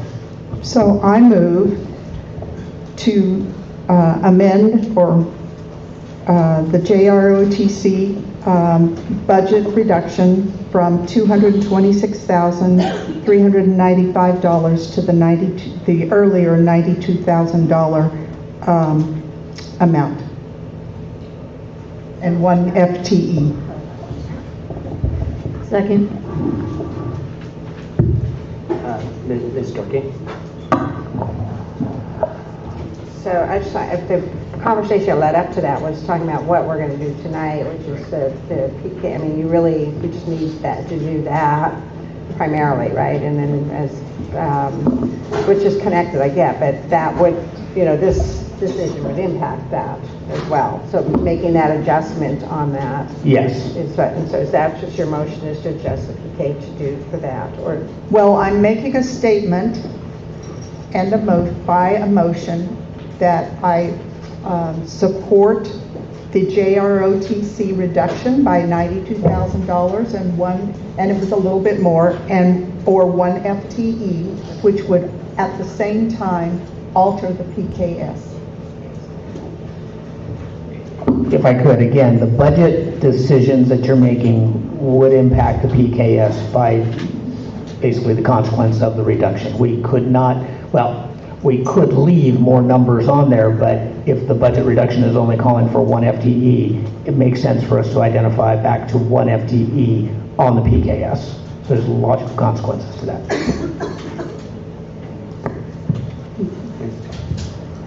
So it sounds like if the number's higher, it's not a problem. It's if the number's lower. In which case, then I would propose we increase the number of TOSAs. We've got a motion on the floor. Yep, so we have a motion on the floor and we have a second, so we'll have discussion on this and then we can motion away. So is there a further discussion on this item? Yeah, just one more thing that I heard in my research was that at Olympic, it is a little bit more challenging to run the JROTC program just because the students cycle in and out. So that's why it is such a powerful program at Mount Diablo High versus Olympic. So that's part of, I think, where this recommendation was coming from. Further discussion or questions prior to calling for the vote? Mr. Lawrence, you guys voted on 19.9? We are voting on, no, it's 19.8. We have not moved to 19.9. This is part of 19.8, and I have your speaker card. What's keeping me here? All right. So with that, I will call for the vote on Ms. Mayo's motion to reduce the reduction? To change the reduction for JROTC to reflect 1 FTE at the $92,000 and change mark. Ms. Mayo? Yes. Ms. Durkee? Yes. Ms. Mason? No. Ms. Count? Yes. I vote no as well. Motion passes 3-2.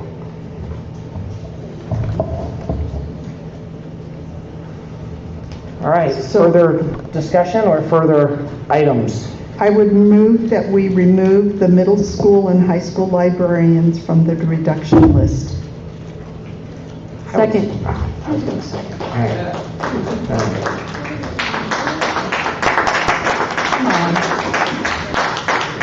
Questions or discussion? Okay, with that, I'll call for the vote. Ms. Count? Yes. Ms. Mason? Yes. Ms. Durkee? Yes. Ms. Mayo? Yes. And I also vote yes. Motion passes 5-0.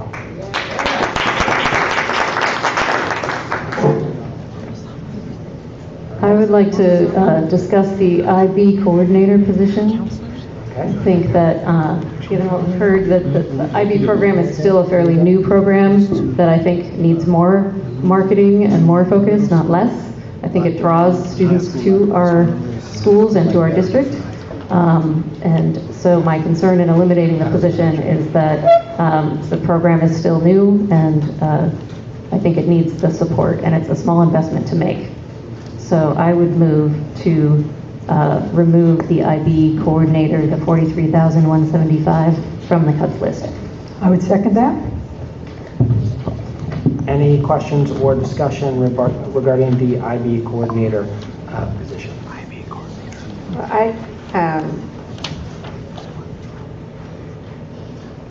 I guess I think that the staff has checked with other places, and again, because of the timing or something about the timeline, what I remember hearing. I mean, I don't want to do any of these cuts, but I feel like if we keep taking things off the list, what are we going to end up with? So I guess Ms. Mason has some ideas for us. Pardon me? Ms. Mason has some ideas for us. Ideas? Of how we offset them. On this, okay, I know that, but I'm just saying that, I'm not, I guess I'm trusting more that the research that was done by the staff and said that we can accomplish what needs to be accomplished and be in compliance and all that without this specific position. Nothing against the person who's been working on it, but just that, it's one place I think that we could tolerate the reduction, so I would not be in favor of it. My one question / comment on it is less about the specifics of the IB coordinator at YV and more about our emerging IB programs here at Monty Gardens, and as we look at Sequoia L for it and what cost savings there would potentially be there. In addition to this versus supporting a program, because I do think at YB it has been a success, and we want to continue that momentum, although balancing what Ms. Durkee said. Well, I guess my understanding, this is IB coordinator for this one site, though, right? Yeah. Right. This is the one for YB Yeah. that we're talking about right now. Do we have further questions or comments? All right. I will start the vote with Ms. Mason. So what is, please restate. The motion was to remove, IB coordinator. remove the elimination of the IB coordinator, 0.6 FTE from the cut list. My vote? Your vote. Yes. Ms. Count? Yes. Ms. Mayo? No. Ms. Durkee? No. Tiebreaker. Like American Idol, you're gonna be. Yeah. I will vote no as well. So motion fails 2-3.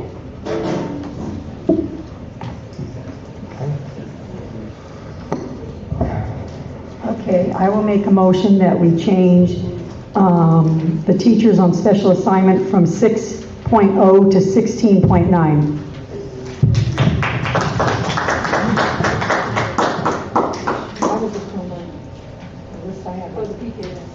No, I'm doing the teachers on the first.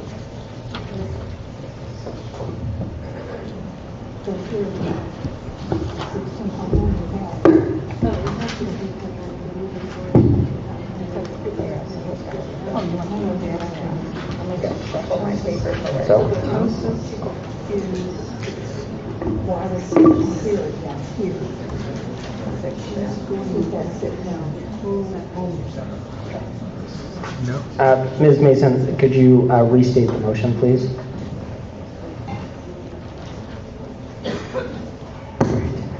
On the PKS, it states 6.0. On the slide we got, it says there's 16.9. Correct. So I'm saying to reduce it by 16.9. Okay. Do we have a second?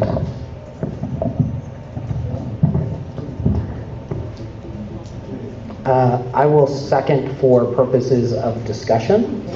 I would like to understand the implications of eliminating all 16.9, and if that would realize the full cost savings, since 4 were already slated to move to restricted, and so I would like more information about that, as well as what functions we would lose by completely eliminating them versus if we reduced by 12.9. Those would be my questions to Dr. Martinez and staff. So I'm going to try this, but I'm going to look to the staff because, again, they've been working so closely on the numbers and the detail. While we have given you the large number of 16.9, which includes everybody at the school sites and at the central office, this would be everybody who's part of this particular identified item. The previous or the current recommendation has a recommended reduction of 2.5 FTE while we are moving 4 of those positions into restricted funds. And so the savings identified is the 219,457 plus 351,132. In essence, adjusting by way of reduction and by way of moving 6.5 into different funds, leaving another 10.4, if you will. So I'm doing my math, and please check over here. Now, from the 10.4, some of those are actually site-based decisions. So 2.5 are based on site-based decisions. So those are, again, our school sites using their single site plan for student achievement dollars, discretionary dollars, supplemental dollars, in addressing what they believe is important at their school sites. And so we would, in essence, we could tell them, you may not. However, that's part of a decision that's been working at the school sites to have 2.5 of them also doing that. So if I'm, again, looking at my quick math here, there would be the potential to increase our current adjustment of the 2.5 FTE being reduced, the 4 being changed to other funds. Again, so that's the 6.5 plus the 2.5, so we're now at 9. So there would be a 7.9 other cost if we wanted to really increase the PKS by 7.9 beyond where we're at from the adjustments. And I know I'm talking through this very quickly, but that's the way it's, we've been kind of working with some of these things. So it's in essence 14.4, leaving the 2.5 at the school sites. If we as a district did not want to put anything towards the TOSAs at this point in time, but allow the sites to continue their process. And you've asked about the ramifications. At the present determination of where we would go with the remaining TOSAs, we would continue to have a few of those TOSAs working specifically on math and science curriculum areas, English language arts curriculum areas, and our EL service areas. So we're trying to, again, support the growth of our current staff for our children with curriculum design and instructional practices. I have said this, again, while we're working on budget issues, we're also focusing on our systemic instructional review and process for how we're actually accomplishing this work. And while I understand the perspective of folks saying that these folks are not with students every day, we also still continue to need to figure out how to engage our entire instructional staff to grow and be better. And somebody spoke about it this evening about professional development for our staff. Well, if we have nobody doing this work or this focus, we don't have the guidance. We have simply several administrative folks working here to do that. And that becomes a significant lift and a challenge. While I understand that these individuals are not in the classroom, having none is going to be quite a challenge. And so that's why we're trying to accommodate with some adjustment of retaining some. But again, it is absolutely a board decision, so we're just trying to give you the impacts of what will happen if we have none of these folks except for 2.5 at the site. It would be a 14.4 number that would go in the PKS, and we'd have to tabulate the cost of that. We would then, just one more thing, because we've already looked to identify some funding through restricted funds for some of those dollars would basically sustain in the restricted funds. Well, we're not finding this savings, so we're already counting some of the savings in the general fund that's here. So we couldn't double count that. We just need to be precise.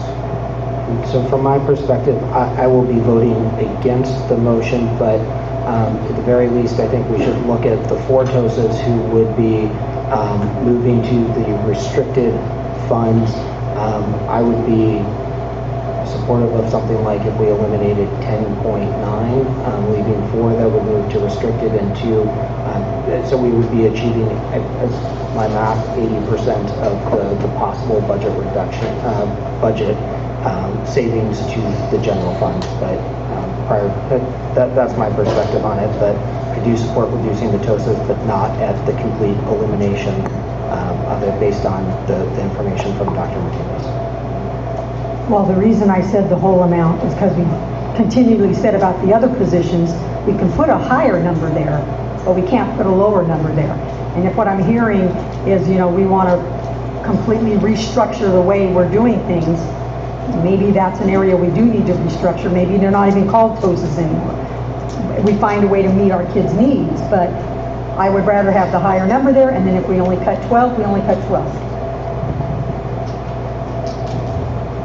So are we talking about we're going back and forth, I think, between the PKS list and the budget. So for the budget cuts, we're trying to reach at least 14.5 million, which is what we need to identify and provide direction to the district on if we want the district to move forward on the AB 1200, which is required for the ratification of the tentative bargaining agreement. So right now, are we focused on trying to get to the 14.5, or are we focused on the PKS list, or a little of both? Well, from the numbers I have, half the TOSAs would be 1,200,000-ish. That's a big cut. So what is the motion currently on the floor? The motion currently is for the elimination of 16.9 TOSAs. Can I ask about whether the 16.9 includes TOSAs that are focused at our magnet schools on building the magnet programs? They're site-based.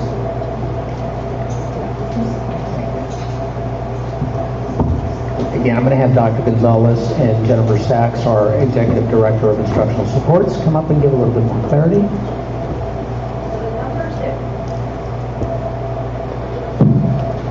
So the numbers that we just pulled, out of the 16.9, 2.5 are site funded based on decisions at school sites with school site councils. We have 4.0 that are currently funded within the title programs. Our proposal was to move another 4.0 into restricted title programs. It wasn't just title, it's CSI, Title I, Title II, Title III, and Title IV. So I'm sorry, we're proposing move to restricted, but it's 4 is also currently being paid for by restricted, Correct. And 2.5 by site funds. Correct. So 10.5 would be ones that would not impact. If we eliminate more than 6.4, then the number above 6.4 is no longer contributing to the general. And to also Board Member Mason's point about the restructuring and the redesign, with each instance where we moved one of our TOSAs into a restricted fund, their job and the way it was structured and the responsibility did have to change, because it needed to be very focused on the federal mandates and requirements. So what we would do is moving any of these positions into a title program, doesn't matter if you're at a school site or at the district office, we would have to take a look at the responsibilities, and we would have to ensure that they are very focused around what the requirements are. So for example, if we were to take a look at comprehensive school and improvement funds, we could not have these individuals hither and yon all over the place doing different activities. They would really need to be first and foremost focused at our CSI sites. It would be on the dashboard indicators that particular schools are struggling in. The same thing for Title I. In the event that we move a TOSA into Title I, they would really be focused on literacy, math, at our Title I sites, and that's not all over the district. So we would be restructuring, we would be tailoring, we would be taking a look at return on investment, different types of data, metrics, that sort of thing. So it would directly relate not only the federal guidance, but also what we know, what we're taking a look at with regards to dashboard indicators. And can another clarifying question I have is that the TOSAs would have, forgive me for lack of a better term, but bumping rights to return to the classroom.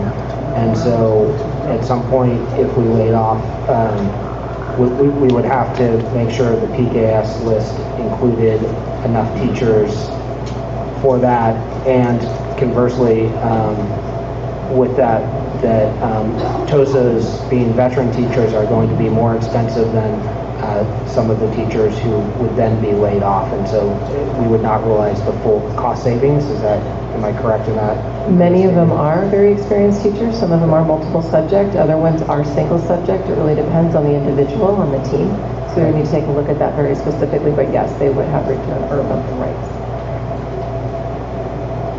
Thank you. Do we have further discussion, or do we want to take a vote on this current item, which is the elimination of 16.9?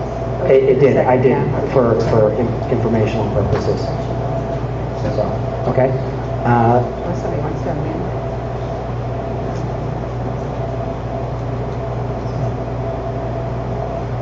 Okay, I'm going to go ahead and call for the vote. I will start with Ms. Count. No. Ms. Mason? Yes. Ms. Durkee? No. Ms. Mayo? No. And I also vote no. Motion fails 1 to 4. Would someone like to bring forth another amendment on this particular topic or in a different area?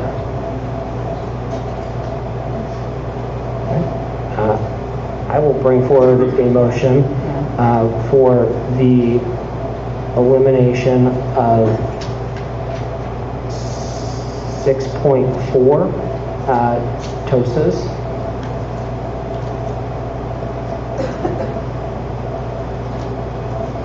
I'll second that. Okay. So just that's my math there of where we would get the cost savings of having 2.5 that are paid for site funds, 4 that are in restricted, 4 moving to restricted, And so that's the incremental difference in those. So that's how I arrived at my proposal. Questions, comments? Ms. Mayo? Has it been confirmed that the 2.5 that are site funded will be funded next year out of site funds? Yes. I would assume that means if they are funded, it would be from site funds, but those sites could they could choose to do something else with it, and I also consider doing 8.9, so if my own motion fails, I'm okay with it. I might vote against my own motion, but that was the other consideration I had, was looking at 8.9. So I had understood that we had 4 currently in restricted funds. I guess I missed the piece that we were moving 4 additional. So that's not on the list, but your motion codifies that, correct? Through this motion? I had understood, I actually understood the other part of the equation, that we were moving 4 to restricted, and didn't understand that we had 4 currently in restricted. So I guess between us. Start over again. Can we do that? So we have a total of 16.5, right? 16.9. Fine, okay. We have a total of 16.9. 2.5 of those are site funded. 4.0 were already funded out of titles, and the plan was to move 4 additional ones into restricted, which is a total of 10.5, which leaves, I thought that's what you were doing, was the 16.9 minus 10.5, right? So 6.4. Yes. So that leaves 6.4. And let me just have you say it again, I'm sorry, but the 6.4, we just look at those positions are math, science, EL. Not necessarily, because again, now that we're making a reduction in the PKS and we're determining what we will sustain, the 8 going forward are into specialized areas because of the funding. You want to share? Tell them specifically where those 8. Let me just frame the question a little differently so we can move this along. But if we were looking at, which I think is what Mr. Lawrence was getting to in his motion, 6.4, with your experience and knowing who does what or what goes on, can you imagine, any portion, 6.4 or any portion of that would be conceivable to reduce more, since there's an interest in reducing TOSAs in general. But I don't know, if you want to just give me the facts first, that's okay. I know, I'm just trying to kind of get my head around a couple different options. The school site councils have identified positions that they would like to continue at their school sites. So that's one group of the TOSA positions. There's also another group that's been allocated out to the school sites for the last couple years, but they're tiny little bits and pieces, a 0.2, a 0.2, a 0.2. Those are not ones that are generally utilized. They're not, the site council doesn't agree with those. Those are ones that were there to support different activities and different type of initiatives at mostly the secondary sites. So those are bits and pieces. That was part of the reduction that we were recommending, in addition to a reduction in the number of TOSAs, as well as moving some of them. So I know I'm probably not answering your question, Board Member Durkee. Whatever the board decides, we know we're going to have to transform. We know we're going to have to redesign, repurpose. And again, we would take a look at number 1, the needs of the school sites that we're impacting, as well as the funding source, in order to try to meet some of the recommendations that we know that the California Coalition for Educational Excellence, we know that they're visiting schools this next week. We know they're meeting with focus groups. We know they're meeting with student groups. They're going to come back with recommendations on the 12 components, and it's very, very instructionally heavy. But it's also very targeted towards our most needy students. So as we were taking a look at how do we kind of keep some of the bones of the supports around instruction, while at the same time acknowledge reductions, and then really hopefully put into place the recommendations that CCEE do provide for us in the next month. So we're not sure yet. We're in the midst of that as well, which of course is very complicated with this process. We need to make a decision immediately. So Ms. Sturkey was trying to get you to identify where the so currently on the list, it's 2.5 TOSAs on slide 14 for scheduled or promoted for reduction. Mr. Lawrence's motion is for 6.4, so the difference is 4.1 FTE that you would further have to identify individuals and what services would no longer be provided. And that's just a challenge because it's scattered at all different bits and pieces across the district. I think that's a great kind of just a very short and sweet explanation that yes, it would be scattered. There would be certain contact areas and activities that would not happen. Certain professional development activities, such as the professional development days. We actually have one next Monday on March 16th. We would have to take a look at those very differently, but what we would really need to do is take a look at first at what's remaining and really zero in on what's the need of the school sites. Bits and pieces we would have to take a look at, but it really goes back to what are the school sites' needs, what are the federal funds, what are we receiving them for, and making sure that we've got the dollars targeted towards those adults supporting those students at those identified school sites. So it's a little bit more complicated than being able to answer tonight in depth. So can I, on this, on the list that we have on PowerPoint, it's showing 219,457, which I think is the 2.5, and then there's just indicated another 3,000 is coming because these 4 are being moved, right? Correct, yeah. So if we look just doing it from as a math problem, it's 219, if we could,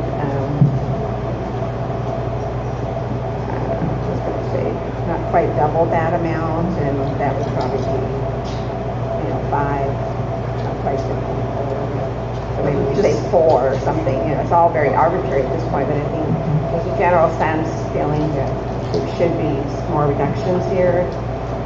I don't personally want to, totally hamstring all the work that's going on, it's important work too, so. Mr. Turkey, just in the interest of time, we can continue to discuss it. There is a motion and a second. Do we want further discussion on this, or would we like to move to vote? So the motion is for 6.4. The motion was 6.4, a reduction of 6.4. Okay, I will put this vote. You want to vote? Okay. So, sorry, just to make sure, just in some quick math here, we anticipate that the change from where we are right now to this 6.4, if the board approves this, the number for TOSAs then becomes 912,000 to 920,000. We're right in that ballpark, depending on the specifics of the individuals. 912 to 920 in.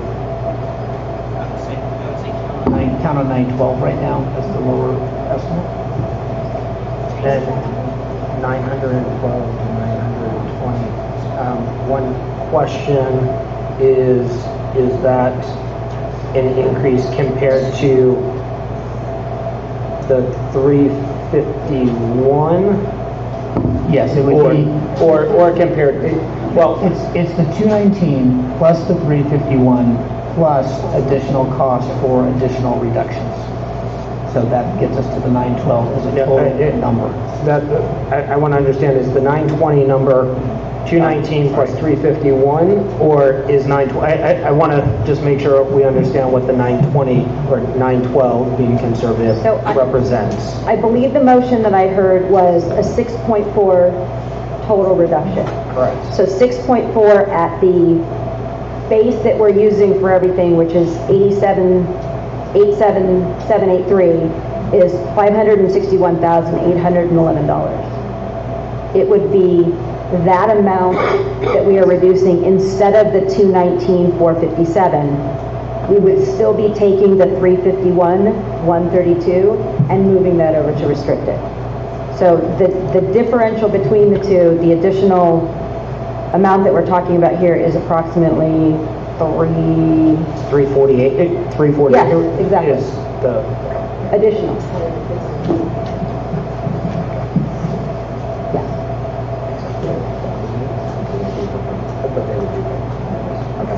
Okay, so I will call for the vote, starting with Ms. Count, Yes. Ms. Mason, Yes? Ms. Durkee, No. Ms. Mayo. No. I vote yes, and so motion passes 3-2.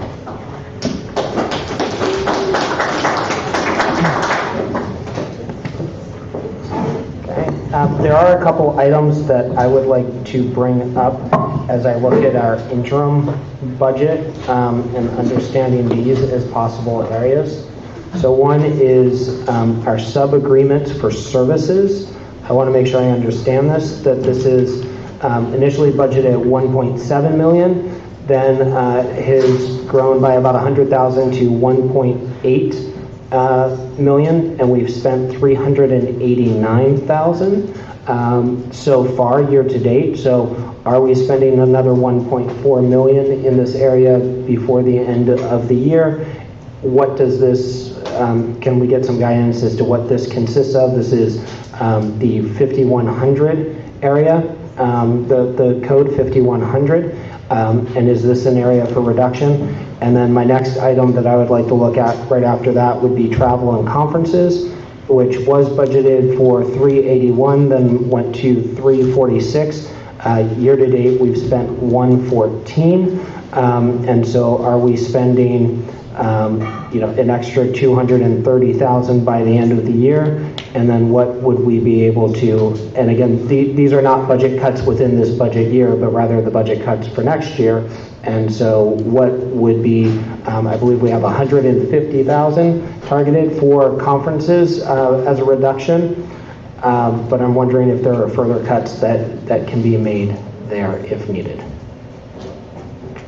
So those are my two questions. So starting with the conference one, again, the budget is designed doesn't necessarily mean that we have all of the components of everything we've spent so far this year. That's the analysis that every one of the departments has been going through to determine if in fact we have not spent that money. We have hopefully already culled some of those dollars in the original 2.7 departments. If that money was sitting in departments for potential travel and we've pulled it back, it means we're not going to be traveling. So on one hand, we've captured some of those dollars. I mean, we'd have to get the detail that everything we've actually done and approved in those areas and then come back to you. We don't have that in a full scope tonight. What we could, again, identify then would be this 150,000 that we're anticipating as a reduction into next year. Could we say we're just simply going to increase that by a goal? Yes, we could. We could decide it's 200,000. We're not going to do this to the degree of the level of budgeting going forward. That would mean that, again, more particular work would be done by those administrators who are going to be here to sense of review everything and make sure that it is essential as we go into next year. That was more of the conferences. The first item, we have, remind me what your first item was? And the first item was the sub-agreements for services. It's item 5100. The substitute services. I believe the subs. I'm looking at our director of fiscal, or you can speak to that, Nika. And then the other one, just as a preview, that I'd also like to discuss is item 5800, which is professional consulting services and operating expenditures, which was originally budgeted at 7 million, dropped to 6.7. Currently, we spent 3.75, and I know that there are many special ed services and things like that within this, but that's the other item I would like to look at. So substitutes and then contracts and agreements.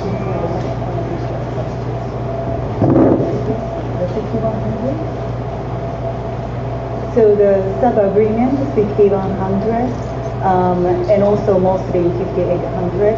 Those bulk of it is non-public school, non-public agency. That's the biggest dollar amount. Okay. Wise. Other than that, it's school site budget and some district budget. I'll be honest, I think it's really difficult for us to try to pull some of these things up on the fly. What I do want to talk about with conferences is that the amount that we came up with here for reductions would be what it is that we're doing at the district level.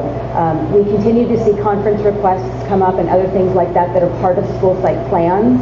And so every time we see one of those, we go back to the plan and we check it. So if there's going to be a directive moving forward that we would do some things differently at school sites as they're building their budgets for next year and working with their school site councils to, establish their goals, it's something that we want to take a look at.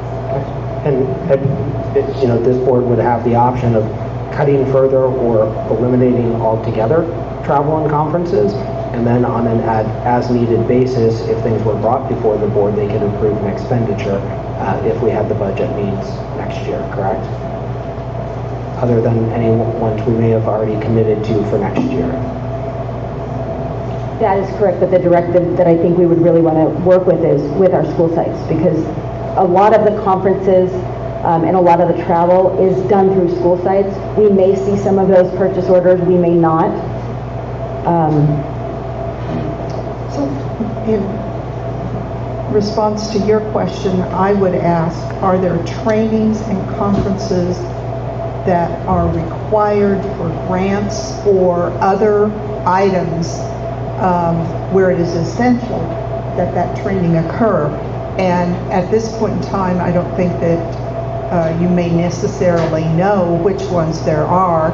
Those may be. And then also I know there's legislations that's happened in this last year or so where training is required. So it's hard, I think, Mr. Lawrence, just to say we're going to eliminate all conferences and travel. Yes, we want to encourage individuals to be very mindful of our budget situation, but I guess I'm at a loss at how we would achieve all of that. And we also know that individuals generally, I realize it doesn't happen for everyone, learn something at conferences and come back and re-energize individuals when they return. So there's a part of me that still supports conferences and travel and training that's delivered appropriately. If I could, the other thing that, again, when we look at our single site plans, which this board has approved for our different school sites, oftentimes there is direction in there about trying to move forward with their staff, whether it is attending a particular conference or bringing in a particular consultant to do work with that staff at a savings rather than having individuals go out to a conference level. So again, I think it's just, well, I think the idea about culling back wherever we can and being more frugal and being more aware and going through a process of vetting out these different decisions, again, the board could find itself in a place where every trip is coming here for a small mileage expense to another county for somebody, where really that is very administrative work and it's not necessarily under the board governance structure. But the big point is that we need to be very aware of the dollars that we're spending and where are we sending people and to what degree. Yep, and I recognize this, and I recognize the burden on staff, and again, I think every board member has expressed their appreciation because we know the hard work that staff has put in. However, I believe staff and the superintendent heard from the board last week some of the budget priorities that we had as a board. Instrumental music, for one, was placed back on the list, even though I thought pretty clearly board members had shared that. And we're now in a position where the amount of cuts that we're given is, in order to hit 14.5, we're given 14.7, so we have 2% of adjustment. So there's not a whole lot. This is not really, I think it's somewhat false to categorize this as board decisions when we're not given very much optionality, and I think that's one of the things consistently through this process that the board has expressed wanting to have options for these very type of reasons. So I recognize that I am digging into some things that staff may not have immediate answers for, but it's our job, and two, I feel like I don't have many other options at this point because there are certain programs I will not vote to cut, and so we will have to come up with other ways. But I'm not sure that all of us expressed our opinions about what to take off the list and what to put back on the list at the last meeting. So there may have been three individuals that made a recommendation to staff, and yes, staff knows how to count to three, but there were at least, I believe, two of us that did not express our opinion and are surprised to see changes as well. And I would certainly, I don't think that last week was designed, what was asked for was guidance and some type of direction, but we went from 15.5 to a smaller number of things, even though the board identified additional cuts such as the SROs, which weren't even on the list. So we identified more, but we have fewer options. So that's what I'm expressing. In the interest of finding more funds, Yep. how many BITSAs do we have? Or TIST, they're called both things. Because we're looking at cutting like 2. I recall from last year there was like 20 of them.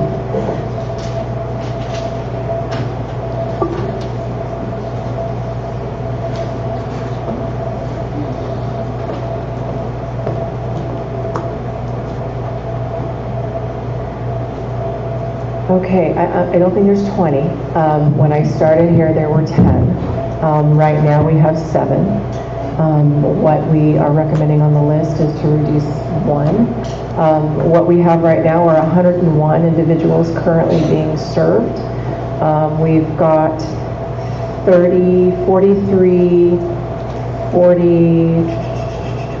43 first years, either in kind of a general ed setting or in a special education setting, and we've got about the same number in their year 2 of their program. So the TIST coaches do support teachers for 2 years as they're clearing their credentials.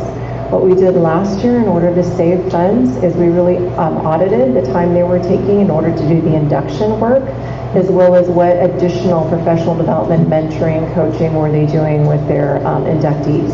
And so currently 75% of their salary is general fund and 25% is currently being paid out of Title II. So that was actually a general fund savings last year. Considering that we're laying off a significant number of teachers, which will largely consist of first and second year teachers, and I would imagine we are not hiring many new teachers in that situation, or at least many new inexperienced teachers, how is that factored in? Agreed. So with the teachers that we bring on board, even in times where we do have layoffs, it really depends on the type of credentialing. We do have a crew within the TIST team that are currently working with special education teachers. They're ones that many of them are interns. They're not even they don't actually qualify to start an induction program because they're still kind of in the credential program themselves. They haven't even done that first step as a preliminary. We have other first and second year teachers that are working on clearing their BCLAD. So they're in adult language programs and that sort of thing. But we would estimate, based on what we're doing now with regards to layoffs, that we would need less TIST coaches. So could you take in, do we have 5 or 7? We have 7. 7 currently. We have 7 currently, yes. And the proposal is go to 6. And they do have a limit per contract of 18 individuals that they serve.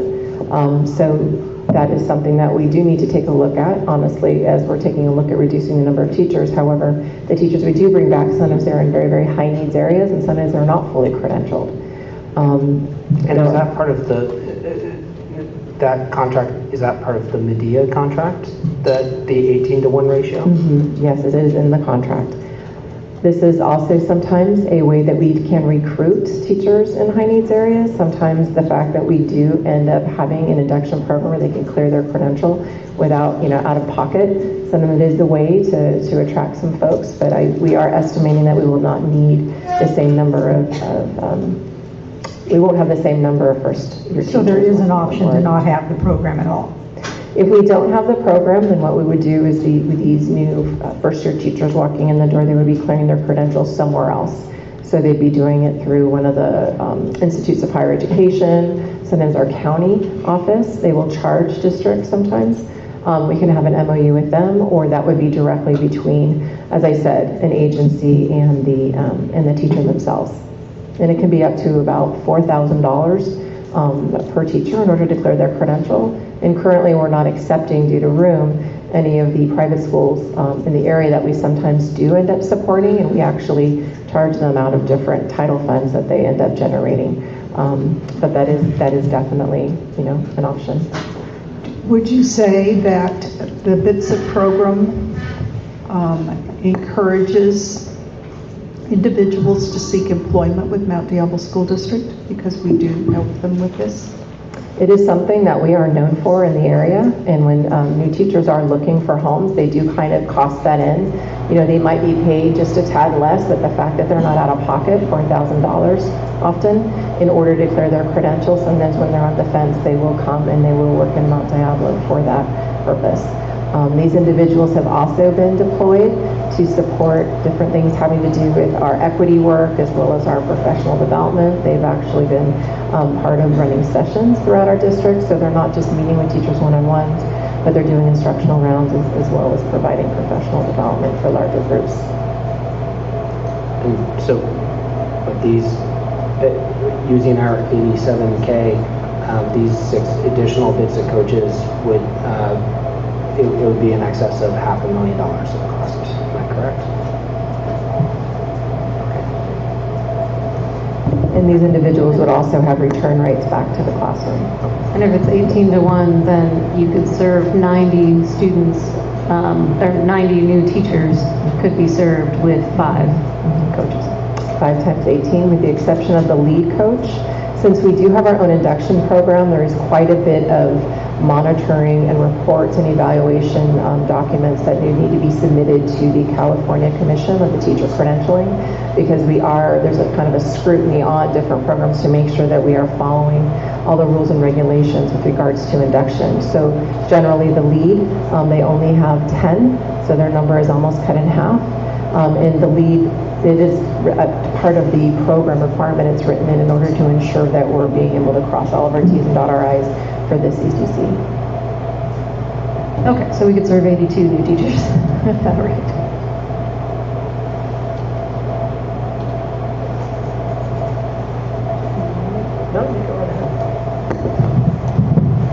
Thank you for the information. Unfortunately, we have to make hard decisions here, so I would generously say we keep 2 and cut 5. I would second. 5 of what? 5 of the 7 5 of the 7 would be removed, would be eliminated. would be eliminated. So if you keep 2, one is the lead, apparently, can only serve 10, and then the other can serve 18, so you'd be able to serve 28 new teachers. Is that what you're saying? And how many new teachers are we expecting next year? Any estimate? That's my point is I don't know how many. I don't know how many new teachers we should be expecting next year, and we have again, as we've heard, we have the opportunity to, if we suddenly see a need and have additional funding sources and are suddenly hiring new teachers, these are cuts that can be put back. So just to clarify again, the induction program is a 2-year program. So for individuals who are completing their first year and still would return to us next year, we have in essence started a commitment to them that they're halfway through their program. If somebody is brand new, they have not yet started the induction program, they would be considered a Pro 0. But again, what Ms. Sachs was saying is that we've sought to provide them service as well through these individuals. And there are 43 right now in their first year? There are, yes, and what I did not mention that I do need to is when we were last in negotiations, we actually had a moratorium on our PAR program, and that's a peer assistance and review. So experienced teachers that are needing additional assistance, they went through a process, the coach was identified, and they worked very, very closely together in order to support the individual as they were improving their practice. It was a very formal process. And so the last negotiations, that was kind of put to the side, and what we replaced it with was a support teacher program. So it's teacher induction and support program. So there's 9 individuals that are experienced teachers that are currently getting kind of an informal support from these TIS coaches in order to support them as they improve on the California standards for the teaching profession. So that additional 9 are ones that are currently kind of in the pipeline getting support from these individuals. In certain situations, they're written into improvement program or improvement plans within the evaluation process. In other situations, it's a little bit more informal.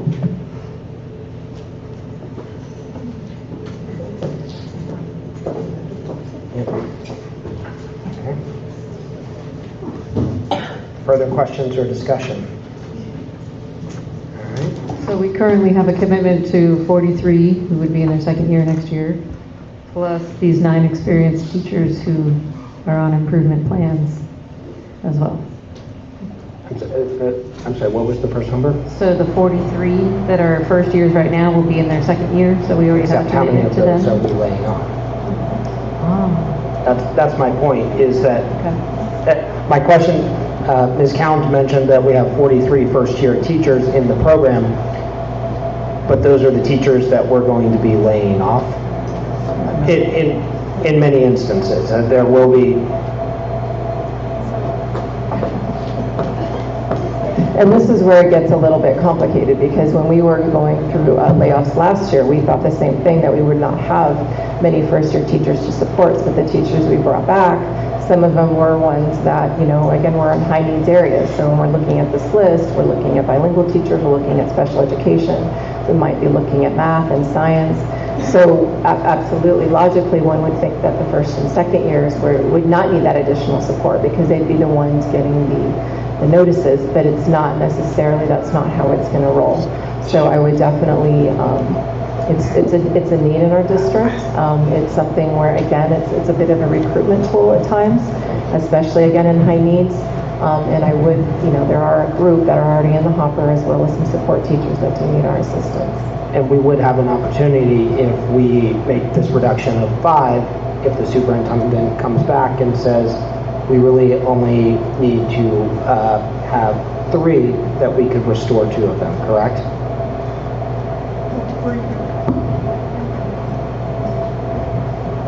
How would you identify them instantly? How would you identify them? I don't understand the question. So if you eliminate 4 or 5, and then next fall you decide that you need 2 more, how are you going to identify the 2 new ones? I'm not talking, I'm talking during this budget process this spring. Ms. Mayo, is your point that the BITSA coach would be experienced teachers who've been, particularly recruited for this role, and if they are laid off, then they would bump other teachers, so they would then be in the classroom, so then they would not be available to go back into this role? Correct, and then if they were identified to return to the BITSA program, you would have a classroom to fill that would be based on seniority, that, it just creates a domino situation either direction. And so, anyway.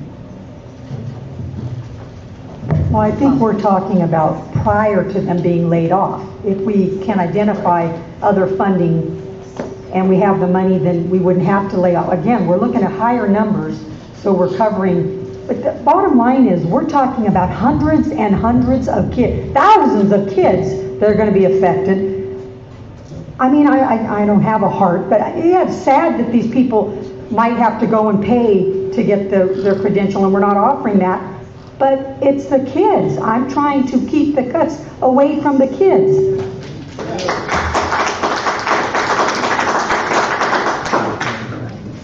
And in no way do I mean to be flip or disrespectful. I understand the role of the BITSA coaches, the BITSA teachers, but when we hear stories about the programs that are impacting children's lives and having to cut more of those in exchange for, I didn't hear any children say, who really changed my life was the BITSA coach for my teacher.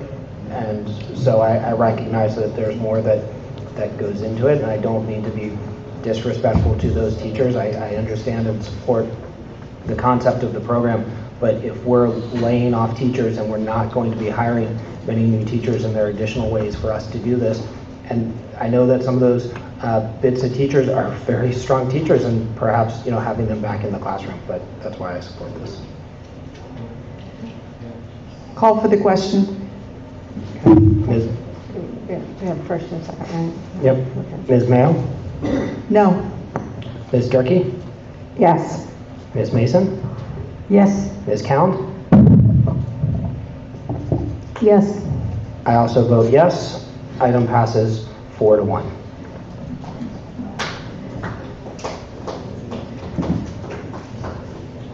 Okay, now I'm back to removing. I'd like to see the ELD teachers removed entirely from the list. Second.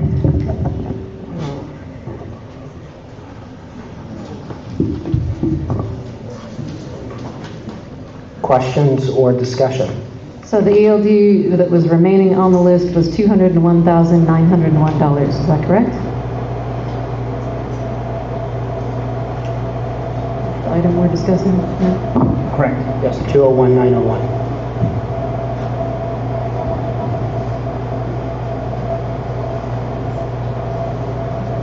And Okay, do we have questions or discussion?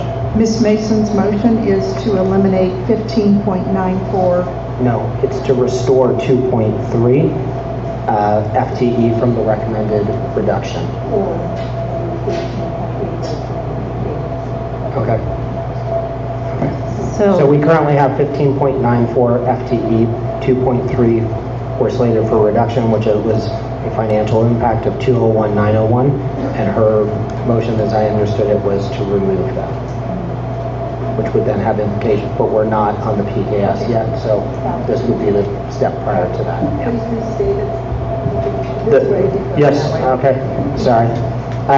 The motion was to restore the 2.3 recommended reductions in ELD to restore us to the 15.94 that is currently there. That would have a financial impact of $201,901. So it's to add that. It is to add 2.3 FTE back to the ELD. So this would prevent us from making any cuts to the EL support teachers item. And I agree that this is really important because from what I have been hearing, this group is already stretched thin with a student population that is growing and coming in from all different countries in all different types of situations. So Further discussion? Yeah, all right. This was already reduced at one point, right?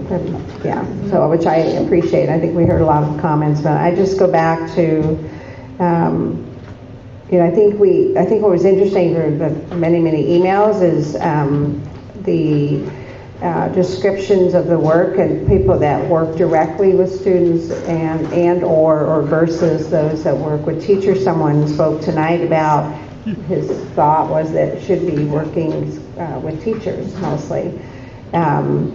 So it sounds like, I believe there's some interest in looking at the whole program, something that needs to be focused on because this is definitely a critical need in our district and definitely a growing need.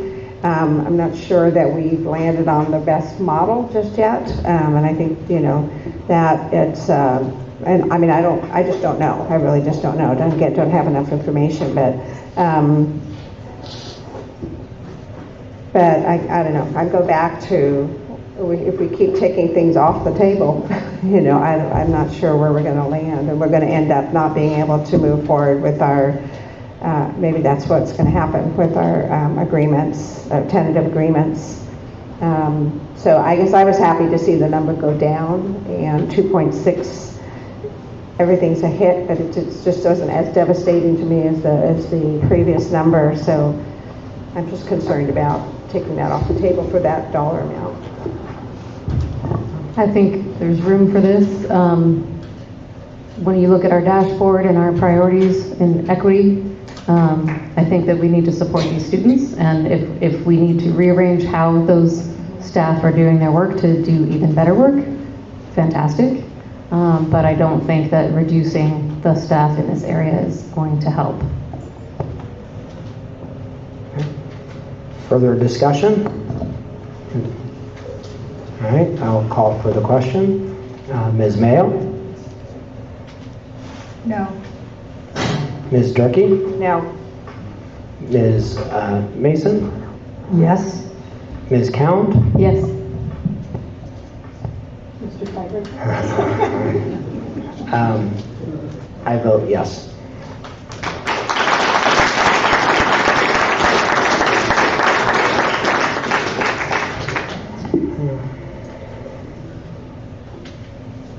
I would like to bring forward the restoration of 4th grade instrumental music at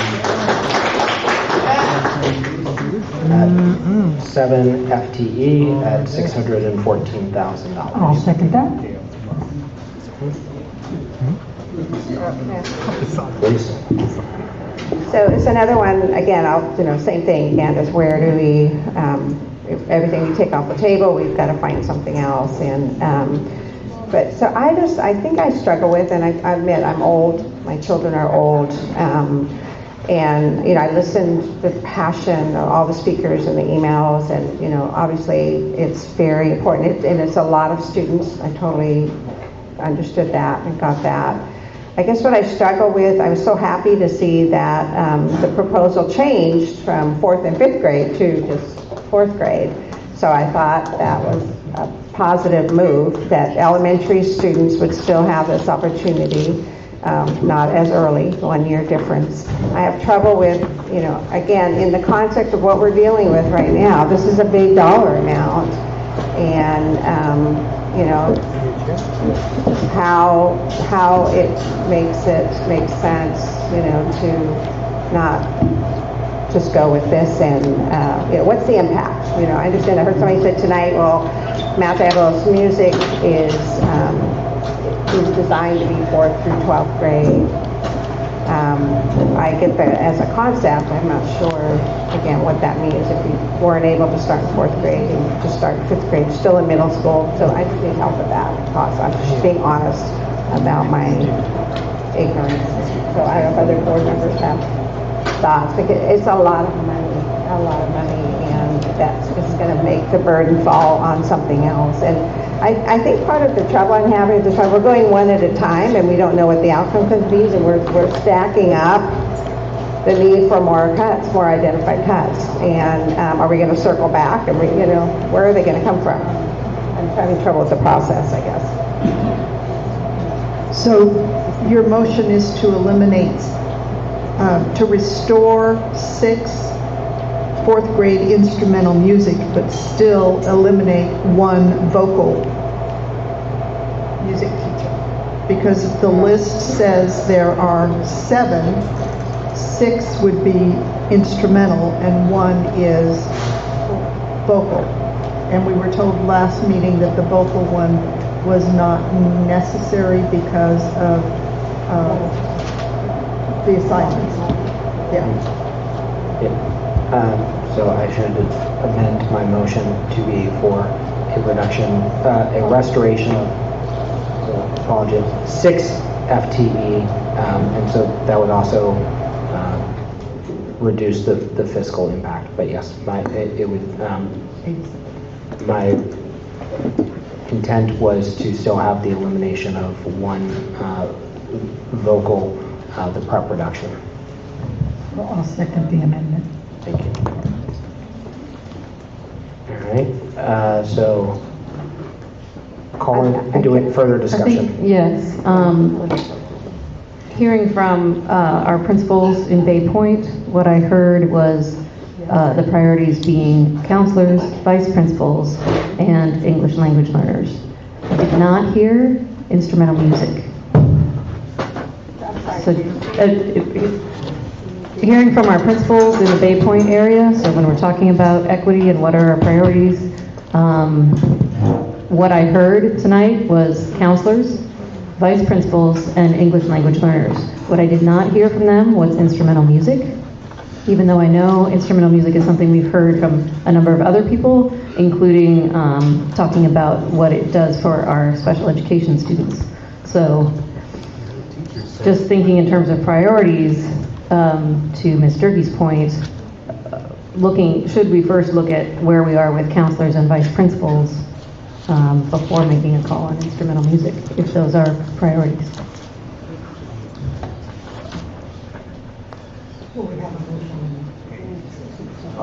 I'm hoping, because I can't talk to them, one of you can respond to what I just said. Is it that huge of a difference that makes it worth having to go cut something out? I'm not asking you. I know what you're going to say. I appreciate that. But I want to hear board member, this is a discussion for the board right now. So I'm being really honest to know. I know I'm setting myself up. I understand that. But I really don't. Yeah, I think for me, what I've seen and what I've understood is that the two are tied together, that 4th and 5th grade, and that we have had a history where when we have not had 4th and we've just had 5th, that 5th grade becomes the next thing to fall because it's missing 2 legs or from the table, and I think it becomes a slippery slope for that. And I think the 4th grade is a prep for the 5th grade, and then going into middle school, that it has that pathway. I also think that this is an item that for many students in our district is a large draw. And when we look at our declining enrollment within our district, if we eliminate 4th grade and then potentially down the road, 5th grade elementary music, I think that would have a detrimental impact on our student population, and it would be a long-term negative fiscal impact because I think we would lose additional ADA and people would go elsewhere. This is a really strong program within our district, and it is one of the shining lights, and I think it helps attract people to our district. So that's my thought.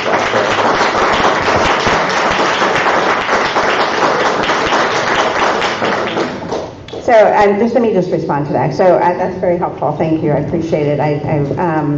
I guess I'm thinking of what we're dealing with right now, and I will tell you that the learning for me during all these discussions and hearing from so many people was why it matters that you have instrumental music in elementary schools. I totally got that concept. And I totally get the other kind of, like for some folks, I've always known that is that, for some people it's life-changing and it's really critically important. So I totally accept and appreciate that. So I was just struggling with, given what the challenge we have, and not, I think I feel like the commitment is the importance of having something in elementary school. So it's not in my head that at some point, just because you cut 4th, that makes it easier to cut 5th. I personally would not have supported that too. So, but I get the logic of that as well. So, but it's just helpful. Thank you. So just to clarify the number that we're talking about, when this was first on the list, it said on the March 2nd list, it said 687,022. The board docket now, it says 614,481. So are we subtracting those two to pull out that vocal music piece? Can you clarify how much money we're saving if we keep just the vocal music piece that was found to not be necessary due to number of students total?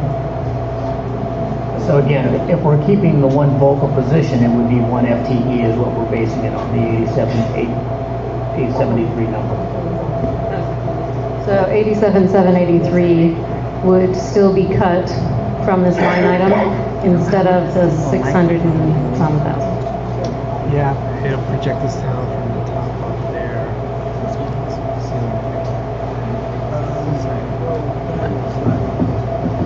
Do we have further discussion, further questions, further comments? Then I will call for the vote on the restoration of 6 FTE but still separately maintaining the cut of one FTE vocal for prep production. So I'll start the vote. Ms. Count? Sure. Wait, I'm sorry. Which way are you, so you removed? Sorry. So we're, This would I just want to restore- clarify what a yes vote is here. A yes vote yes vote is is to keep to- instrumental fourth grade music, is that correct? But not the vocal, okay. Yes. Ms. Mason? Yes. Ms. Durkee? Yes. Ms. Mayo? No. Mr. Lawrence also votes yes. Motion passes 4-0.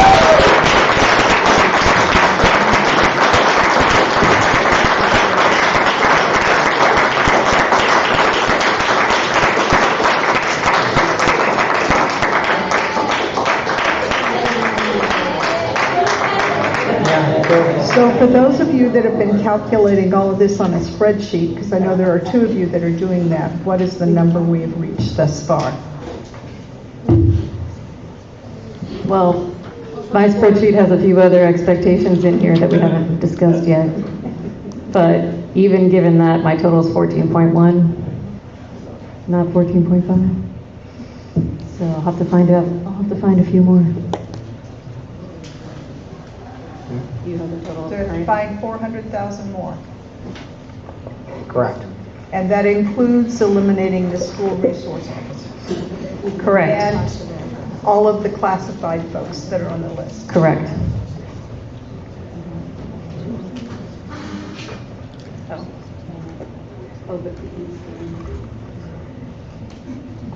So some of the outstanding questions I still have are, is there further, as we've shifted things and have teachers retiring, and those are more expensive teachers, is there any cost savings from those teacher retirements that we have not yet accounted for? So that is one question that I have. A second one, I will return to the question posed by Mr. Reynolds, because I have seen this historically, that the cost of all teacher salaries and benefits for the year, I apologize, it's now a new day, and so I've forgotten the exact phraseology, but our running cost on that, and is there any possible savings there? So those are two of the areas that I would like a clarification on before we look at additional cuts. I, again, would return to looking for additional cuts at things like, looking at what our printing budget is, and also, if only I could get the dairy industry in there as well, Ms. Mason. And then also taking a look at conferences, the travel and conferences, and then if we need to, making further reductions at the central office. Those would be three of the areas that I would look, if we do not think that we have other areas where we might already have savings. So I guess I'm struggling with the savings that we might, realize between now and June 30th. You're saying paper and that we I'm talking about next year, well, paper I'm talking about next year's budget. Do we know the total budget for? So you are asking that staff say we reduce paper expense by 40%? I'm saying that's what, we're being asked what are some of the areas. Again, I will return to the fact that as a board, for 14.5 million in cuts, we are presented with 14.7 million in options, so we had 2% variance. From my perspective, that was not acceptable, so I'm sharing some of the other areas that I think we can look at. I would certainly welcome any suggestions from staff as to other options, but with 2% margin, there was not much optionality, which was not what I was looking for, and I think other board members had expressed that as well, that we were looking for more optionality with regards to having our ability to choose So just to give you an update, now I have put in everything that we've discussed, and we're at 13.9. So that includes everything that was on the slideshow, plus all changes that we've made so far tonight. I was going to say, and now you have made some very specific decisions to remove things from the list. Again, what I don't know if you've necessarily done, which could help you, would be to, again, confirm a number of the things that Ms. Count has got in her spreadsheet, and maybe walk through several of those items if you're saying, yes, we absolutely all agree, or we have enough votes to, in essence, keep those things on there. So, for example, extra time for sites with no vice principals is $76,000. The middle school sports, $142,000. These are items that we have not necessarily discussed, but I don't want to presume that everybody is on board with keep those on there. The iReady at $580, still leaving potentially $200 on there, but that's an item that you've mentioned in the past about adding the entire component. However, if we do that, then there's still some issue about what would we use going forward to meet some of our mandates. So whether it's iReady or not, still the decision is, should we count on 580 savings or 780 savings? Again, and I'm hearing the training workshops, conferences, we've been working with a number of 150 and the consulting contracts of 325.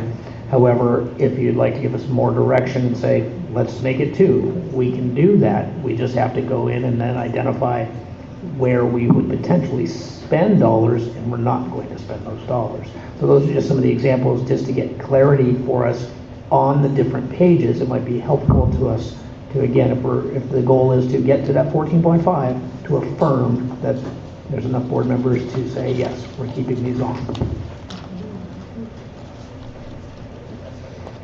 One question I had on the training workshops, conferences was, what is the budget for our board? There must be some specific number allocated for us to go to the annual State School Boards Association conference, and then there's also events that the board attends as well, mayors, luncheons, etc. Masters in governance training. Again, I do have just a little bit of information, but it's, again, it's not a detailed report. It is just some identified costs that in 2018, the CSBA costs were $5,000. In 2019, it was $3,500. We have done some work with Leadership Associates for governance trainings of, in essence, $6,365, and then an independent service contract of $14,250. Those are just a few of the items. So roughly every year, if we take a look at that, in essence, about $10,000. This is not a complete expense of board costs. This is just some of the training for the governance and other items through CSBA.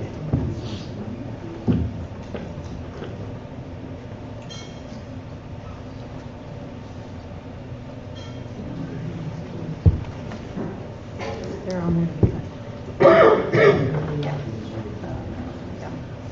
So do you want to go through the list?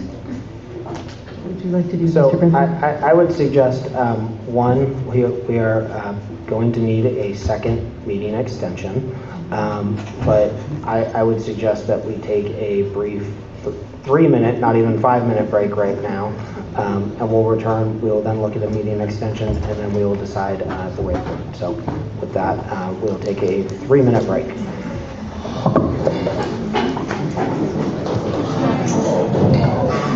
I gotta go walk. You can, I need to stand up.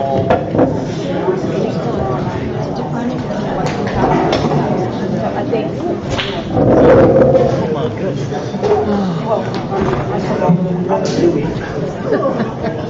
Continue it.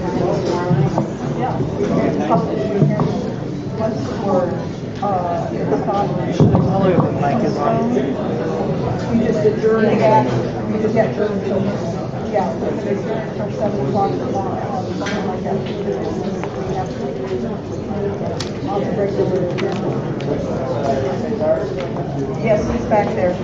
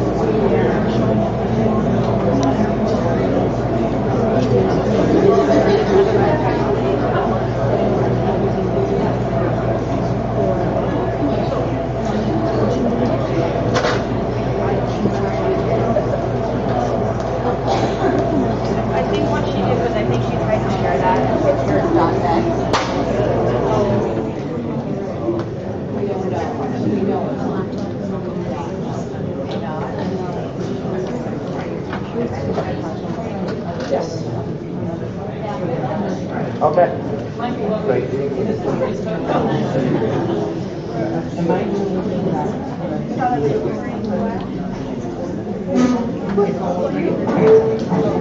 That was the bid stuff?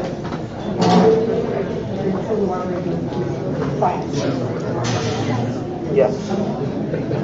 So the cut was 5 instead of 2. Or it was 1, wasn't it?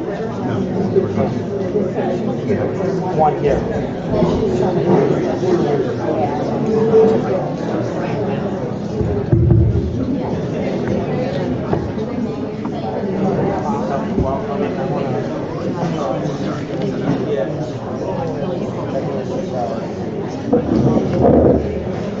So you're now, it's going to be an extension that means It means tonight. Oh, tonight? Yeah. When the polls are sending tonight. We already actually can function. I can't even break the numbers down.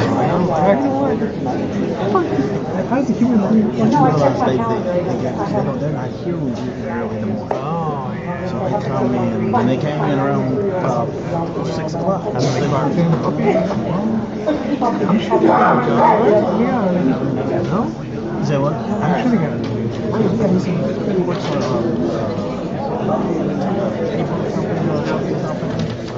Well, yeah.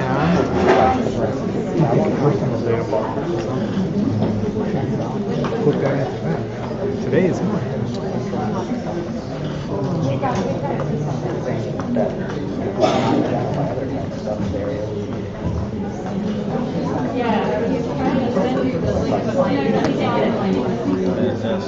Did you want to expect this? Yeah, I was kind of expecting. Hey, chocolate. Some more seed. Some more seed. I thought about going next. All right. We'll return in 30 seconds. 30 seconds? What are my options?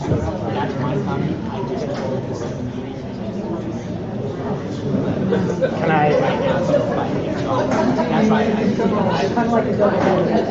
I extend the meeting again and then do that, or do I? So, okay.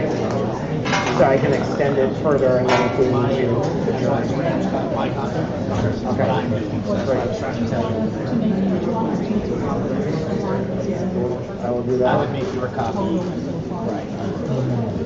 My recording.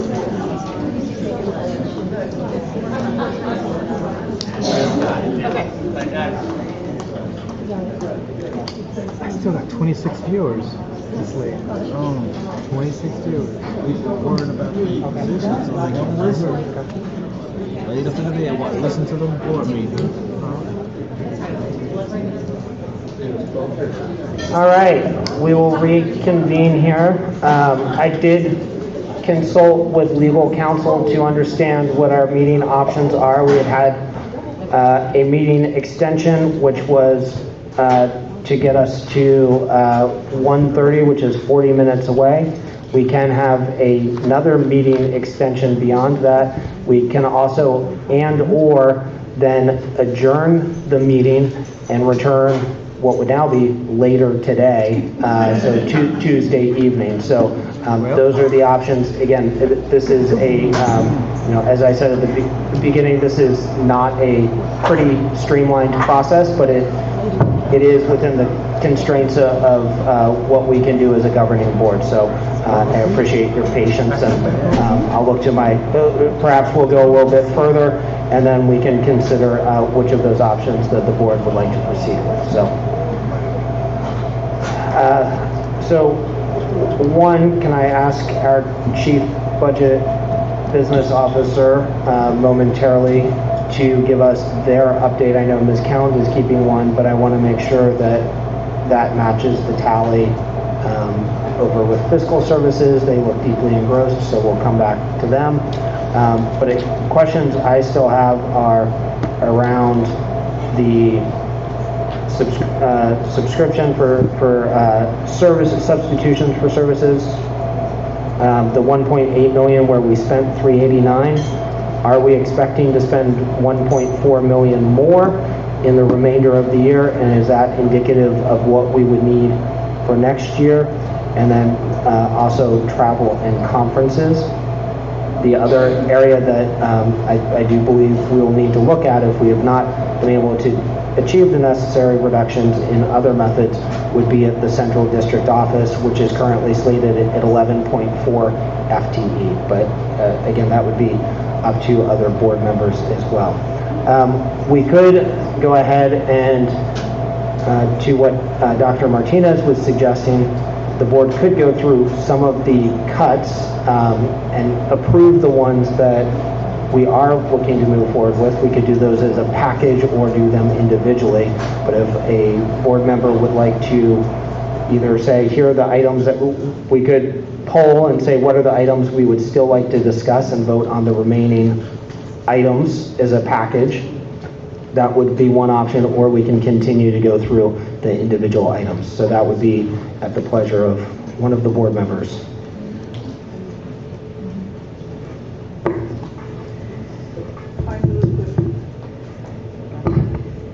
I move that we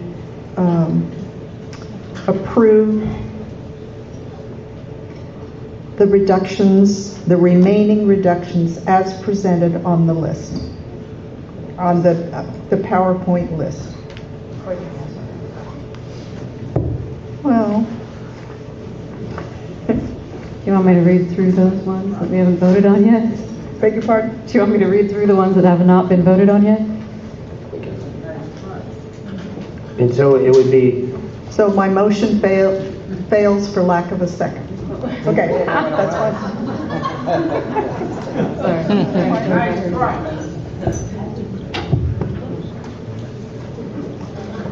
Who's next? Okay, maybe a smaller chunk here.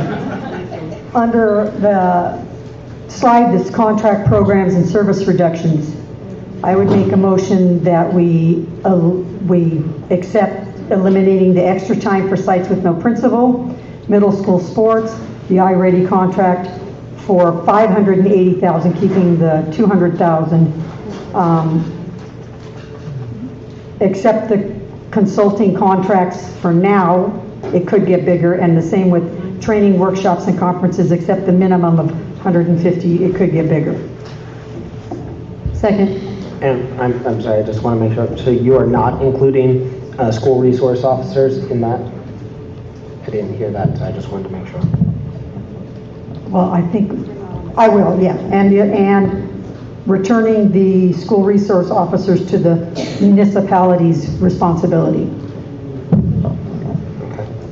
So is there a second? I still second that. All right, so let me just recap it. So it is the contracts, programs, and service reductions as presented with the removal of the JROTC, which we already... That was so much easier. Every once in a while, I have a moment.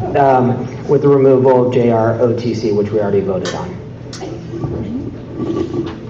So Discussion. I will advise you that I will not be supporting the motion as it includes the full amount for the school resource officers. The three of you sat on this board when it was brought forward for this board to fund half of the resource officers. Our cities went out and hired additional officers to fulfill this responsibility for us. I do agree with Ms. Mason that I believe that the safety on our streets is the responsibility of our cities, and I believe that certain cities should fully fund crossing guards as the remaining of our cities do. However, because we made this commitment with the cities without negotiating with them first, I cannot support the total removal of all of the, leaving the entire amount on there. Other comments or discussion? I agree with Ms. Mayo. I think I was disappointed to see it show up as a thing and not, let's, say we have to go renegotiate the dollar amount. I think you already made the point about it doesn't need to be as expensive.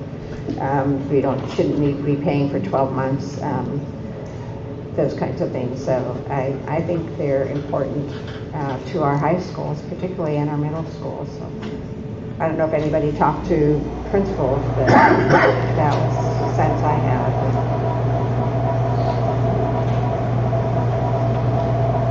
Ms. Counts, Ms. Mason, any comments? You just mentioned, I don't believe any of these SROs are in middle schools that we're paying for. In Concord? Oh, Pleasant Hill Middle. Okay. So that's not something that we have in all of our middle schools, just so you know.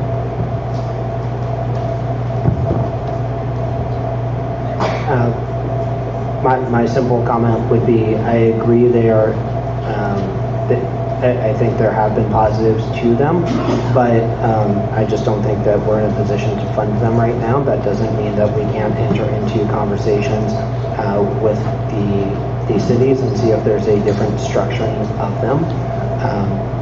But I'm not sure how we do that piecemeal, and so I think, again, this is an item that could return. But we could start by saying we do not have the funds to support this currently and reach out to the cities. Further comment or discussion? So can I ask a question? Can we, because if it's a package, we have to say yes or no, and if that's the only one I am not supportive of, can we break it off somehow? I think we vote on the current motion, and then if it fails, we make another motion. Okay. So I will go ahead and I will call for the vote. The motion was to accept the contracts, programs, and service reduction recommendations as presented with the removal of JROTC, which has already been voted on separately. But not school, we still have school resources. That was presented in the motion. So you would have to make a motion to consider it separately if you wanted to do that. I have to amend this motion. Right, okay, can I do that? I'd like to amend the motion to remove, to treat the school resource officers as separate votes. Separate.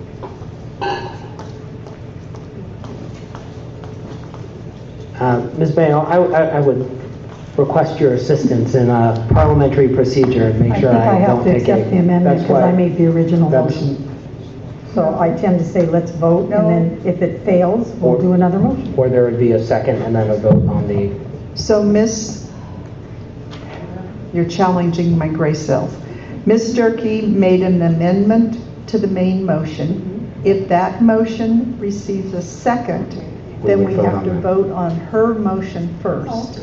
Depending on the outcome of that, well, regardless of the outcome of that motion, it is in order to make the motion on to consider the vote on the main motion.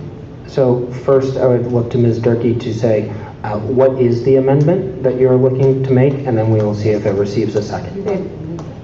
I just want to remove the school resource officers from this vote and treat it separately. Okay. Because I don't want, excuse me, I just explain, I don't want to, I'm in favor of the others, and so, I want to make it clear what my position is on all of these. So. Second. Okay. I will call for the vote, starting with Ms. Mayo. Yes for removal from the main motion. Okay. That's what we're about it. Yes, so the vote is on the amendment to remove school resource officers from the recommendation reductions. So a yes vote would have us separately consider the school resource officer. So that's what a yes vote would do. Okay, yes. Okay, Ms. Mason? No. Ms. Cound? No. And I also vote no. So that amendment fails 2-3. We will return to the question of the contracts, programs, and service reductions, with the exception of JROTC. So that now becomes the question, and so I will call for a vote on that, starting with Ms. Mayo. I vote no because of my position on the school resource officers. Understood. Ms. Durkee? Yes, I also vote no because of my position on school resource officers. Okay. Ms. Mason? Yes. Ms. Count? Yes. And I also vote yes. Item passes 3-2. Okay.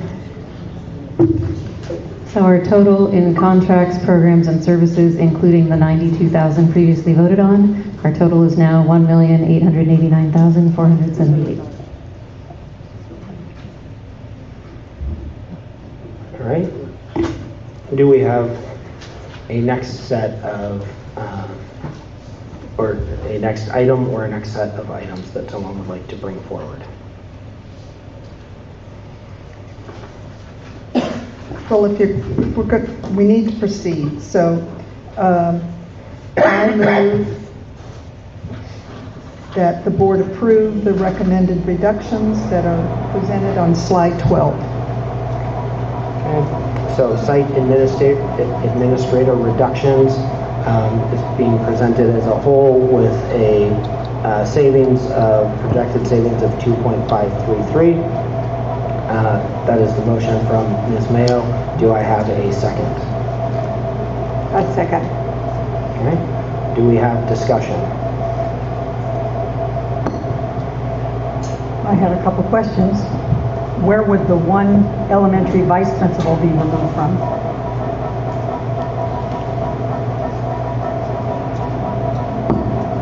We've gone through several different gyrations within this. There are several of our school sites that actually have site council dollars that they put towards some of the locations. So again, we would go through the process of looking at our highest need schools, and it would be the least highest of the need of the remaining schools based on the one reduction. So we would make sure that the highest need level schools were served first. And then would it hold true for middle school and high school as well? Correct. So just to clarify, so it's not like predetermined, like the high school one, we don't know where that's going to be? No, not at this point. Is there a possibility that it would be a half and half type of scenario? I've heard some concerns about that. That is a possibility, again, depending on where the students are at for the following year, because again, things do change, so we'll be tracking the enrollment and making sure that we're using the resources we have in the best possible way we can and come with a plan for that resource that we have to meet the needs. It could turn out that way. And again, in that situation, we could have a site that has some allocated dollars to maybe provide the second half of that position, but it has to be determined. And then the continuation school vice principals, it says there's 3 FTE, we would be removing 2? Correct. And again, we do have a dean that's listed there, so there's several options that we're looking at to address the needs of the students who are going to be within our particular programs. But right now, our flexibility on the PKS is a little bit broader than this, but again, we're looking at 2 positions within the structure for this dollar amount.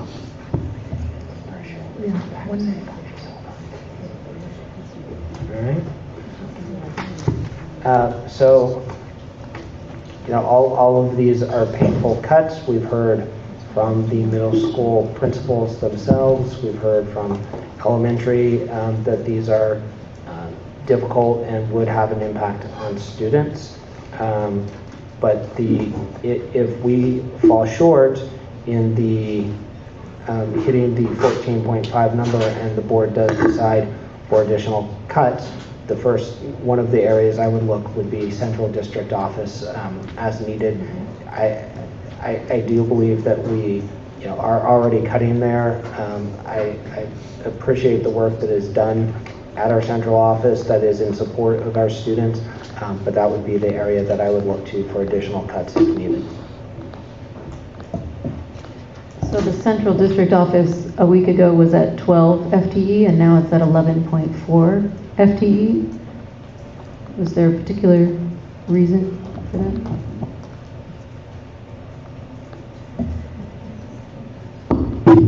Sorry, I'm looking at the particular data here in front of us. As we've been working through, again, a potential reorganization, what we've identified is that there was one position that was actually doubled up within the original structure. The job correct for that. Okay. Further discussion? Well, I want to reiterate, at some point it would be nice to see what we have at each school. For me, it's really, as far as administrators and then counselors, because I don't have a picture of that in my head. I think it would be helpful. I know that you're looking at all that, and certainly, identifying schools have greater needs. I know that's being done, but it'd be helpful to see it. And I would certainly think that would help inform board decisions if and when we identify additional funds and we're in a position to bring back some of these positions, that would be extremely helpful. But right now, the board is operating without that information. Okay. We had a first and a second, didn't we? All right. So further questions, comments? I will then call for the vote. I will start with Ms. Mason. Yes. Ms. Durkee. Yes. Ms. Mayo. Yes. Ms. Count. Yes. I also vote yes, 5-0. The motion passes.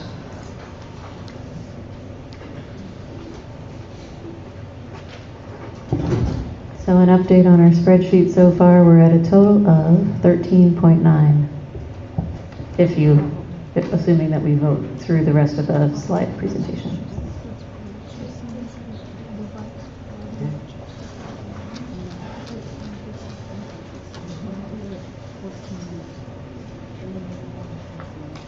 The next item in the list is the certificated reductions. Is there a board member who would like to bring something forward with that? We've already looked at the middle and high school librarian and addressed those issues. But there are 5 remaining items on here, or 4 remaining items. Can I take a motion for that? Yes. I will move that we approve the reductions of the elementary teaching staff, middle school teaching staff, and high school teaching staff, and elementary librarian. That one was that one. Yeah, correct. The first 4 on the First 4 on the list. Do we have a second?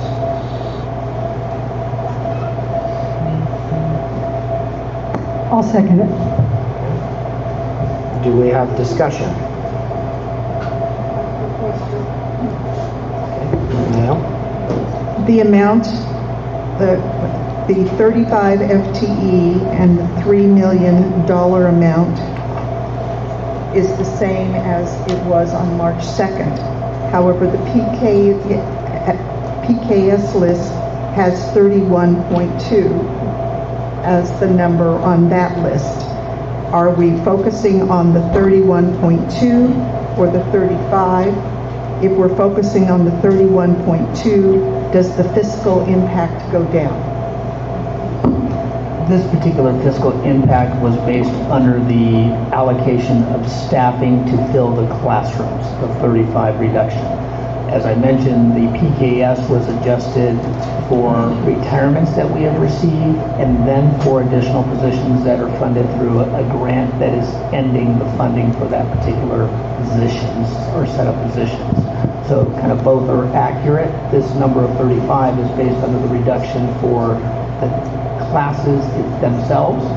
The other capture is for another individual or a couple of individuals who have the 1.2 additional under grant funding. So both are really accurate. Thank you for clarifying that a second time. I just wanted to make sure that we were all clear on that. Okay. Further questions? All right, I will call for the vote. I'll start with Ms. Durkee. Yes. Ms. Mayo. Yes. Ms. Count. Yes. Ms. Mason. Yes. And I also vote yes. Item passes 5-0. Okay, so just to clarify that one, just want to make sure I have my totals correct. Yeah. So that was all the ones that we hadn't voted on yet. So it's the top elementary, four. middle, high, elementary librarian, elementary PE teachers, alternative ed teachers. No, I'm sorry. it was the top, it was the first four, so we hadn't gone to the next slide. Just the so first four. it Okay, was the so I first can't four. give you a total yet because of my totals, including more pages. So if someone would, on the next slide, so we've already addressed the fourth grade instrumental music. We've addressed the TISP coach. We've addressed the TOSAs, and so it would be the remaining, and we've addressed the ELD support teachers. So it would be elementary PE teachers and alternative education teachers on this slide.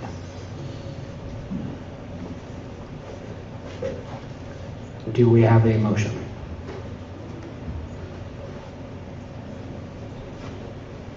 Do we have a motion on something else? That the board adopt the recommended reduction for the elementary PE teachers of 5.0 FTE and the alternative education teachers I've drawn a line through something here, so I can't see. Is that a 2.0? 2.6. 2.6.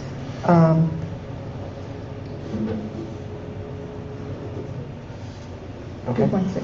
Okay.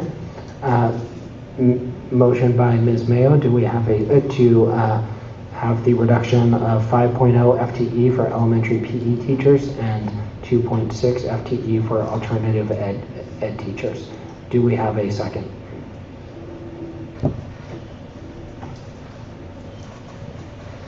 I'll second for discussion. Okay. Ms. Mason, would you like to start with discussion? Well, there seems to be this big confusion around the PE teachers, whether we can do that or not do that under our Medea contract. So one of the things that we have looked at are every time that we make a reduction, there are potential impacts of that reduction. We do know that in 2000, the year 2000, there was an original MOU that spoke about Medea putting some of their dollars that they could have accepted as part of a raise to pay for some of the PE instruction. There are parameters around that MOU that the district does believe that we would need to enter into appropriate negotiations and back to the table for discussions on any changes to the MOU. The MOU was designed as part of a class size reduction consideration as well. As we've spoken about in conversations, class size reduction as a entity from the state does not exist anymore. So we do believe that we'd have to get to the table with Medea to converse about this and determine what are the outfall of this process. Again, we know Medea has a perspective on this. We don't want to be, in essence, engaging in public negotiations about that. But we believe that through legal counsel that we would need to get back to the table with them to discuss this. Could it result in the full savings as anticipated? Yes, it could. So again, we have to get to the table, talk about what the impacts are to current teachers, to the process of the old MOU. But again, we wouldn't necessarily negotiate in public about that. We'd have to get to the table and have conversations. So from the parent community perspective, people have been saying, so does this mean that our elementary students would not have PE? Again, from the district's perspective, our multiple subject teachers are credentialed in the area of being able to instruct physical education. And many districts and continue to do that to this day. We do have parameters for PE minutes that our students would need to receive based on our historical lawsuit. So yes, our students will need to have PE. It would become incumbent upon the district to provide appropriate curriculum, appropriate training, appropriate support, so that our multiple subject teachers can deliver PE, physical education. Again, people will tell you one way or another which is better or which is not, but it is appropriate under the credentials for a multiple subject teacher to instruct physical education. So what I'm hearing is that we're not voting to cut PE from students being able to access it. It has to happen one way or the other. The question is who's providing it. Correct.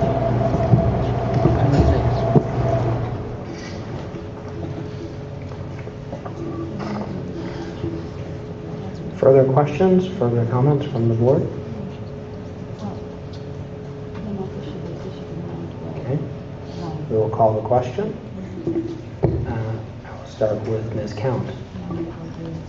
Yes. Ms. Mason. Yes. Ms. Durkee. Yes. Ms. Mayo. Yes. And I also vote yes. Item passes 5-0.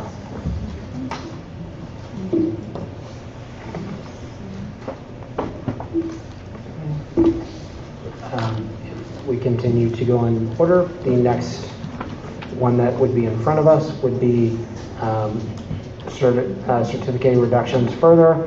We've already covered the high school IB coordinators, so it would be elementary counselors, middle school counselors, high school counselors, stipend for extra duty, as well as athletic directors is on the next slide.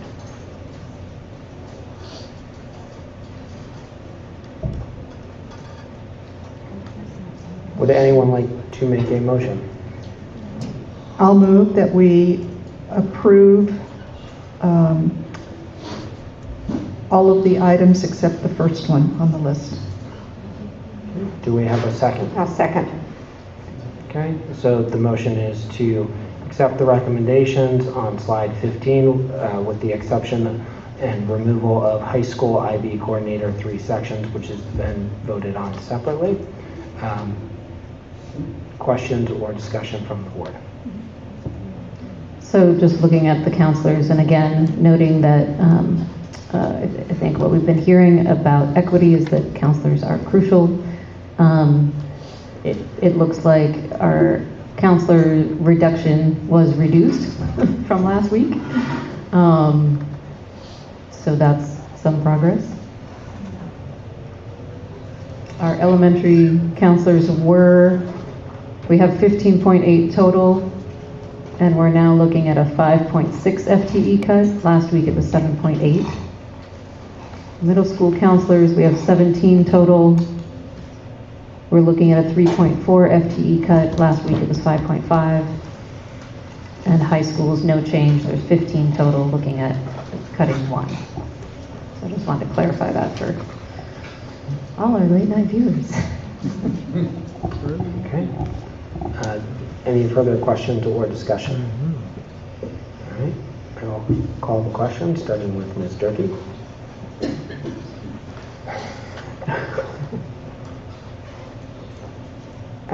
Yes. Ms. Mayo? Yes. Ms. Mason? Yes, with the hope we'll be able to add them back soon.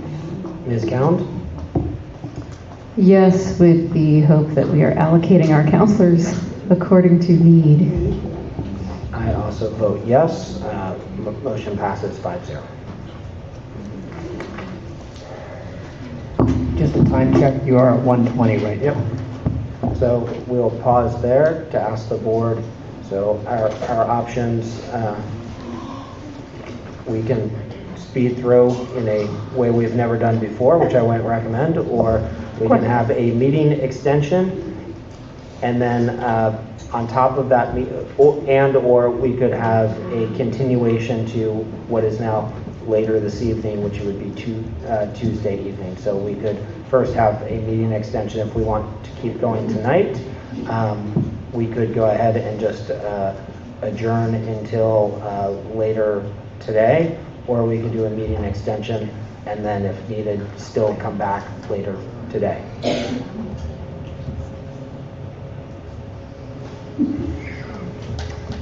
I'm available to do all three of those.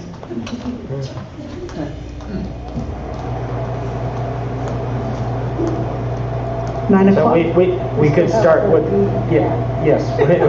So we could start with the meeting, so either we could start with a second meeting extension, or we could move to continue until later in the day. I move that we extend the meeting till 2:30. Okay? Second. On a roll, come on, guys. All right. Ms. Mayo? Yes? Ms. Durkee? Yes. Ms. Mason? No, only because we have our whole agenda we haven't even dealt with yet, so. Ms. Count?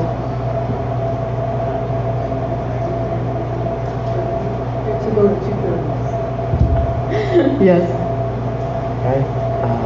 I was going to vote no, but motion passed, so I vote no. Motion passes 3-2. Yes, motion, meeting extension till 2:30 passes 3-2. So I have a question. In order to show a good faith effort to the Contra Costa County Office of Education, do we have to consider the proposal to the reduction for classified staff tonight? I'll have Dr. Gonzalez speak to this. In order to show a good faith effort for the Contra Costa County Office of Education, do we have to approve the classified number of 60.4 FTE tonight? Well, you don't have to approve the formal reduction because it's not associated with PKS for them. We would be asking for board direction to proceed with the classified reductions in a forthcoming meeting. Correct. We would be bringing that forward on March 23rd. So the totals right now, I know you want a drum roll here, including the classifieds, the total is $14,504,550. Including the classifieds, the total is $14,504,550. So where did we pick if up we were going to move 600,000? forward to we corrected our spreadsheet. If we were going to move forward with the AB 1200 and possible ratification, to get to the 14.5, we do need to include classifieds. Again, it's not a formal vote, but setting direction for us so that we can move forward with that. That would be demonstrating our good faith.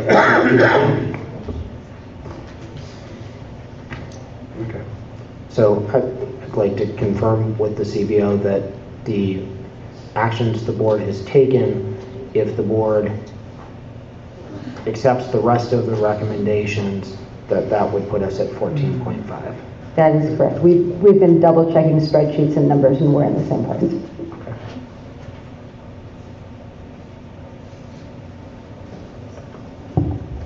So do we need a motion? All right, so do we have,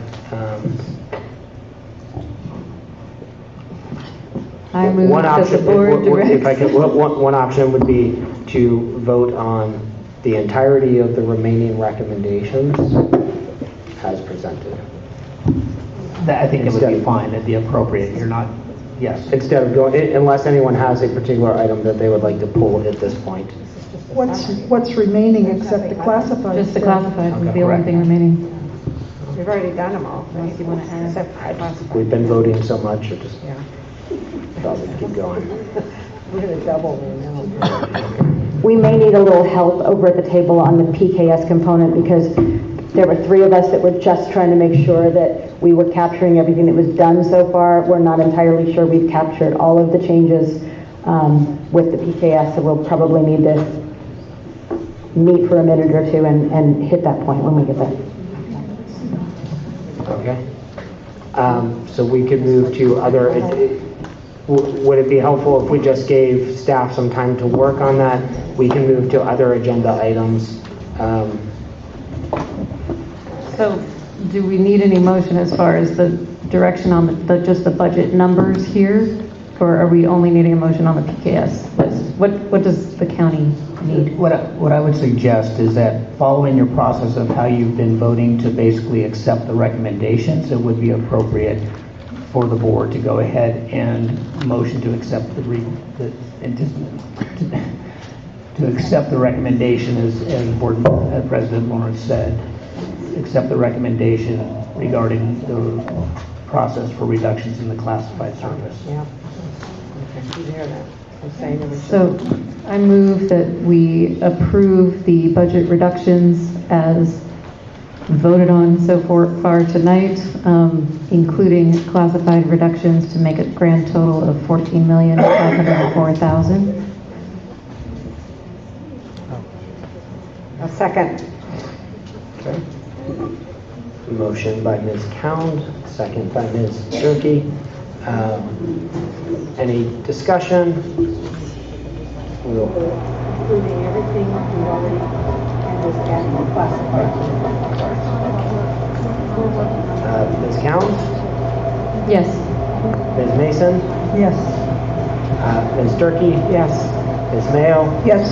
I also vote yes. Item passes 5-0. With that, we do have 5 public comment cards for item 9.0, which would have to be on a matter that is not agendized. So I will read through those names in case any of them is here. Shelley Foe, Enrique Sanchez, Jaira Martinez. Oh shoot!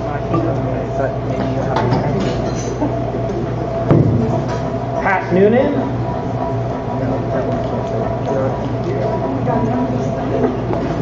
Mary Gray.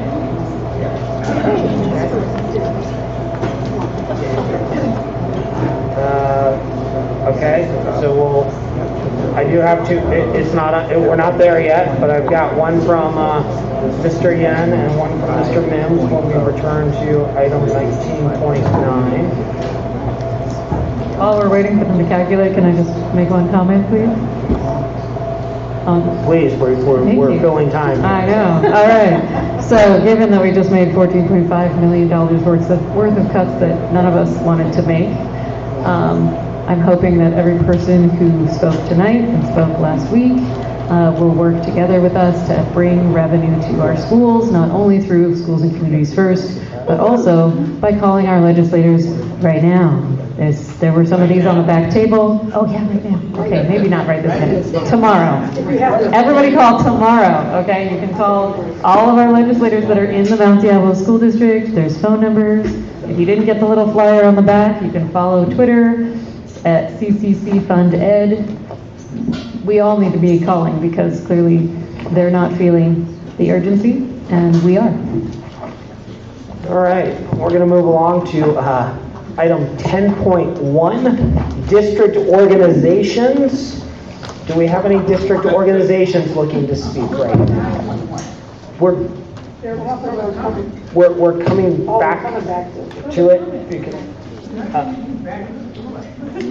They're tabulating, so we're done with 19.1. We are going to move to 19.2. Or I'm sorry, 19. We are going to move to 19.9, for which Mr. Mims, I did have a comment card for you and for Mr. Yen, but we are giving staff a chance to calculate for that, so that's why we're going to return to that. Not hearing anything from district organizations, we're going to move along to 11.1, which might confusing the heck out of me. I'm talking about those guys, they're from scrolling on. Yes, sir. Coming back to 9.1, which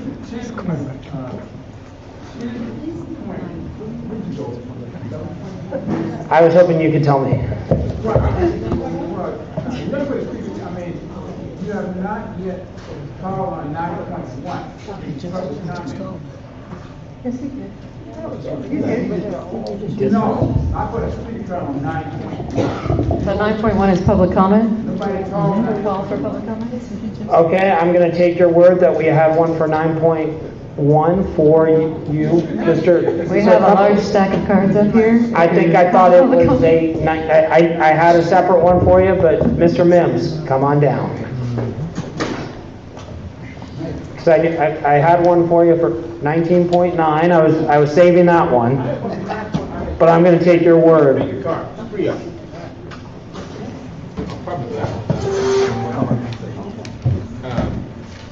Okay.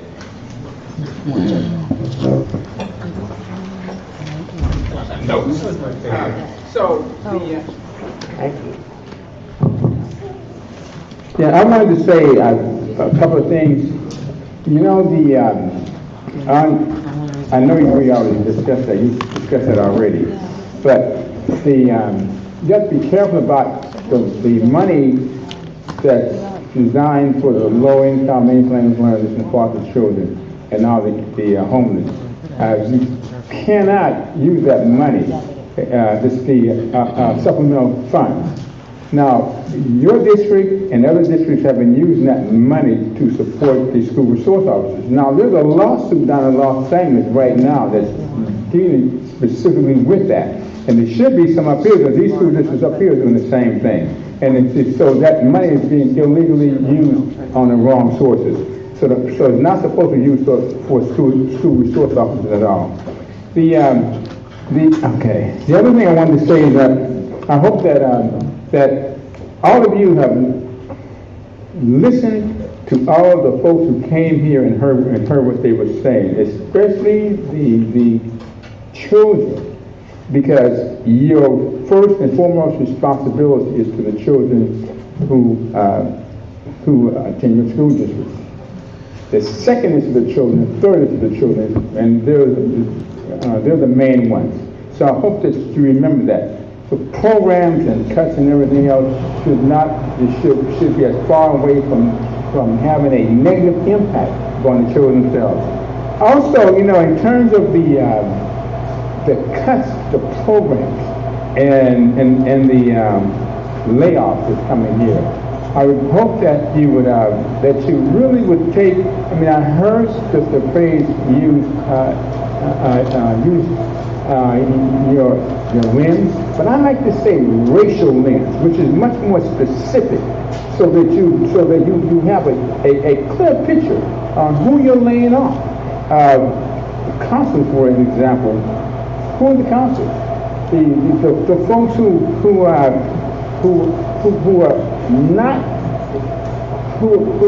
do not have a significant number of representations in these school districts, in the schools themselves. The counselors, the teachers, all of that. I mean, there's a lot of counselors being cut here.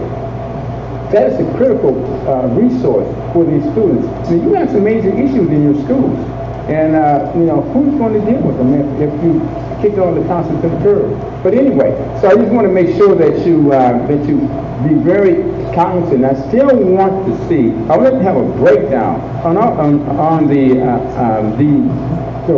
racial breakdown on who you're cutting. I mean, when you hire folks, they come up here and they tell who they are. We see who they are, but when you cut them, I can't see them. I like to know by racial groups who they are. And I appreciate if I can get that information so I can know what you're doing to make sure that you're living by the LCAP and the diversity and equity that you're supposed to be living by. Thank you. Question, Mr. Mims, when you talk about the racial breakdown of who's affected, are you talking about the racial breakdown of the staff who are laid off or of the students who are served? I'm talking about the staff who are laid off, because the staff in most cases should represent the students that they serve. At least you should have some diversity across the board. Thank you. Thank you.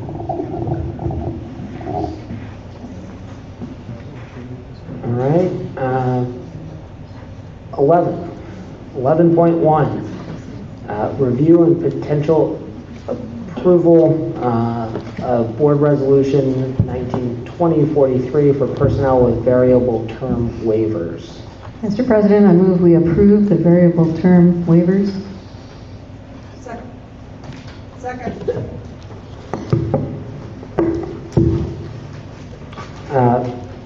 I'll call for the vote. Ms. Count? Yes. Ms. Mason? Yes. Ms. Durkee? Yes. Ms. Mayo? Yes. And I also vote yes. Item passes 5-0. On to 11.2, review and potential approval of board resolution 1920-44 for personnel with provisional internship permits. Do we have a motion? Mr. President, I move that the board approve 11.2 as presented. Second. Okay. Motion by Ms. Mayo, second by Ms. Count. I'll call for the vote. Ms. Mayo? Yes. Ms. Durkee? Yes. Ms. Mason? Yes. Ms. Count? Yes. I also vote yes. Item passes 5-0. Moving to 11.3, review and potential approval of board resolution 1920-45 for personnel with variable term waivers, 30-day substitutes. Do we have a motion? I'll make a motion that we approve it as presented. Second. Motion by Ms. Mason, second by Ms. Count. Call for the vote. Ms. Count? Yes. Ms. Mason? Yes. Ms. Durkee? Yes. Ms. Mayo? Yes. I also vote yes. Item passes 5-0. Moving along.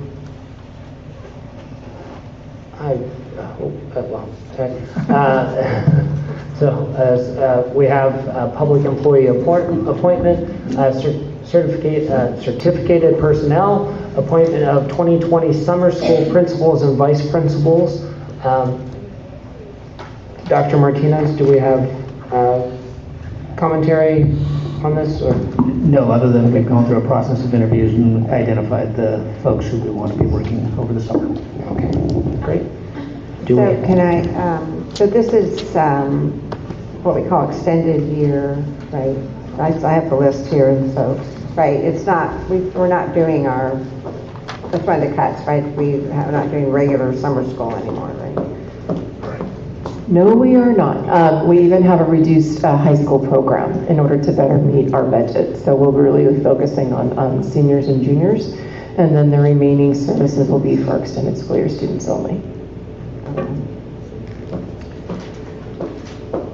I move the board approve the appointment of 2020 summer school principals and vice principals as presented. Second. Motion by Ms. Mayo, second by Ms. Count. Call for the vote. Unless there's any discussion, calling for the vote, starting with Ms. Durkee. Yes. Ms. Mason? Yes. Ms. Count? Yes. Ms. Mayo? Yes. I also vote yes. Item passes 5-0. Board member reports. I will start. I have no report. Yeah.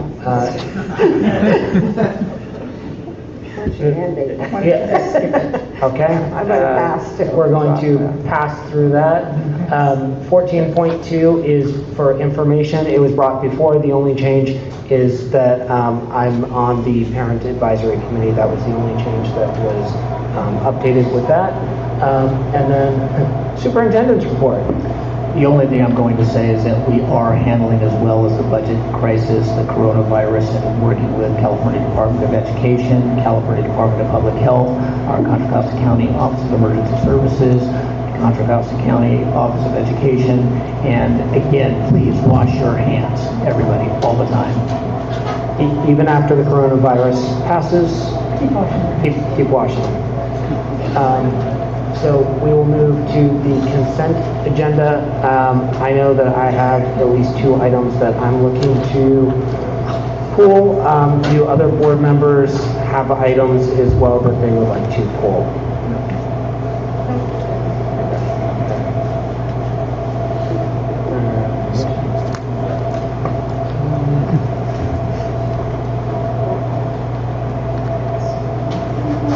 Sorry, I'm now in a different screen. So my 2 were the trip to Anaheim. I did want to just not go. 16.13. 16.13, thank you. And then also the approval of a consultant. It was Dr. Jose Medina? 16.3. Thank you. So I would pull 16.3 and 16.13. Do any other board members have anything they would like to pull? Okay. Mr. President, I move the consent agenda be adopted as presented with the exception of 16.3 and 16.13. Second. Okay. I have a first and a second. I will call for the vote, starting with Ms. Mason. Yes. Ms. Cound? Yes. Ms. Mayo? Yes. Ms. Durkee? Yes. I also vote yes. Item 16.3 and 16.13 are now here for separate consideration. We'll start with what was previously 16.13. I would just ask, in light of what has transpired for the last few hours, if the superintendent could give more information on this particular item. Yes, in brief, Dr. Medina has been a well-known consultant working with a number of our schools on dual language. Oh, pardon me? 16.13 or 16.3? Starting with 16.3, then 16.13. So we pulled both of those. Please So continue. again, Dr. Martinez. yes, he is working again focused on expanding skills of our instructors in the area of dual language and EL delivery and service. He has been working with a number of our school sites. Again, this is specific to Shore Acres and Ignacio Valley Elementary School. We have had a continuing contract with Dr. Medina, but they're seeking additional days to again work with him, with the staff on site, rather than sending people away to a conference. So it is, again, a focus of the schools and paid for by their site councils and their funds at the school sites. Are these restricted funds for this purpose? Yes, I believe it is Title I Part A, and some of the LCFF targeted supplemental grants. So those schools receive those funds particularly for them to use on the surface for students. Further board questions or comments? Is this something that, do we know if the sites are going to be continuing this next year with him as well, or?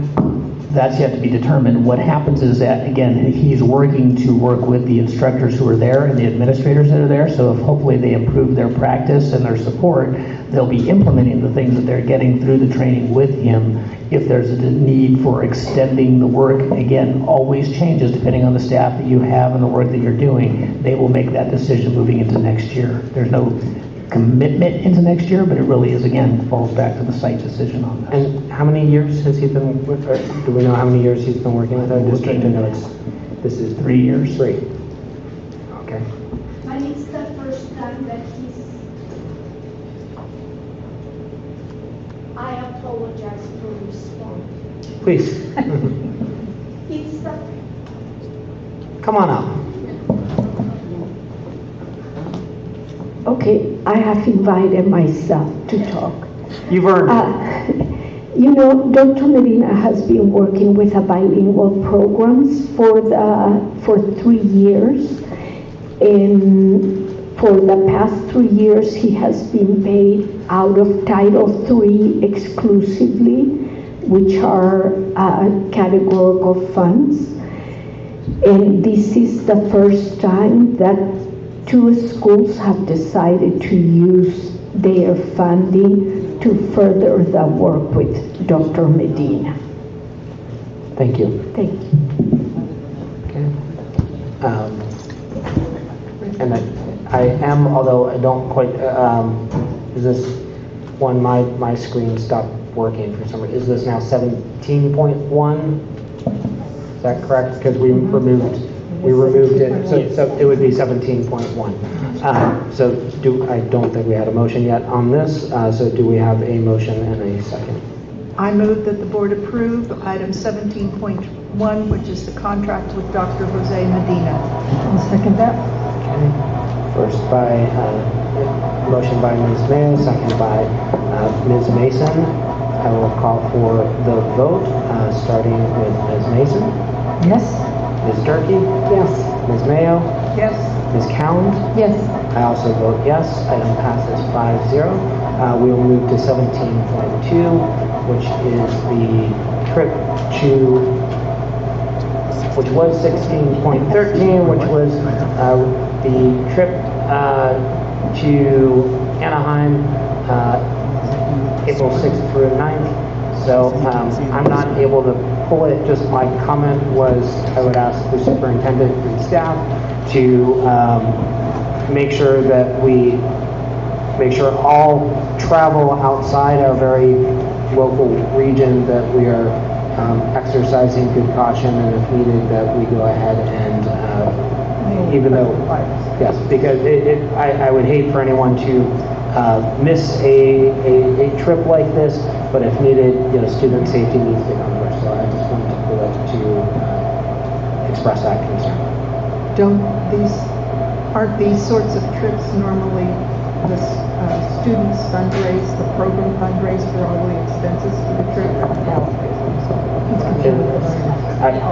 I'm concerned, I'm not sure, I'm not able to pull, but I'm hoping potentially that they're driving instead, this is an instance where driving instead of flying and things like that. So that's the type of staff's guidance and that I'm hoping will get passed along. So I move that the board approve 17.2, is that what this number is? For the Serendipity trip to Anaheim. Second. Okay, I'll call the question. Ms. Mayo? Yes. Ms. Durkee? Yes. Ms. Mason? Yes. Ms. Cound? Yes. I also vote yes. Item passes 5-0. But I share your concern about the virus. Hope we do make some decisions on that. Okay. So we did the consent agenda. Can we scroll down, or I'm not able to? What, 19 point, what were we at, 19.9 or? 19.2. 19.2? 19.2, review and potential approval of award of bid. Okay, I think I'm back now. Yeah, I think I'm back. Okay. Review and potential approval of award of bid for a roof package at Mountain View Elementary, Silverwood, and Foothill Middle School. Paper, get that out of here. He won't touch paper. Mr. President, I move that we approve the award of bid number 1854, 2020 package. Sorry, it's 1855. A second. Wait, it's 1854. Sorry, I jumped in. We'll get there. So the original motion is for item 19.2, move to approve the award of bid 1854, the 2020 roof package number 1 at Mountain View Elementary School, Silverwood Elementary School, and Foothill Middle School. Second. Okay. Motion by Ms. Cound, second by Ms. Mayo. Call for the vote. Ms. Cound? Yes. Ms. Mason? Yes. Ms. Durkee? Yes. Ms. Mayo? Yes. And I also vote yes. Item passes 5-0. We'll move along to 19.3. Review and potential approval of award bid 1855, roof package number 2 at the schools listed. Do we have a motion? Mr. President, I move that we approve bid 1855 for roof package number 2 as presented. Second. Second to Ms. Durkee in a close race, and but don't worry, Ms. Cound, I will start the voting with you. Yes. Okay, Ms. Mason? Yes. Ms. Durkee? Yes. Ms. Mayo? Yes. And I also vote yes. Item passes 5-0. I always look just in case, like, there's the Joe Biden thing where he, like, confused his wife and his sister, and in case they switch on me. So I still look, even though I think they're still sitting in the same places.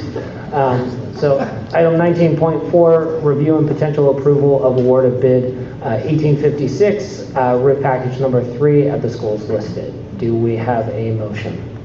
Mr. President, I move to approve award of bid number 1856, 2020 roof package number 3 at Cambridge Elementary School, Ignatia Elementary, to roofing and solar construction. I'll second. Okay. Motion by Ms. Durkee, second by Ms. Mason. And we'll start the voting with Ms. Mayo. Yes. Ms. Durkee? Yes. Ms. Mason? Yes. Ms. Count? Yes. I also vote yes. Item passes 5-0. Moving on to 19.5, review and potential approval of award of E-rate request for proposal RFP 1858 for network equipment. Do we have a motion? I move that we approve the potential award of E-rate request for 1858 as presented. Second? Okay. Motion by Ms. Mayo, second by Ms. Durkee. Start the voting on Ms. Mason. Yes. Ms. Count? Yes. Ms. Durkee? Yes. Ms. Mayo? Yes. All right. Item 19.6, review and potential approval of revisions to board policy 3516 on for both info and action. Dr. Martinez. Yes, just briefly, this particular policy was identified as being needing to be updated, just given some of the situations that we're dealing with. Again, potential virus, potential pandemic. We found that our current policy was woefully late in development. It was 2003, so we're bringing this forward as an updated process so we can have current language.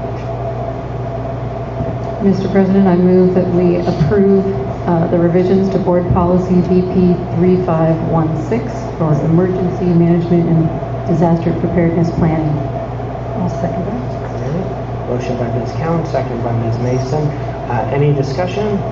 I do have a little discussion related, just because I think related to this topic is our planning as a district for COVID-19. I want to appreciate all the information that the district has already shared with our public from the CDC and from our Contra Costa County Health Services. I think we need to continue to stay vigilant on this issue. The types of things that I think we need to make sure that we include. I think some of the questions that are coming from our community are, what is our policy for when we would close a school? What is it? What are the triggers for that? And if that happens, what are the plans that we have moving forward from a scenario like that? So I think that that's something that we need to decide and communicate as soon as possible. Looking at some other districts in other areas that have run into cases of COVID-19 before us in other states. There are some schools that have gone to, some school districts that have gone to all online learning, for example. And I don't think that's something that our population is something that we can assume that they can all do. So, would you like to speak to that issue? I was just looking at Seattle School District, for example, is one that's maybe more similar to ours, that needs to consider, a diversity of students and how to serve them. What they decided to do was to say that all schools remain open, except if a staff or student is diagnosed or has family diagnosed. In that case, and only that case, is when they close a school.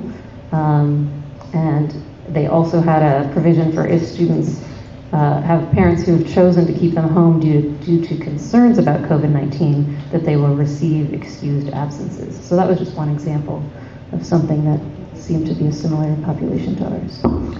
The only thing I would add at this point is, again, we're working with the CDE, California Department of Public Health. We do have some scenarios that they've asked us to consider countywide and statewide. So again, I just don't want to get out tonight with any misinformation for individuals. We do have our own district task force that is working to build our processes while we're maintaining cleanliness as best we can. Individuals are receiving training, and so we're actively doing those things to prevent as best we can.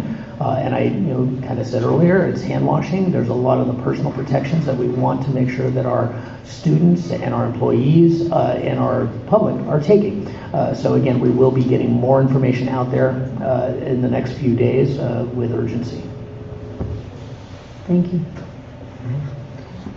My quick comment on it would be, I think math dictates that there's a high probability that one or quite probably more of our students will be impacted by this, and that's something we need to be prepared for. We need to be looking at, our large assemblies, looking at our athletic events, and so we look to the superintendent on that.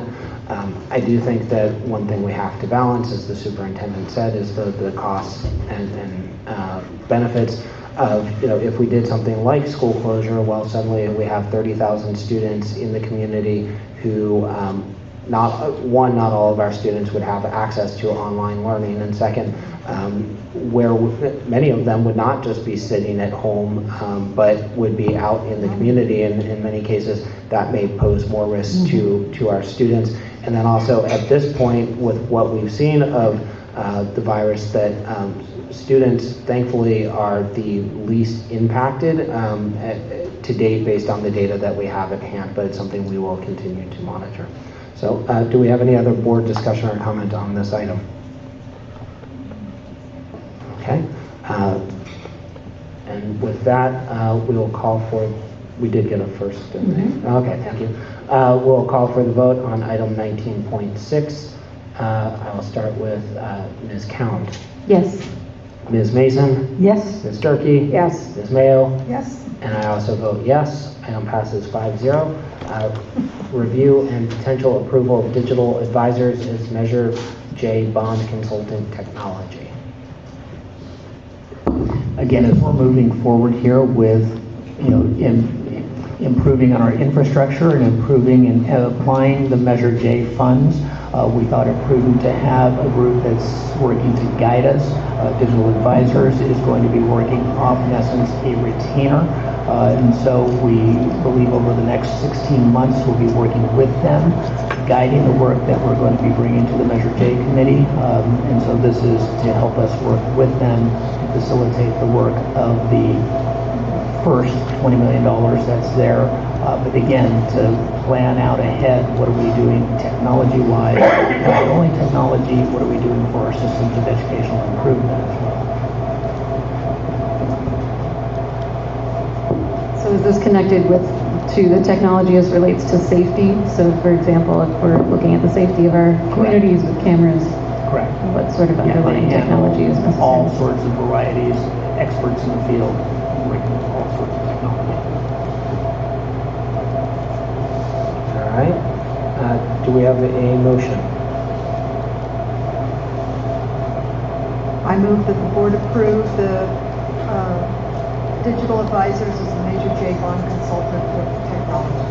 Second. I'll call for the vote. Ms. Count? Yes. Ms. Mason? Yes. Ms. Durkee? Yes. Ms. Mayo? Yes. I also vote yes. Item passes 5-0. With that, we are returning to item 19.9. I have comment cards from Mr. Mims and Mr. Yen. Mr. Yen, would you like to come down, and then Mr. Mims?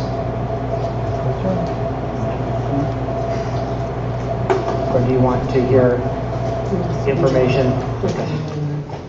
Okay. What's that? A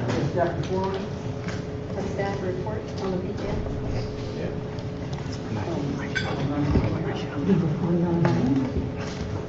I think it's driven by, so I'm happy, Dr. Martinez, if you want to give an update, because the action taken on 19.8 largely drives this, and then we are looking to staff to help give us an update. So I'm happy to take that first and then call for it. Sure. So again, just briefly, this resolution is for the particular kinds of service in our certificated employees based on the reduction or discontinuance of services into next year. So I won't read all the whereases, but in essence what this does is it provides a total of the identified certificated positions that we would need to provide preliminary notice to. As staff has been working on this, there are some modifications based under, again, the 9.8 items, increasing the BITSA support item. Keeping and actually modifying and increasing the teacher on special assignment item, removing the middle school and the high school librarians, removing the ELD support teachers, maintaining the multiple subject, removing the instrumental music, but in maintaining the vocal music. The remainders do not change until we get down to the JROTC, removing the 4 and placing a 1 there, modifying and ensuring that the athletic director is actually at a 0.8, given that we only have 4 individuals working one particular period as certificated individuals, so that has changed to 0.8. I believe Nicole has been running the data. I'm not sure if we have a new total based on those changes. We probably do, so I'll have Dr. Gonzalez give us that new total. 121.34. One more time, please. 121.34. So that is our recommended approval of the resolution for the amended version after the board has made the budget directions and the budget reductions. So the counselor numbers were adjusted as well? Is that?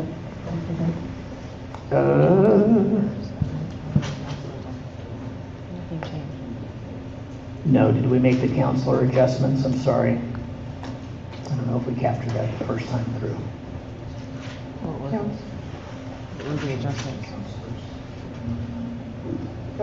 Nothing changed tonight from what we had on the PKS, correct? Okay, so it already matched up with the slide presentation for tonight versus last week. There was a change from last week. I think there's a difference on the PKS compared to what the board actually approved tonight. There are some slight reductions. My computer went down, so I don't have my spreadsheet in front of me. This one is 5.6. Oh, here.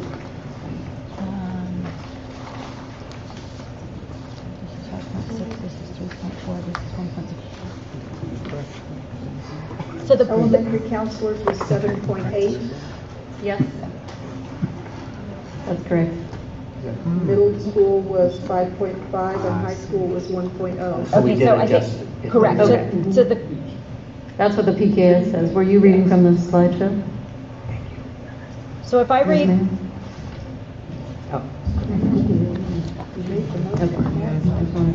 On to slide 15. What number? Slide 15. There you go.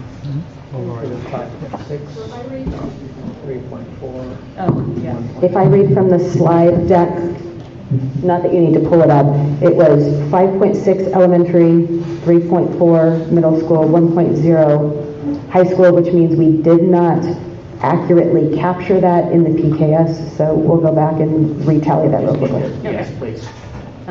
One more though. I noticed that Spanish, French, and German are on the list. My understanding was that foreign language is very difficult to hire for those positions. So I just don't want us to get into a situation of laying off and then needing to rehire for those specifics.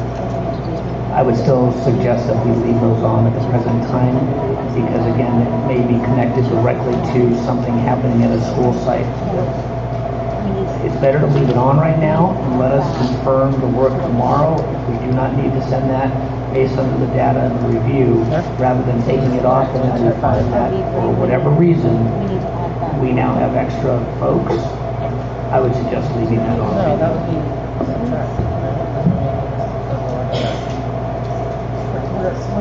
If that can be looked into, I would appreciate it, because that was our experience last year. So last 4.3.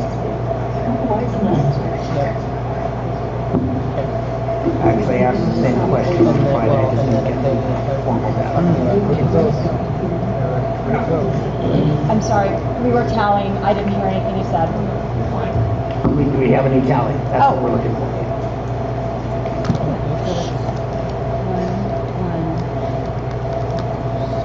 So while the tally is happening, I do want to make sure, one,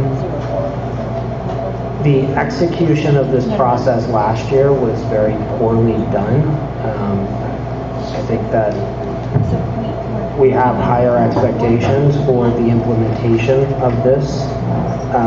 Two, I still have several outstanding questions regarding, as do other board members, regarding some of the budget categories. I am hopeful that the number, it's painful to start with a large number, but it would be really painful to end with this large a number. So I'm hoping that these go down over time, but I am fully prepared to come back and look at further cuts at other areas, and I've identified for myself at least what are some of those areas I would look at.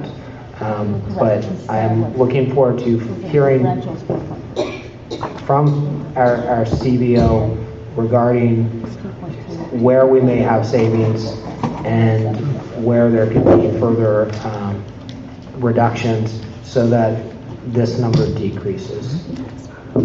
And just to confirm for you, yes. I mean, part of our work isn't to just get through tonight and feel that we're accomplished and we're done. It is going to be a continuous process of, again, our budgets, our process, some of the data specifically that the board has asked for, ensuring that you have that so that we can make other changes to our budget structure and save some of these other employees. That's what we're doing. Thank you.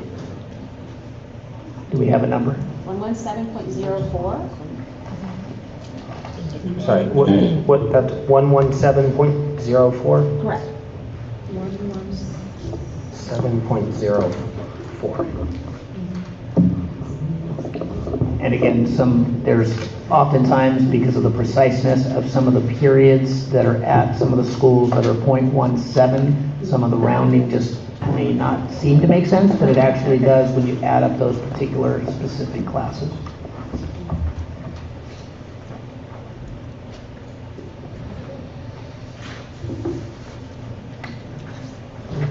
Are board members waiting for further data? Is there further discussion?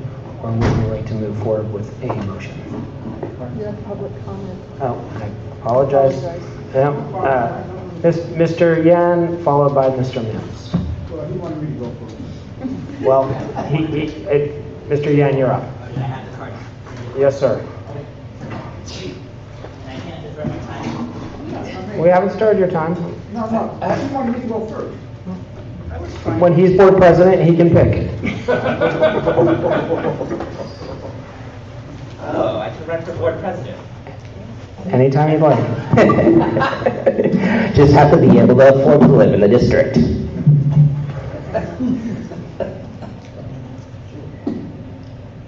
$50,400 minutes, instructional minutes required for 1st to 3rd grade.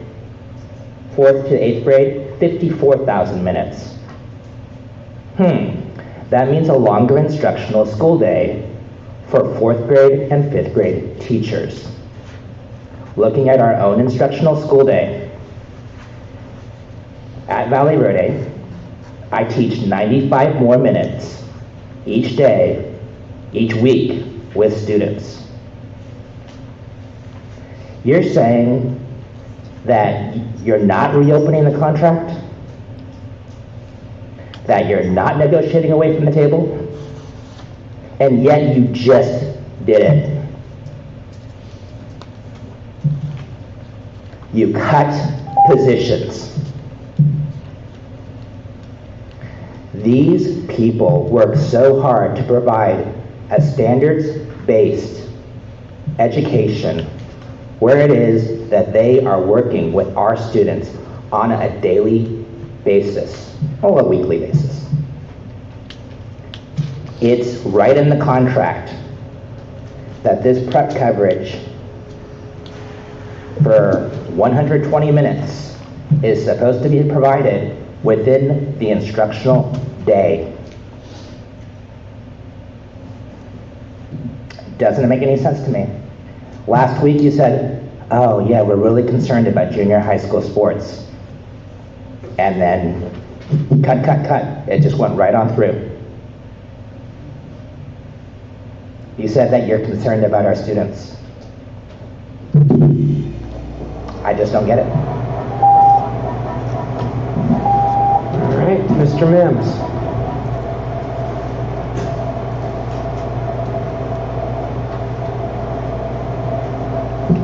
Mr. Lawson, you start the clock out. Can I ask you a question? You can ask. Did I put a speaker card on 19.1? Yes. Yeah. We had you for 19.1, didn't we? Did you call me on 19.1? Yes, sir. I never got up here. I didn't You did.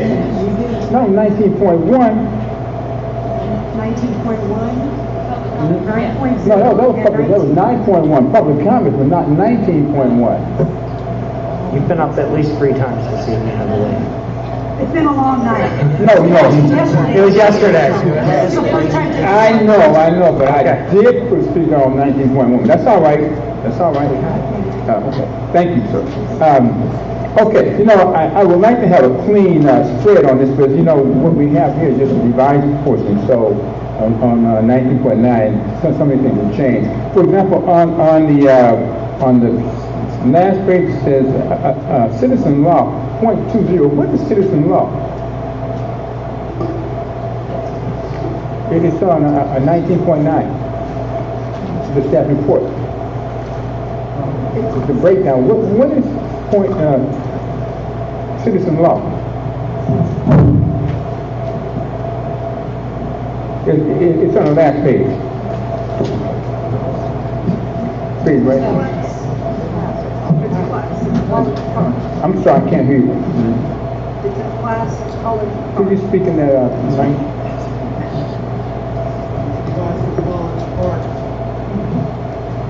Oh, classic. I understand it's a classic college park. Oh, okay. On the JROTC, you see reduced to 1? Did I hear that? Because it says 4 right here. So instead of reducing by 4, we chose to reduce by 1. So we are not cutting JR. If we were to cut JROTC completely, that would be the 4. We decided not to do that tonight. So we made a change to cut only 1 because we're consolidating the Olympic over to Mount Diablo High. My understanding is that program cannot run with 3.